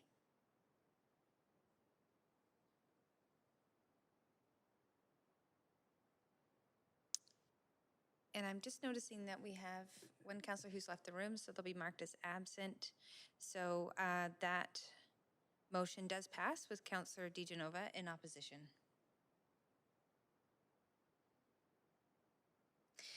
Okay, so that does conclude item 4 on the agenda. Thanks very much to our staff team. And thank you, Council. Now we'll be moving on to, so Council, item number 5 was adopted on consent, and now we'll be moving to item 6, which is the extension to Drinkers Lounge alcohol consumption pilot. We have Margaret Wickens, Deputy General Manager, Engineering Services, along with engineering staff available to answer questions. And this, I believe, was held by Councillor DeGenova, so perhaps, Councillor, if you'd like to put your, you've got questions to staff, or you? Yes, I do. And I was just hoping that staff might be able to share. I mean, we haven't had an update on the Drinkers Lounge for some time, but I understand this is an extension, and just wanting to confirm sort of the measures and considerations that have been taken to make sure that people are safe in this space, because my concern is having vulnerable and marginalized people in a space that is secluded or isn't as open as perhaps where they currently might be.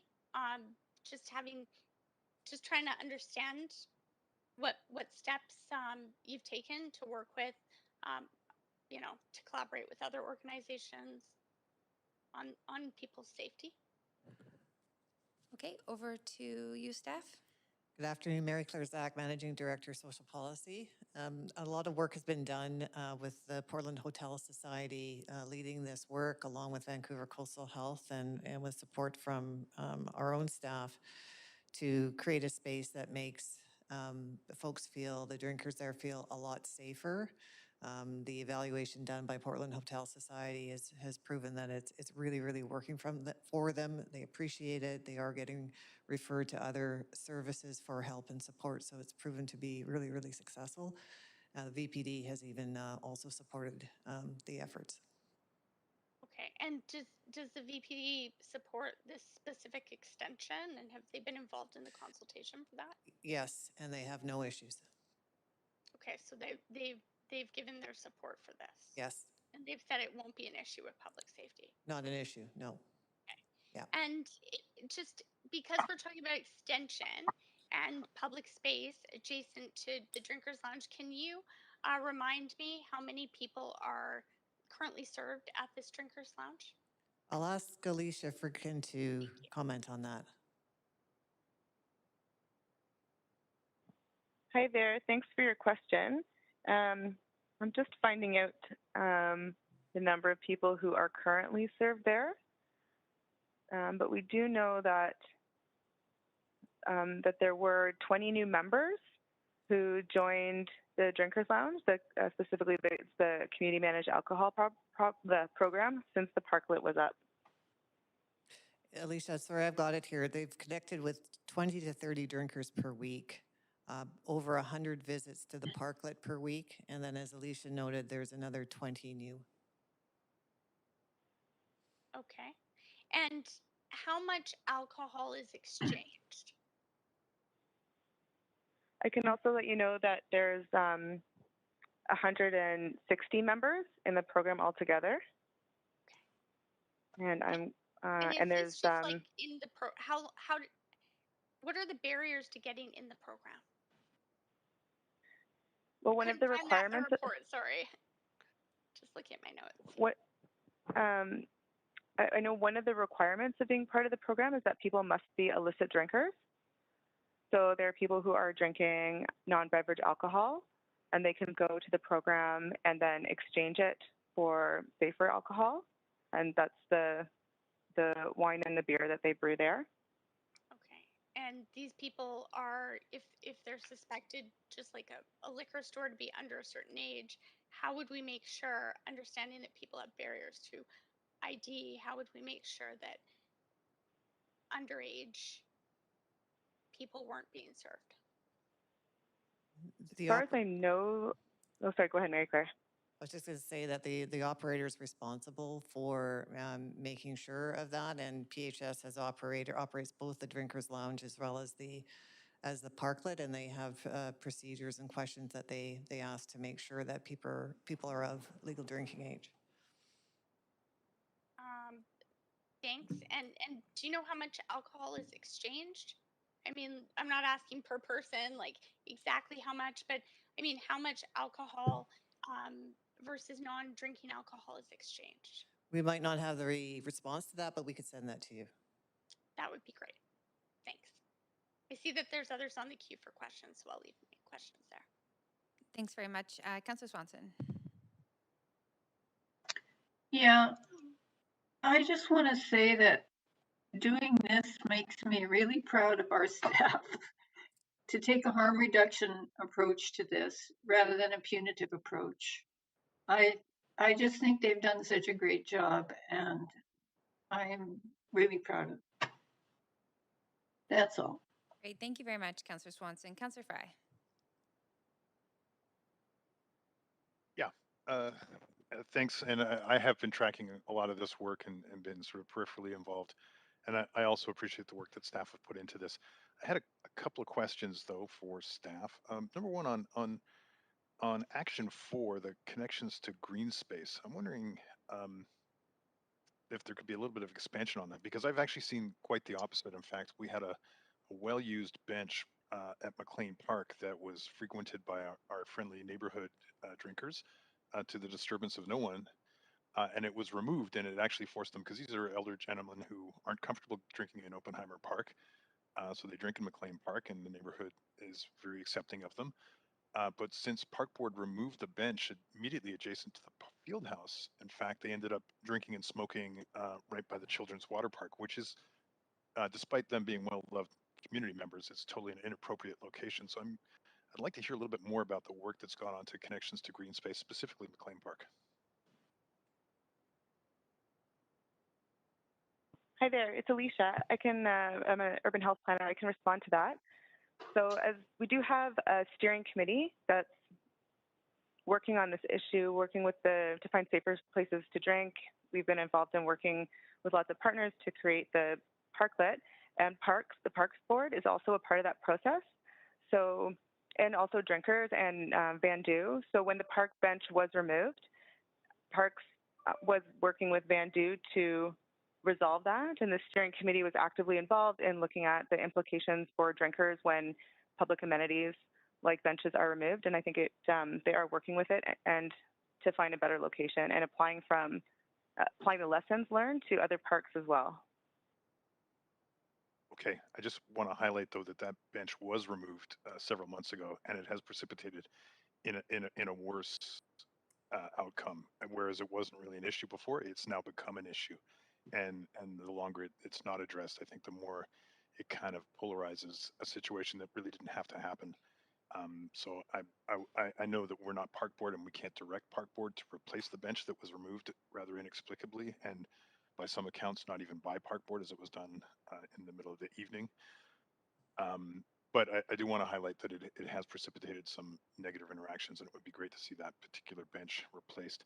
My other question is around the role of the Astoria as a liquor store and as the only liquor store that's sort of grandfathered in the downtown east side.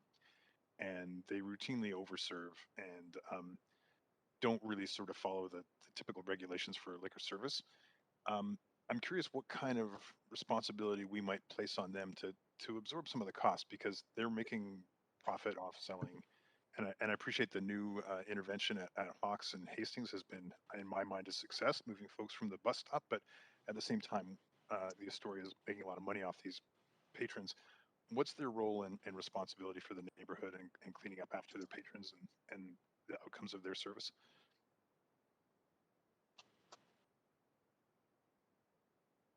Just looking for a staff response to that question. Hi there, it's Alicia, urban health planner from Social Policy.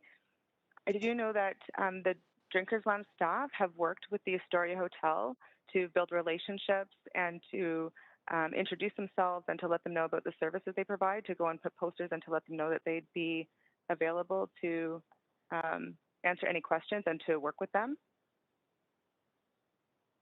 Right. So my question is specifically if the Sahotas, the owners of the Astoria, are contributing financially to support some of these services for their patrons.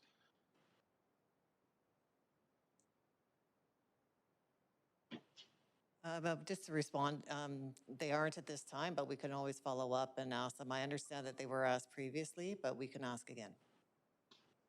Okay, thanks. Thank I'm you. out of time.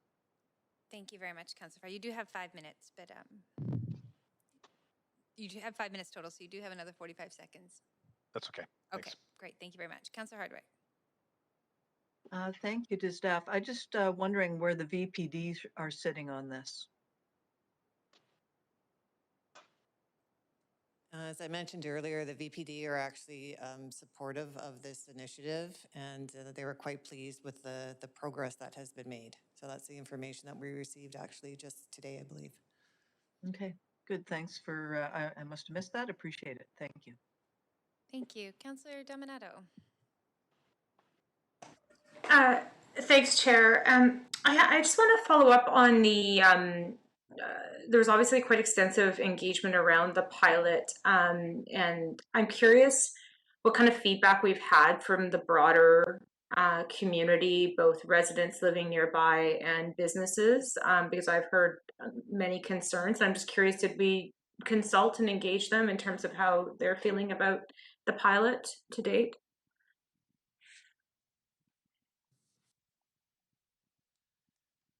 So far, the response has been positive. We haven't received complaints. We just reached out to the new executive director of the Strathcona Business Improvement Association, and he's familiar with the program and had no complaints at all either, just willing to continue to work with us on it. And okay, I'm surprised by that because we've had a number of businesses contact us about concerns, but also what about residents? We've heard from residents as well who are feeling unsafe and uncomfortable. We didn't get any feedback, or did we do any canvassing? There have been, Strathcona residents have been included in a steering committee, and there have been monthly meetings. So feedback from them has been integrated, and we haven't heard specific concerns about the parklet. Okay, thank you. Thank you, Councillor Dominato. Councillor Fry, you do have. Oh, if there was no further questions, I was prepared to move the recommendation. Yes, that's great. Thank Make you a very few much. comments. I'll just move us back to the main queue, and you're welcome to put yourself on the queue if you'd like to make any comments, and we'll. Yeah, sure. And I just want to reflect that as a longtime resident, you know, I'm acutely aware of some of the complications around drinking and stuff. And I do want to really highlight a lot of the work of Diana Herford on our staff, who has done a lot of, I think, heavy lifting in this department and had to deal with some really complicated conversations with folks who are not necessarily happy with public drinking in the neighborhood. Will say that as long as I've lived in the neighborhood, and that's been 30 years, there's been drinkers drinking various substances too.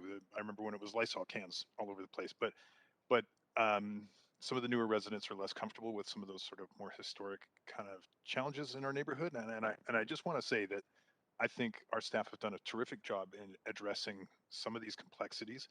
I think the intervention that maybe took a little bit too long to get to, but I know did involve Strathcona Residents Association and voices in the community who were concerned around the proliferation of drinkers at the bus stop, specifically adjacent to the Astoria. And it was creating an unsafe situation for folks using the bus, but also for folks who were drinking immediately adjacent to some heavy traffic on Hastings Street. So I think the somewhat overdue, but well warranted intervention that saw a little parklet sort of created on Hawks Avenue that's somewhat off the main strip, and then the accompanying washroom service that's maintained by Wish in the Soul Food lot there. I think that's been a good intervention, and I want to commend Diane Herford and the team for that work. And I think that the intervention at the PHS down on Alexander and Princess has also been good. It's a little far from the liquor store, and I think that's been a challenge, but I think that there's a separate complementary program that goes on there. And I want to recognize that while Oppenheimer Park was closed for a long time, it did actually impact the culture of where people drink. And obviously we know that through COVID, a lot of our SROs and downtown east side sort of local bars have not allowed folks to congregate and get drunk together. And so there has been some complicated interventions and responses, and I really do thank staff for that. I do want to leave just the one note that I really want to see that intervention with the McLean Park bench that was inexplicably removed. I think it was a real injustice to the community at large, because I think it's created tension where there did not need to be tension. And as I mentioned before, it's moved people who are kind of harmless drinkers and smokers into the midst of a children's play activity area, which is totally inappropriate. They were fine where they were. I'd love to see that bench go back. And I also, without burdening us with an actual amendment, I do hope staff will do some follow-up work with the Astoria and the Sahotas. We're making a heck of a lot of money serving alcohol on the downtown east side as the sole source provider for booze in the downtown east side, because we've got a moratorium on liquor stores otherwise, that I think that they should be expected to pony up a little bit for street maintenance, cleanup, and management of some of the profits that they're making on the backs of downtown east side drinkers. And with that, I'm happy to support this otherwise, and thanks staff for the work. Great, thank you very much, Councillor Fry. And seeing no other councillors on the queue, we can go to a vote on the staff recommendations.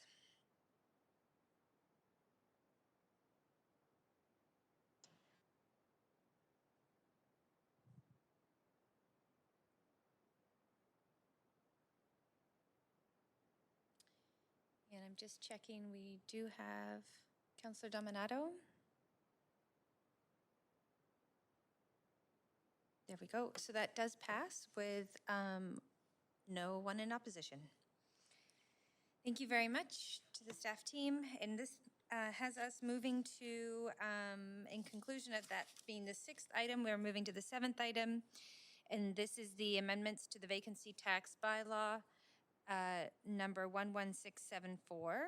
We have Julia Aspinall, Director of Financial Services, along with staff from the finance group available to answer questions. There is no presentation, so I will move us back to the question queue. Are there any questions of staff on this report?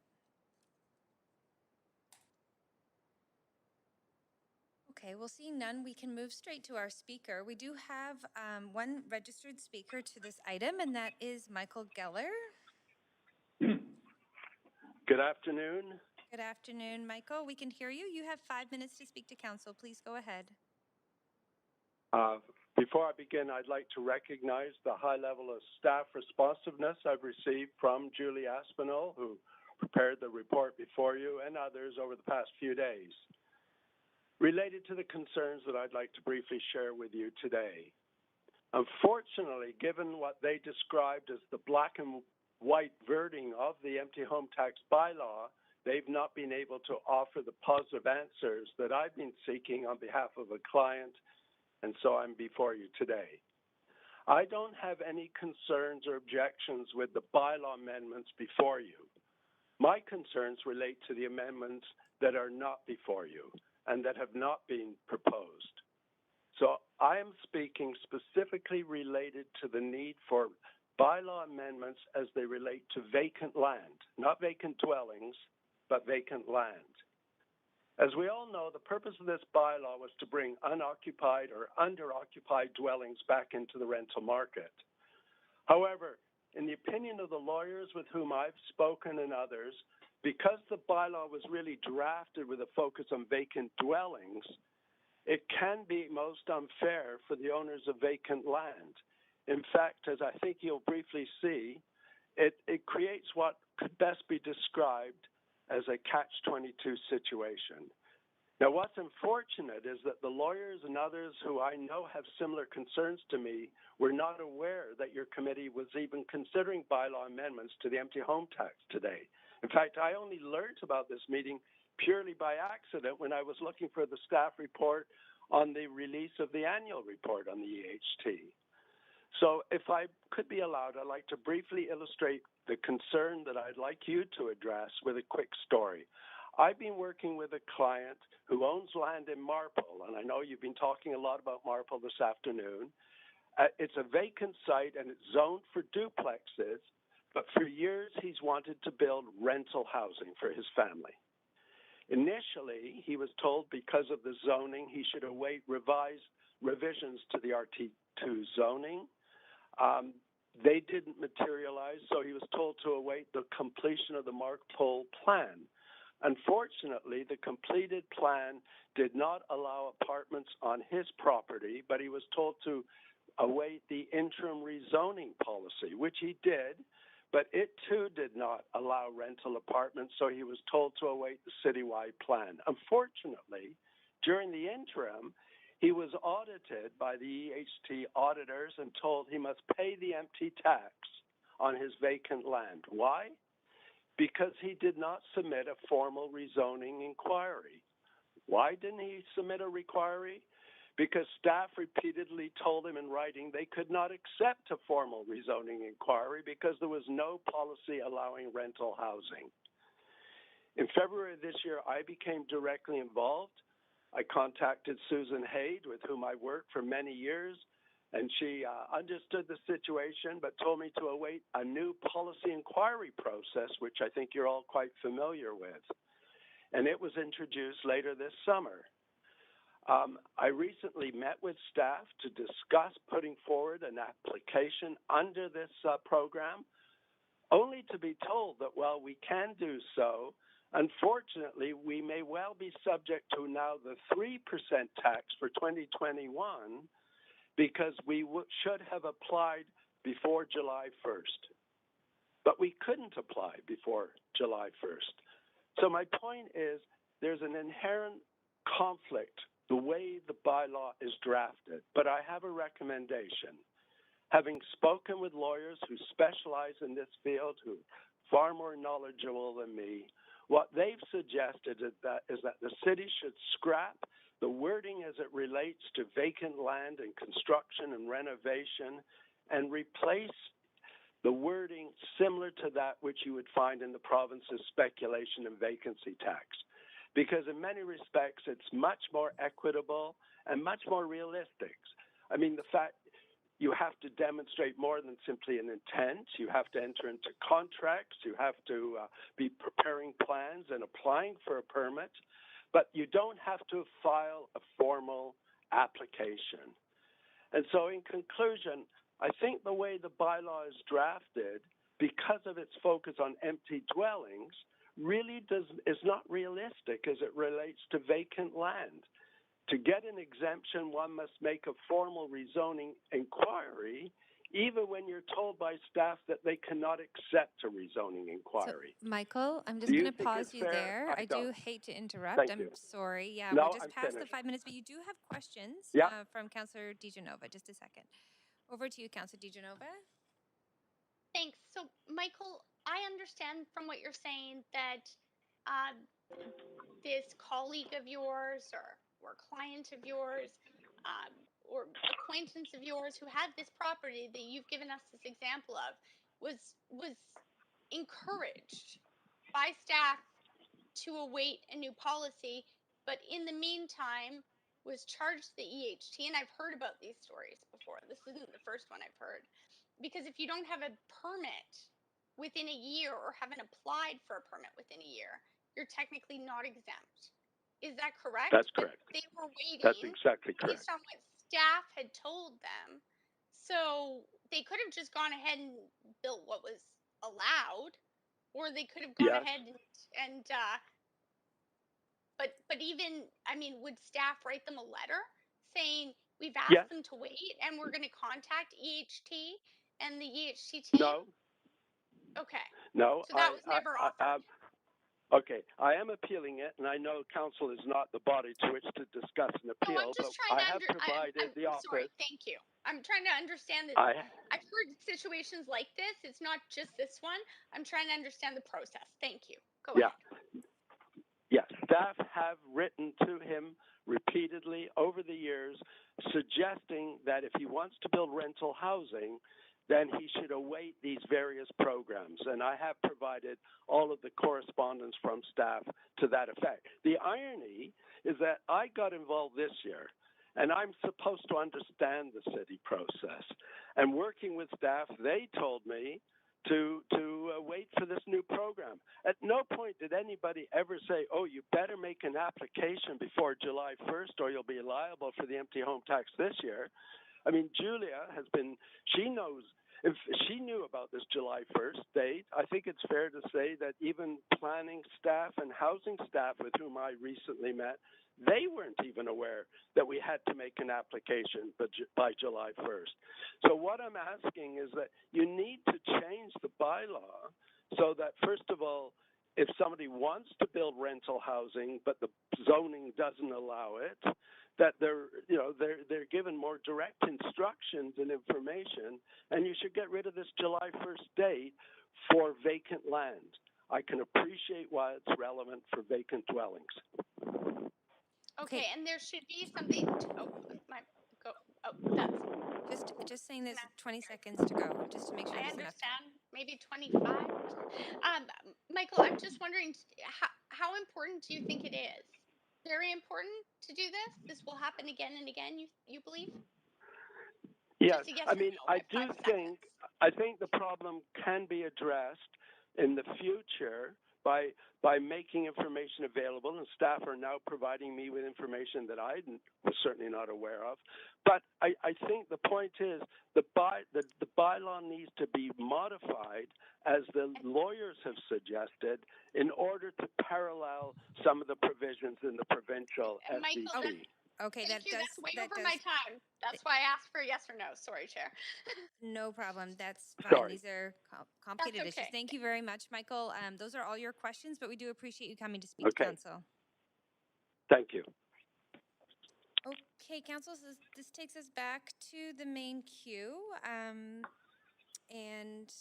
Councillor DiGenova, we're into debate and decision. Okay, I was going to ask, Chair, because we are at 4:42. I'm just wondering if we're going to get through this, if this possibly. My request is that we just finish this item, if you don't mind, and then we can have enough time for clerks to do what they need to do, and they'll get back to us, okay? Well, I am happy to move this item then. We're into debate and decision. Great, that's perfect timing. So let's go ahead and we'll move into discussion and we'll be making a decision. So over to you. So I have a point of information for staff, if possible. And I'm just wondering, what kind of communication and correspondence is there for situations like the one that was just outlined? And will these amendments to the vacancy tax address a situation like the one that Michael just outlined to us?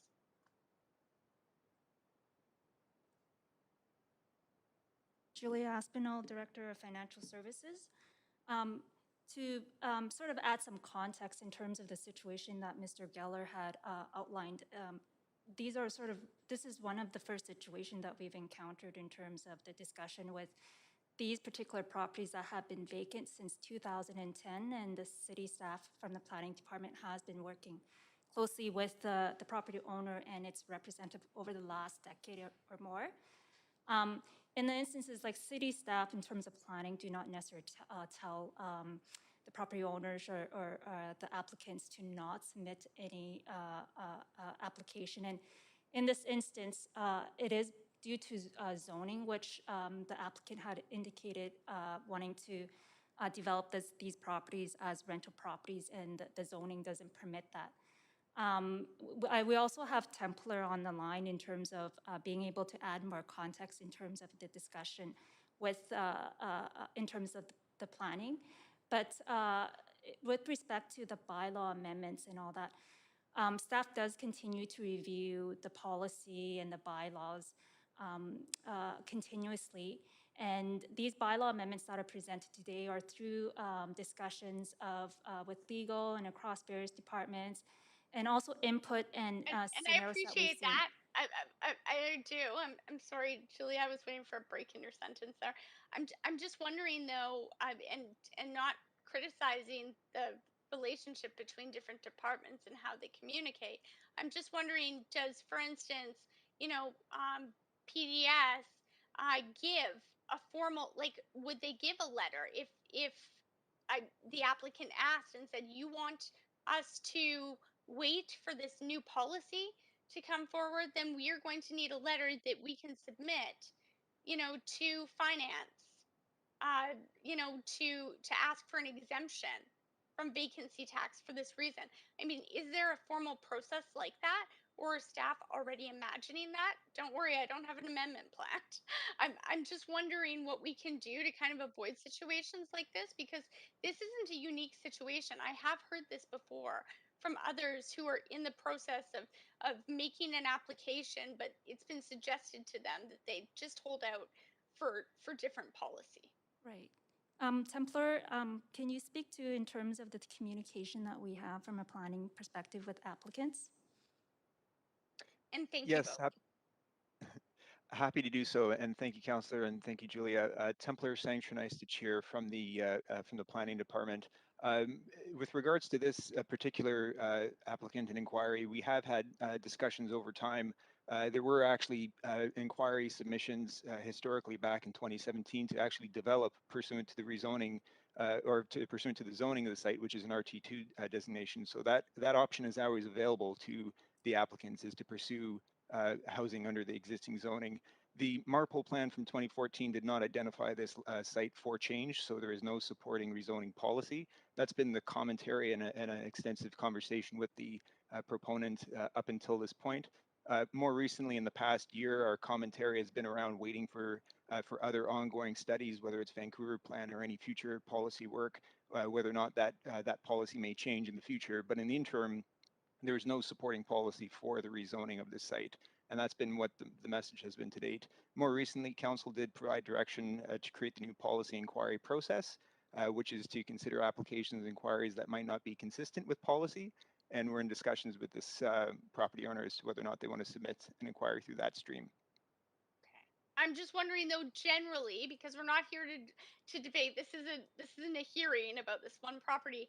Is there a process where, and just for a point of information, Chair, is there a process where an applicant in a situation where planning did say you should wait for a policy would reach out and contact finance or give them a formal letter saying that, Councillor supporting an DeGenova, exemption? we're right over 5 minutes Okay. again. So, I'll use it in my closing time because I moved the motion. I have 5 minutes on the other end, right? I just want to remind everyone, out of respect for staff, we really need to give them enough time to answer these questions. Okay, Councillor Dominato, over to you. Thanks. I'm just wondering if staff, I was going to ask them to comment on the example that was given by Mr. Geller, and they've done that now through Councillor DeGenova's questions. But looking at section 3.9 of Appendix B, AI, the reference date of July 1st, could you refresh for me why this is critical to have July 1st in there? Because, and I bring it up in the context of a number of requests I've fielded around the implications around delays in getting permits issued by the city, and so the delays being on our end. So could you speak to that? Yes, I could speak to that. In terms of the empty homes tax, the requirement for the property to be either vacant or under exemption requires a minimum of 6 months. Either it's occupied or it's or there is exemption. And so that July 1st is just for clarity in terms of generally if the inquiry or the permit is issued by July 1st, that it would actually meet the remaining 6 months of the calendar year to qualify for the meeting the empty homes tax requirement. Okay. So just you just made a really important point, and I just want to clarify. Is you just referenced for which the inquiry or the permit has been made, and the bylaw only refers to permits, not to inquiries. I guess it depends in terms of the exemption itself, in particular for any properties or under a redevelopment or major renovations. It would depend whether what that exemption is, and depending on that, it would be either triggered by a development permit or rezoning inquiry, which is a formal submission to the what is a formal submission to the city. Okay. I think there's still a lack of clarity around this, just in my experience with dealing with property owners. I'll pause there in case there's others who have questions. I may come back on though. Okay, this is the debate and decision, just to be very clear. Not a question queue. Councillor Carr. Okay, thank you. Sorry. No worries. Councillor Carr, over to you. Yes, thanks, Chair. I'm actually not interested right now in debating. I am interested in moving an extension to this meeting past 5 o'clock to complete the agenda items. That's great. Thank you very much, Councillor Carr. So if I may just offer clarity around that motion, that we do have two reports, one speaker, the same speaker for each report, who's not on the line. Staff are asking for a 15-minute recess to update one of the bylaws that will be part of the unfinished business. So the intention, if we do go to finish the business past 5, is we will get a 15-minute recess to update that bylaw and to give everyone a break to stretch their legs. We'll come back and then we'll finish the unfinished business on the agenda and forego a 1-hour dinner break. So that's added context to the motion on the floor by Councillor Carr, and I'll just pause to make sure there's no ask of clarifying questions. Chair, I have a clarifying question. Sorry, can you just repeat that timeline? It was different than what I was expecting, so I want to make sure I'm clear. Pending speakers on the line, we are going to go past 5 o'clock, I think is essentially what the motion is, and we will be taking a 15-minute recess to allow staff time to update a bylaw. If you would like to have a set time on when that recess is, I can get back to you, but at the very least, we can move past 5 o'clock with this motion. Thanks. Great, thank you very much. So with that... Sorry, I have a clarifying question as well, Chair. Why would we need a 1-hour dinner break? Wouldn't we just complete the business? And so after the 15-minute break, come back and yes, I said complete the business? we would forego the 1-hour dinner break. We would not have a 1-hour dinner break. Not until after we've completely finished. Right. Well, yes, you can have a 4-hour dinner break if you want. after we're done. Thank you. Okay, great. Super. So I think that we're all clear with the motion. It's been a long couple of days. So with that, I'm going to ask for all those in favor say yay. Yay. Yay. Any opposed? Great, thank you. So that motion passed. We can go past 5 o'clock and we'll be checking to see if we can get that speaker on the line too for those items, and then we'll determine the recess time. So if we can continue, I think, Councillor Carr, was there any additional comments to this item? No, I'm fine, thank you. Great, thank you very much. Councillor Boyle. Sorry, that was a holdover for my point of clarification. Thanks. Fair enough, thank you. Councillor Dominato?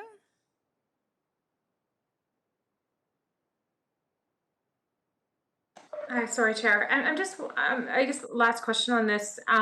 Is it possible for staff to address the speaker's comments around the vacant land issue, particularly in the July 1st date? Could that be amended here? Would it be better to refer it back? I'm just seeking some clarification on that because I do think it's a really important consideration that was raised. Okay, I will just ask staff as a point of information that's been raised. So we'll just allow staff a few seconds to get over to the mic there or come online.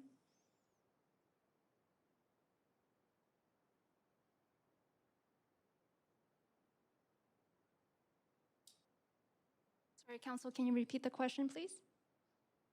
Councillor Dominato? Yes, just further to the speaker's commentary around particularly vacant land, not vacant dwellings, and the proposed amendments to the bylaw, particularly he indicated getting rid of the July 1st date with respect to vacant land. Is that something that would be appropriate to amend here? Could we do that, give direction on that, or give simply direction to refer it back for that kind of consideration and to see it come back with those changes? I think Council could present considerations and options for for staff to review in terms of the EHT bylaws, yeah.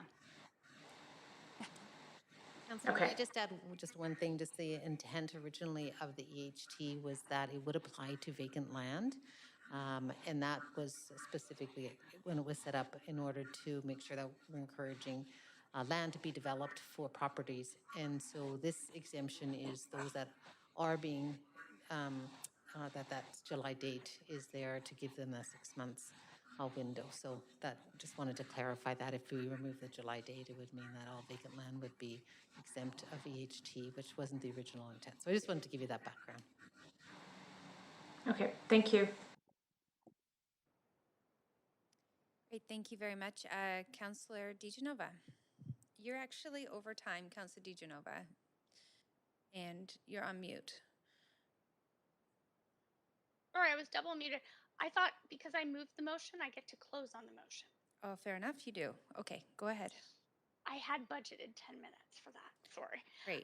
So I was wondering if perhaps Templar could resume answering my question as to whether or not staff could kind of come up with a process where instead of, informally people thinking they might be invited to wait for something, is there a way that planning could provide a formal letter or something that would then go for consideration? And they would know they would need to get this letter in order to get that exemption. Okay, I'm so just wondering if there's a way. that's a point of information to Templar? Yes, I'd already started to ask it last time around. Thank you, Councillor. This is Templar speaking. To clarify as well, the planning process and our inquiry process is set up for applicants to come in and explore development potential of their site, whether it's through existing zoning or through rezoning. And once they've submitted a formal inquiry, that formal process takes place. But certainly before that, there's often pre-inquiry conversations and discussion. Planning's role in that is to help guide the applicant through the policy. Not as much through the EHT process, which is typically on the onus of the owner to understand that process. And I do think there's opportunities for us to improve some connections there with finance and internal departments there to help ensure that applicants are aware of what constitutes a formal inquiry versus pre-inquiry discussions, if that's their concern around EHT. But the EHT bylaw itself is quite specific, that it's a formal fee paid complete submission. Okay, thanks. And then just a point of information very quickly, the city manager, if I may. I'm just wondering, would staff need council to refer this back for consideration for the July 1st date to be adjusted or for dates to be adjusted to deal with problems? Or is that something staff could update and consider in the bylaw without any extra direction if this were to be passed? And then we could pass a bylaw at a future meeting. Sorry, just a second. I believe it was to the city manager, so I just want to make sure that we just. I thought that was who it was most appropriate to, but if you feel it's not. Well, maybe I'll let Julia answer Great. first. Julia, if you want to. Sorry, Julia. Yes, your mic's on. Please go ahead. Just to clarify, on that July 1st date, that date is just for clarification in terms of using that as a clarity that it meets a 6 months requirement. So in terms of the EHT itself, the requirement is that either the property, whether it's a dwelling unit or a vacant land, it needs to be either occupied or exempt for 6 months in the calendar year. So I just wanted to clarify in terms of the July 1st date. I'm just wondering, though, to address some of these situations, would you need this referred back, or is that direction that through the comments that we've made, you can kind of gather that that's something that will be considered for future? I'm just wondering, can you comment? Certainly, yeah. Through the chair, if council is seeking amendments to the bylaw, we would need specific direction to that effect in terms of which parts of the bylaw you're looking to change. You wouldn't have to give us the wording. We could come back with that, but we would need direction on what council is looking to accomplish with those amendments. So very quickly, just out of an interest of being efficient and with time here, would something, like the council refer amendments to the vacancy tax bylaw number 11674 back to staff for consideration of challenges faced by applicants? Would that be sufficient? I think, again, through the chair, that's a very broad. I think we would need more specificity. There's lots of people who have lots of problems with this tax. Some folks just disagree with the tax entirely. So if there was a specific problem that council is seeking for us to address, whether it's with respect to vacant land or otherwise, Staff have proposed changes to the bylaw to address some administrative issues as well as one specific problem that we have identified. We've put forward for council's consideration. If there's additional issues that council would like us to look at, we would need direction around that. And I'm just trying not to add more red tape here. So I appreciate those answers, Paul. Just wondering, is this our last and final chance to add to this, or can we move forward with this update to the bylaw and then also see future amendments on this possibly, if this continues to be an issue, if council were to pass this today? Certainly, and maybe Patrice can jump in here as well, but I don't see this as precluding council making further amendments to the bylaw at some other date. But Patrice, I'm sorry, we're right at the 5 minutes. Yes. Thanks. So, That is That's correct, and we all. do review I'll regularly. support it. Mhm. I will support it then. okay, great. Thank you very much, Councillor DiGenova. So seeing no one else on the queue, we're going to go to a vote on this report.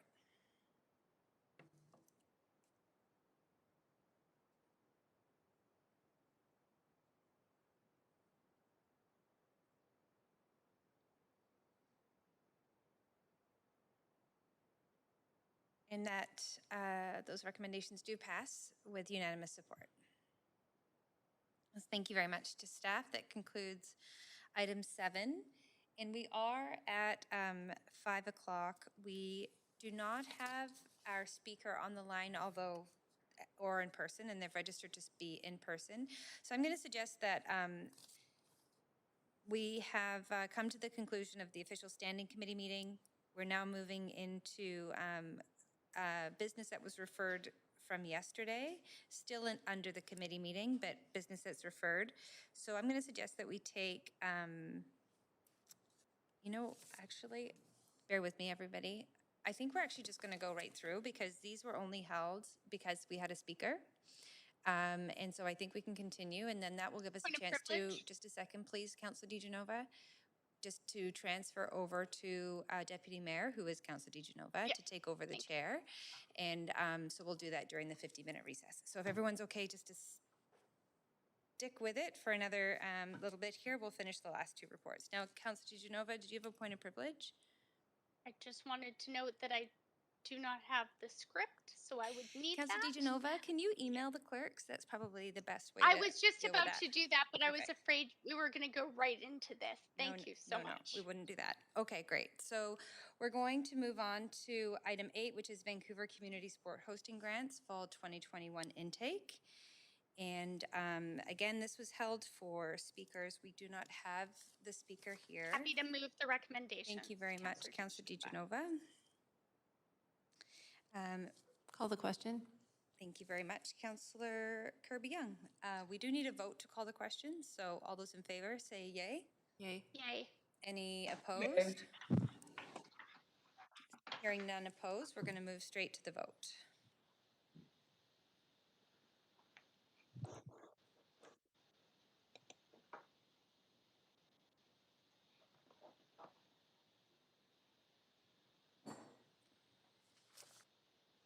And that motion passes, or that report passes with none in opposition. So thank you very much, Council, and to those that helped expedite that. So we'll be moving on to our last item, which is 2021 Social Policy Small Capital Grants and Other Grants. Move the recommendations. Thank you. I do actually have to ask, because it wasn't asked yesterday, does any member wish to declare a conflict of interest on this item? Hearing none, we have a mover of the recommendations. Thank you very much. Councillor Kirby Young, any discussion? Seeing none, we can go straight to a vote.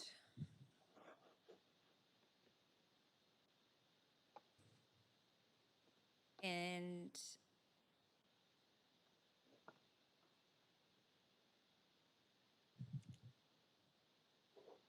sorry, Council, you may just need to vote again, possibly. We're just moving through this relatively quick.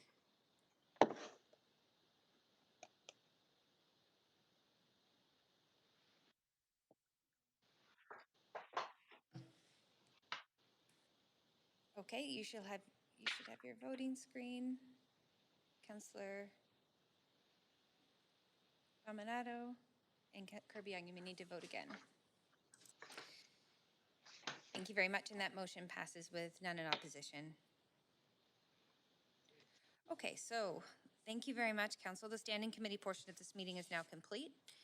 We will convene in council with Deputy Mayor DeGenova as chair to deal with recommendations and actions from today's committee meeting and those items referred from yesterday.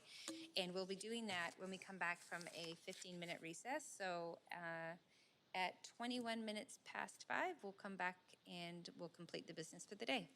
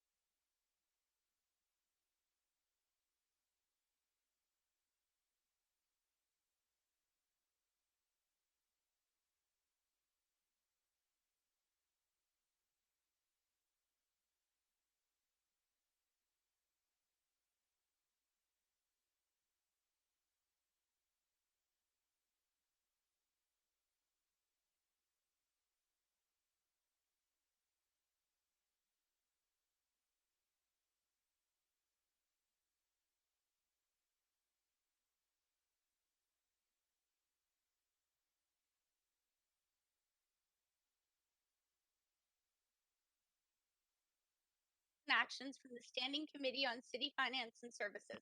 Clerk, may we have the roll call, please?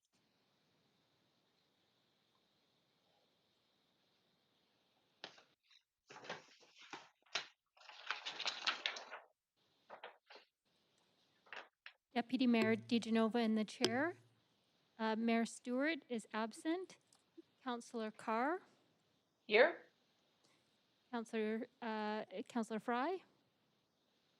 Present. Councillor Swanson. Here. Councillor Hardwick. Councillor Hardwick is absent. Councillor Wiebe. Present. Councillor Boyle. She has a leave of absence from 6 to 10. Councillor Dominato. Present. Councillor Bligh. Councillor Bligh. I see Councillor Bligh on the screen. She's on mute. Yeah, possibly? she and Councillor Kirby Young. You have quorum, Deputy Mayor DeGenova. Thanks very much. We need a motion to adopt the Standing Committee's recommendations from items. So moved. Councillor Carr. Second. Items Councillor 1 to Wiebe. 9. Thank you. Councillor Carr and seconder Councillor Wiebe. All in favor, say yay. Yay. Yay. Any opposed? Yay. Say nay. The motion carries unanimously. Unfinished business. At the council meeting on December 7th, 2021, due to time constraints, the following 4 administrative motions and requests for leaves of absence were referred to unfinished business today. Before we start on the unfinished business, I'd like to inform council that a revised bylaw 9 and administrative motion 1 has been sent to council during the recess and has been uploaded online. We will be adopting the updated version tonight. As administrative motion 3 is subject to the approval of bylaw 28, would someone like to move a motion to vary the agenda to deal with the bylaws first, followed by the unfinished business? Councillor Kirby Young. Thanks, Councillor Kirby Young. Seconder? Carr. Thank you, Councillor Carr. All in favor, say yay. Yay. Any opposed? Yay. Hearing none opposed, we'll move on. And council, I just want to share that I'm hearing some unmuted mics, so just please be mindful when you're not speaking to mute your mics.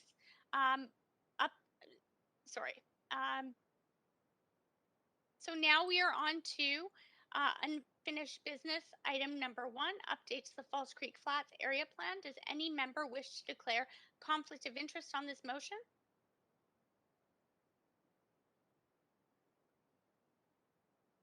Okay, are there any questions to staff on this? Or I'm just going to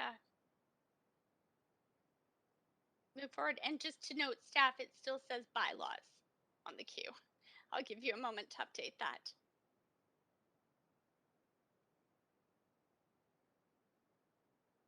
Just one moment, please. We'll Of fix course. that. Thank you.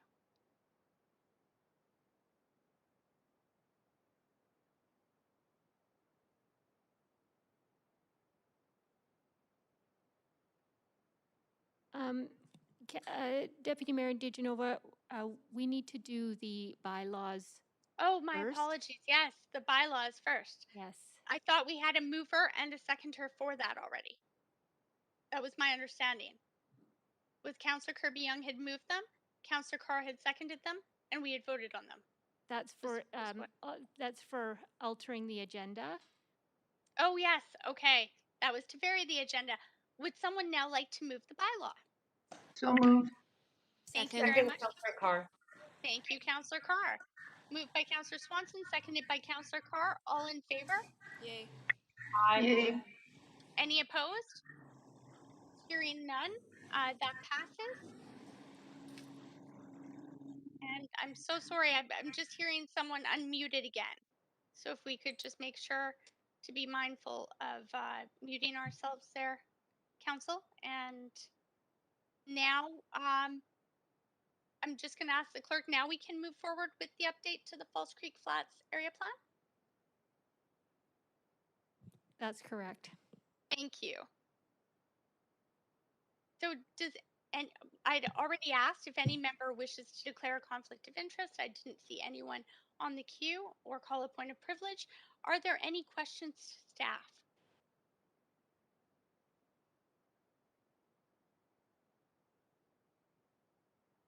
Would someone like to move a motion? So moved. Second, Kirby Young. Okay, I heard, I believe Councillor Dominato, followed by Yes. Councillor Kirby Young. Okay, and I'm just going to take a look at the queue. See no one on, not, oh, I am seeing Councillor Weeb on the queue. However, it does still say bylaws. So could I ask the clerk to, oh, there we go. Councillor Weeb, please go ahead, up to 5 minutes.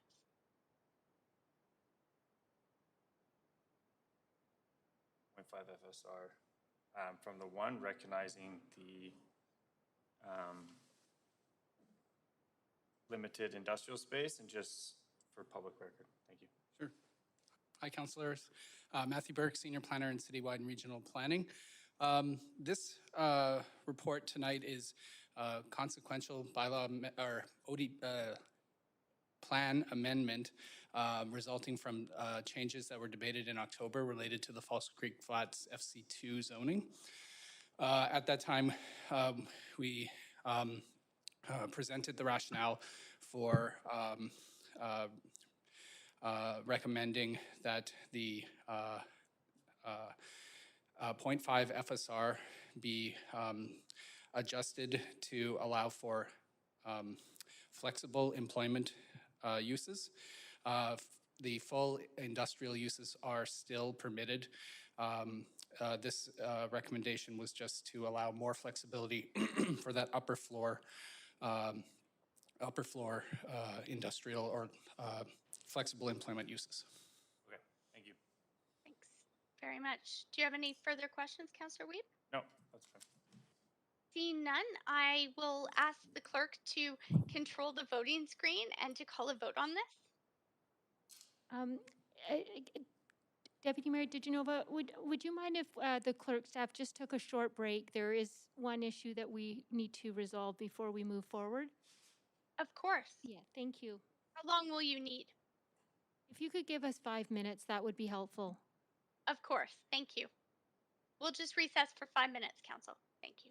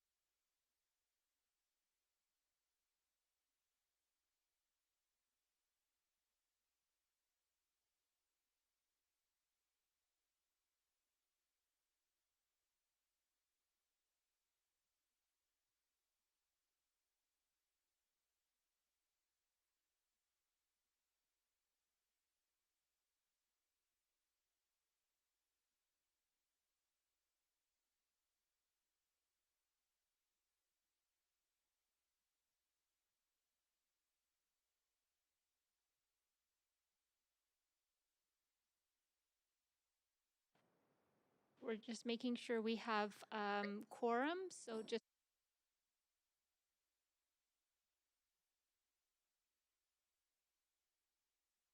Great.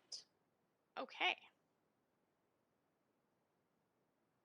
So I'll wait to hear when we're live from you, Leslie. And we're ready to go. thanks so much. Council, my apologies. We actually did have to check to see if some council members did review bylaws or portions of for bylaws, portions of meetings that they had missed. So I was hoping for a reconsideration on the vote that we just made for bylaws. Do I have a mover? Move to reconsider. Thank you. Councillor Carr, seconder. Councillor Dominato, I saw your hand. Thank you. All in favor, please say aye. Aye. Aye. Any opposed? Okay, and that carries. So council, we have 42 bylaws on the agenda at the council meeting on December 7th, 2021. Due to time constraints, 38 bylaws were referred to the council meeting today. And we council members who were not, I'd already asked, does any member wish to hold these bylaws for debate, or for conflict of interest? And I'm just going to check the queue and give you all a moment. Councillor Weeb, is that a holdover perhaps?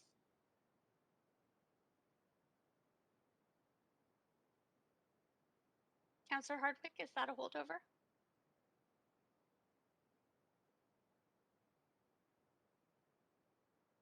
Councillor Hardwick, perhaps you're on mute. You're on the queue. Sorry about that. Yes, I'd like to hold bylaw 35, please. Okay, bylaw 35. And that is for separate vote? Correct. Okay. And just checking with the clerk staff that they have that?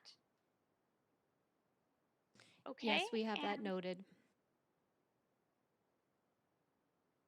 Council members who were not present. So should we deal with bylaw 35 first? I'm just going to ask the clerk if that would be the easiest way to do this.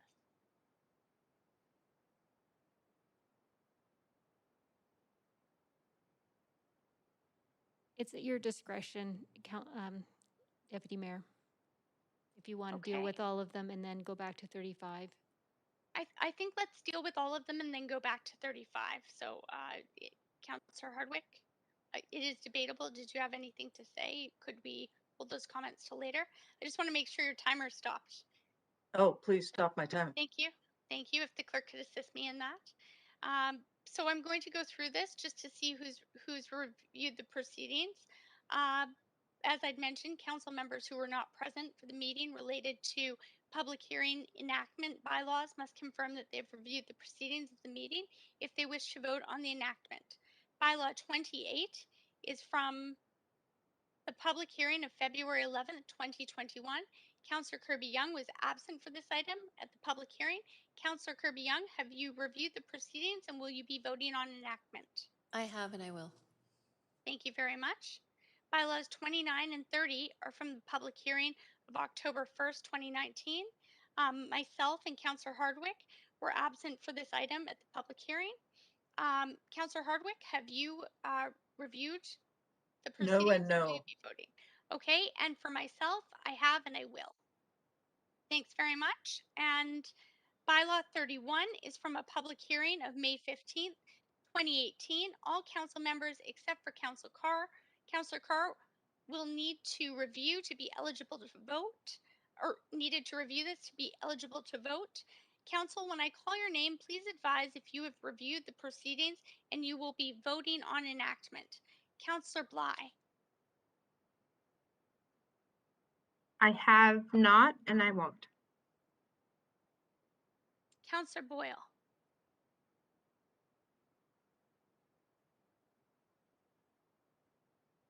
Is Councillor Boyle here? She has an LOA, Chair. On the line.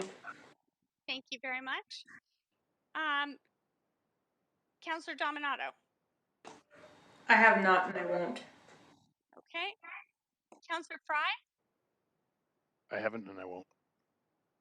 Councillor Hardwick, No and no. Councillor Kirby Young,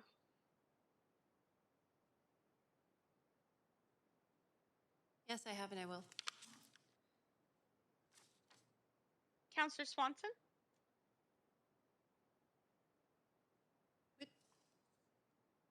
sorry, Councillor Swanson, could you just confirm again? No and no. Okay. And Councillor Weep. I have and I will. Thank you. And I have not, and I will not. So I just need to confirm with the clerk. I don't believe that leaves us enough council members to vote on this. Is that correct? No, you need 6 council members. Yes. So we will have to, I'm just also going to check in with the clerk to ask for advice if this will be moved to another agenda.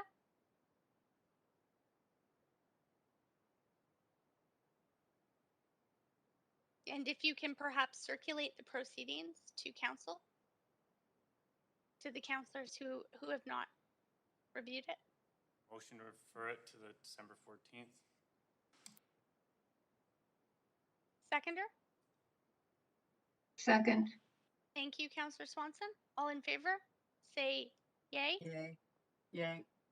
Any opposed? Okay. And that's referred to December, I believe Councillor Weeb said 14th. Is that correct? Meeting? That's correct. Is that correct, clerk? Yes, we have that noted. Oh, just one moment. Just one moment.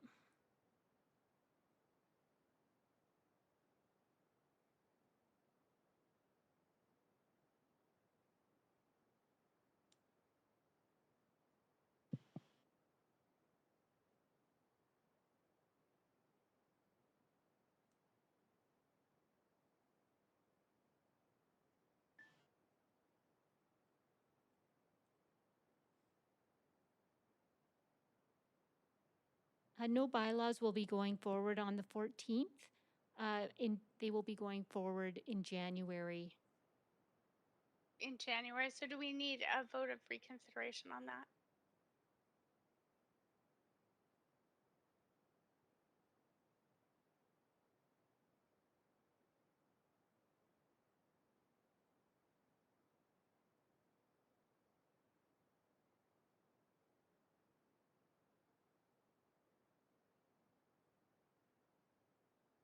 I'm just conferring with the clerks. Just one moment, please. Thank you.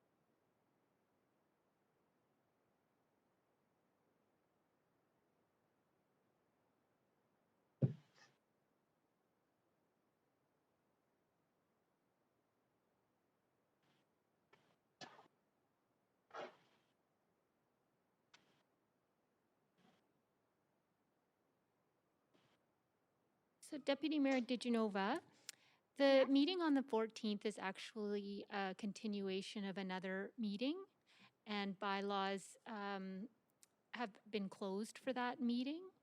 So therefore, this bylaw needs to be referred to the January 26th meeting. Okay, and so we can just, I can ask for a referral motion for that? The referral motion to put it on the 14th.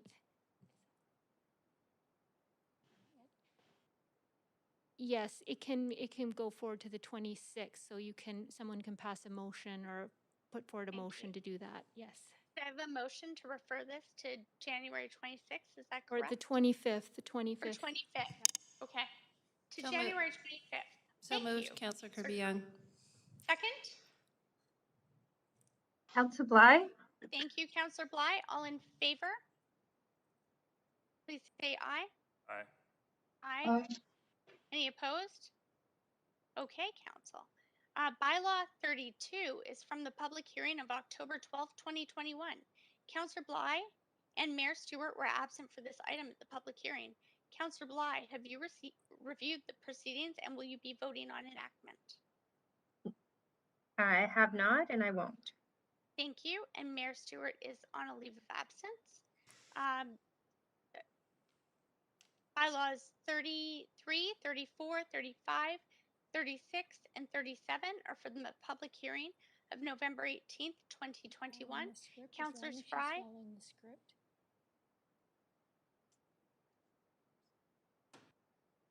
Clerk, is there an issue? Did you want me to call a recess? I'm following the script that I have.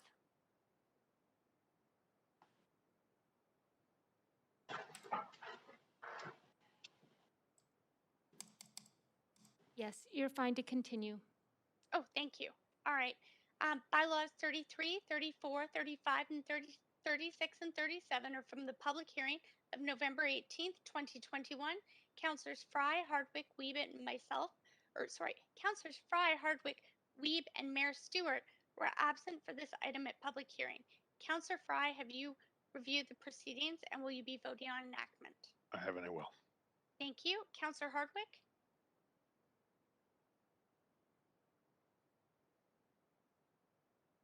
Perhaps you're on No mute. and no. Thank you. Sorry. Okay, thank you. And Councillor Weeb? I have and I will. Thank you very much. And Mayor Stewart is on a leave of absence. Lastly, bylaw 42 is from the public hearing of February 20th and 21st, 2010. Councillor Fry, I just want to check with the clerk. Is that the correct year? In my script, it says 2010.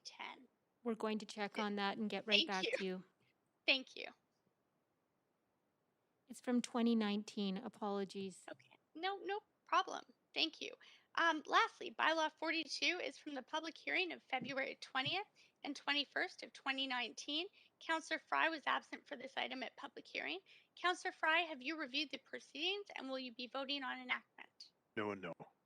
Thank you. And does any member wish to hold any of these bylaws for debate, separate vote, or for conflict of interest? Sorry, And point privilege.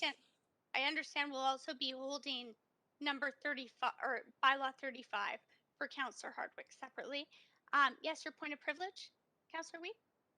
I only have 39 bylaws on mine and you have different numbered bylaws. Just make sure that the numbers are correct to ensure that we're approving the appropriate bylaws. I will ask the clerk if the clerk can comment, but I understand a revised agenda was sent to council prior to reconvening in council. Is that correct? That's correct. Okay, thank you. Thanks. Do you need that to be resent? No, all good. Councillor Thank Reed, you. for a moment. Okay, thanks.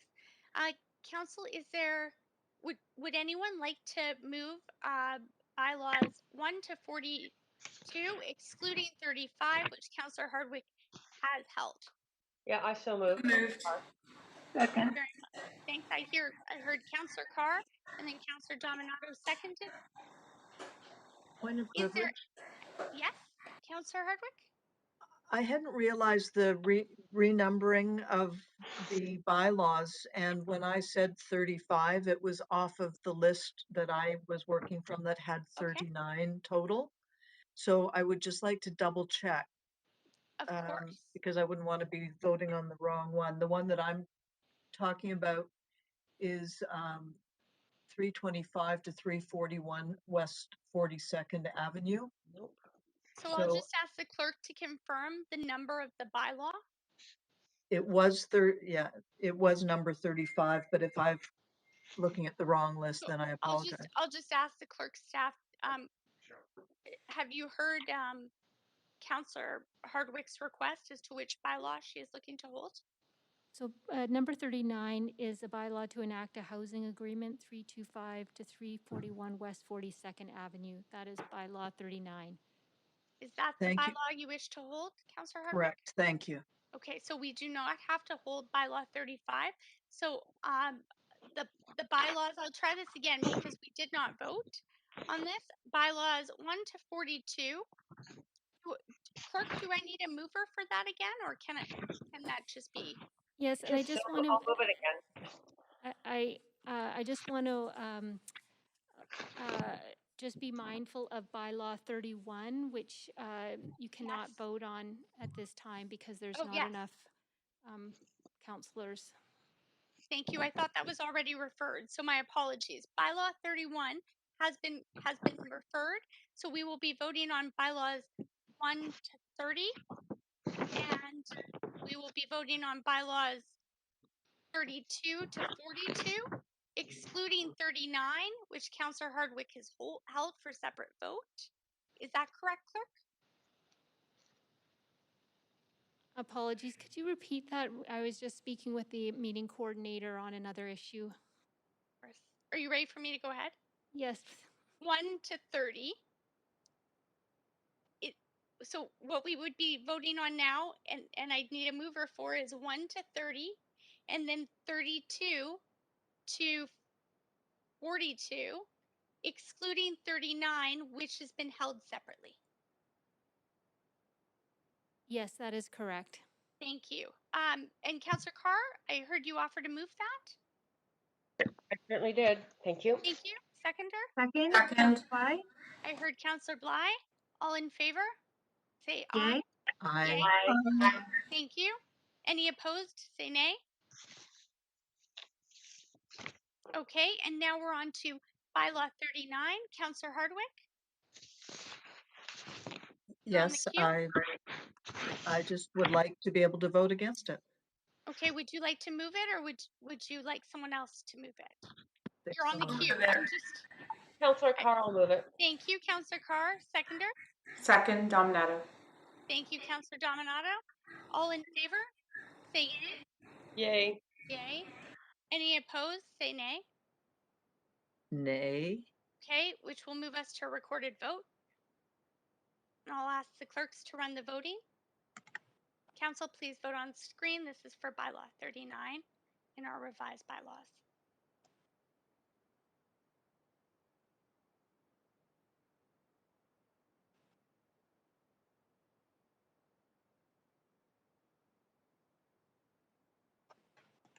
And are we awaiting votes still, clerk? Or perhaps you could read out the results since you have them. We're just waiting for one vote from Councillor Bligh.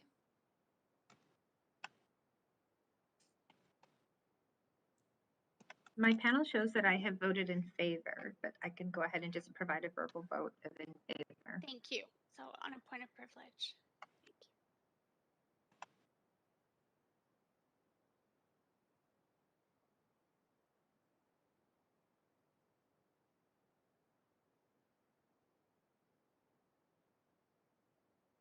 Okay, the results are up on the screen, Deputy Mayor. Okay, thank you. So that passes with Councillor Hardwick in opposition.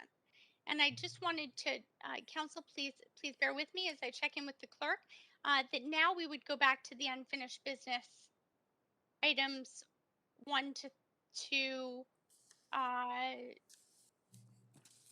4. Is that correct?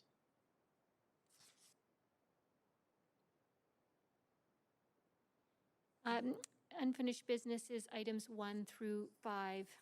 Yes, sorry, 1 through 5. We just finished bylaws. Yes, that's So would correct. we move back to 1 to 4 now? That's correct. Thank you. Okay, thank you very much.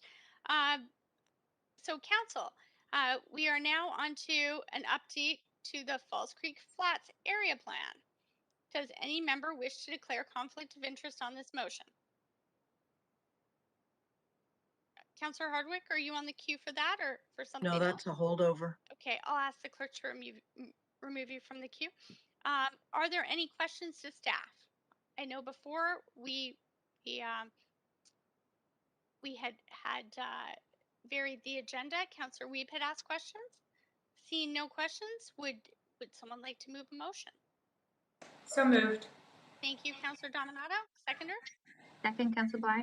Thank you, Councillor Bligh. Is there any discussion? Okay, all those in favor say yay. Yay. Yay. Any opposed say nay. Okay, and that motion carries unanimously. Item number 2 of unfinished business is the approval of a form of development 349 East 6th Avenue. Does any member wish to declare conflict of interest on this motion? Council, are there any questions to staff? Would someone like to move the motion? So moved. Thank you, Councillor Dominato. Seconder? Carr.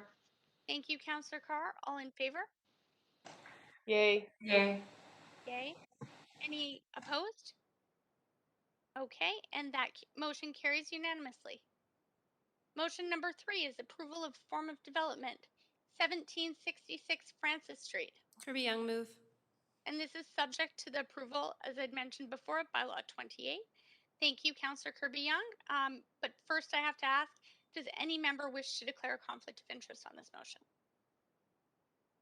Hearing none, Councillor Kirby Young, you offered to move the motion. Is that what I heard? Yes. Thank Second, you. Councillor Seconder, Carr. Councillor Carr. Council, is there any discussion? Okay, hearing none, hearing that there is not, we'll just vote verbally unless we have to go to a recorded vote. All in favor, say yay. Yay. Yay. Yay. Any opposed, say nay. Okay, and that motion also passes unanimously. We have one council member's motion on the agenda today. Is that correct, staff? I believe it's leave of absences. Okay, it says we have one. All right, we have leave of absence. Motion 1 is a request for leave of absences. Kirby Young, And they move. are as follows. Thank you, Councillor Kirby Young. I just have to read them out, but thank you for moving them. It's for Councillor Boyle for personal reasons from meetings on December 8th, 2021 from 6 to 10 p.m. and for Mayor Stewart for civic business from meetings on December 7th, 2021 from 6 p.m. onwards. Thank you for moving that, Councillor Kirby Young. Is there a seconder? Second. Thank you, Councillor Dominato. All in favor? Yay. Yay. Yay. Any opposed? Carries unanimously. And Chair. yes, Councillor Dominato, I do have an item of new business, which is an additional LOA. okay. Point of procedure, Chair. Yes. The mayor advised yesterday that notices of motion, inquiries, and any new business, because we didn't complete the council item, would be moved to next Tuesday, the 14th, and that we would only complete bylaws. We only refer through the bylaws through to today's meeting. Is that a question as to whether or not that still stands? Yeah, I'm seeking confirmation because I also have LOAs and that, and I was advised that and notices of motion will go to next Tuesday. I'm going to ask the clerk if that is, if to confirm that information. Is that the case? And if so, I'd also ask the clerk to confirm if leaves of absence can be moved retroactively at that date. So if there are leaves of absences that need to be dealt with right away, they can come under urgent business. Okay. So, and we could entertain urgent business right now, is my understanding. Is that correct? That is correct. Thank you very much. Okay, Councillor Dominato? Councillor Kirby Young's on the queue first. Councillor Kirby Young? No, it's fine. I'll do mine retroactively next week and stick with the plan. Thanks. Okay. Councillor Dominato? Uh, He's in.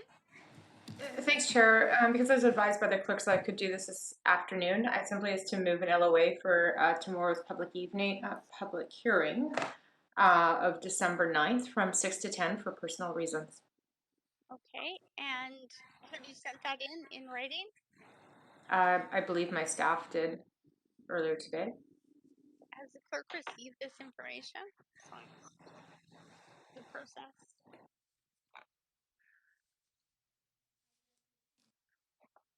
Or if you want to send it in. If not, I can send it in right now in writing. Yes, we have, and I will forward that to you. Thank you very much. Okay, so Councillor Dominato has moved this. Do we have a seconder? Second. Thank you. All in favor? Yay. Yay. Yay. Any opposed? Okay, and that carries. And then on Councillor Dominato, is there anything else? I'm sorry, I'm asking the No, clerk to that's control it, the Chair. queue. Thanks, Nope. Councillor Kirby Young. So, Chair, can I ask? I also have an LOA for tomorrow night from 6 to 10 p.m. Can I ask if the clerks have received that? Because it might as well do it now then. Thank you. And what I'm going to also ask the clerks before we vote on this is for the clerks to advise, because we have been lean on quorum lately, if we're going to have quorum for public hearing,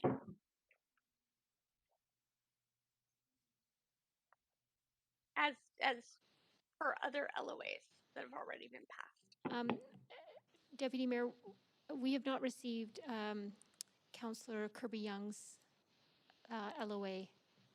Okay, it was sent in, but as a point of privilege, I'll just note I won't be here tomorrow and I'll move it retroactively next Tuesday. Thanks.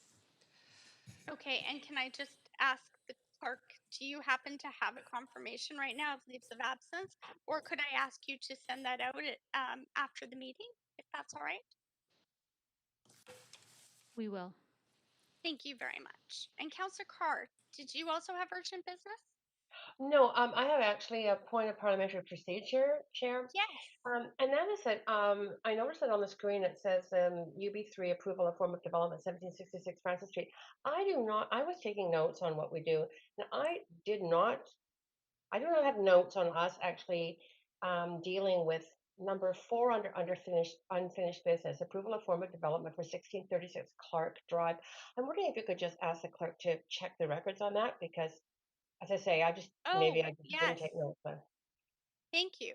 Have we approved that, clerk, or can I ask the clerk to? I didn't think we did Councillor Carr. administrative motions. We're checking on that. We'll get back to you just in one moment. And thank you, Council, for bearing with me. I'm doing the best with the script that I have.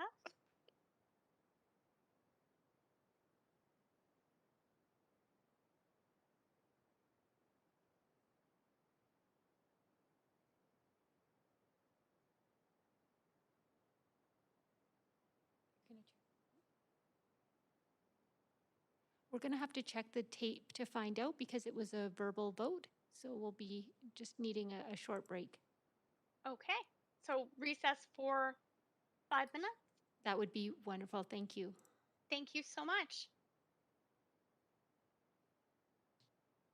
Thanks, Adriane.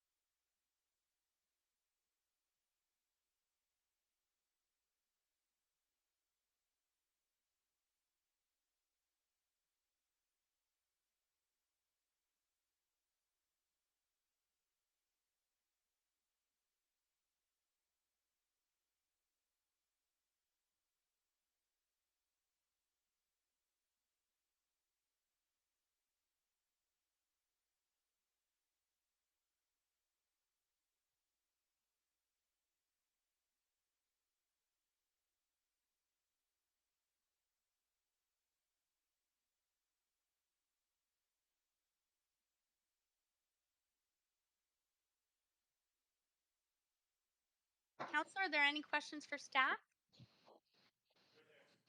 Councillor Kirby Young and Councillor Carr, are those holdovers on the queue, or do you have questions? Yes. Thanks. I'll just ask the clerk to remove you from the queue. Would someone like to move this? So move, Councillor Carr. Thank you. Seconder? Seconder?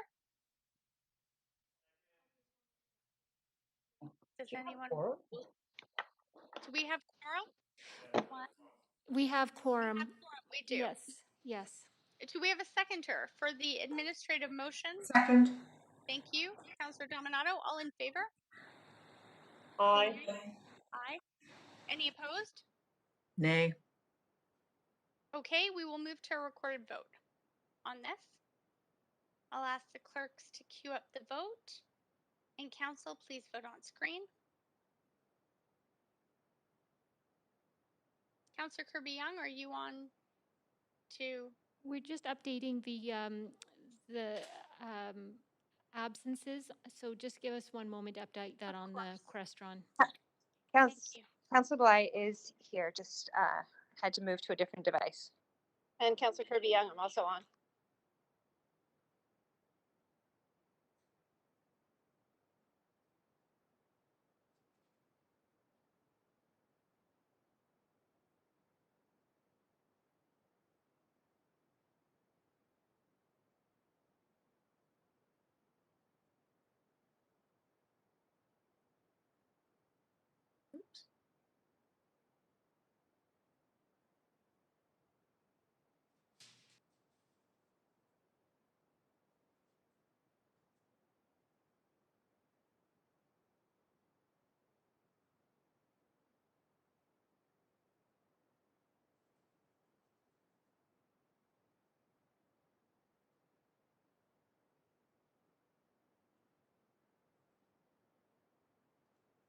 Deputy Mayor, there are some councillors who have not yet voted. Okay, and I believe. Councillor Kirby Young, can I get a vote assist in favor, please? Thank you, Councillor Kirby Young. Could you? And Councillor Bligh, can I also get a vote of system favor? Thanks. And are we requiring votes from any other council members, clerk? Thank you for. We've received all the votes. Fantastic. And if you could bring that up on screen.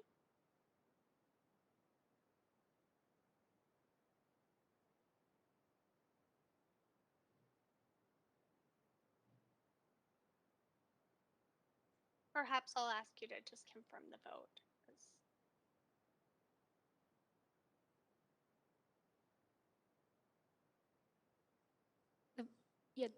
The vote does pass. We're just getting it up on the screen. Oh, thank you. And that passes with Councillor Hardwick in opposition. Okay, and I'm just going to check with the clerk that we have addressed all of the items on the agenda now. Is that correct? That's correct. I know that That's you were correct. updating the absences. Thank you. That concludes the business on the agenda. Would someone like to move a motion to adjourn the meeting? Motion to adjourn. Thank you, Councillor Hardwick. Seconder? Second. Dominato. Thank you, Councillor Dominato. All in favor? Aye. Yay. Any opposed? Thanks, Council. Thanks, See you staff. tomorrow night. Take care. Thanks, everyone. Thanks, everyone.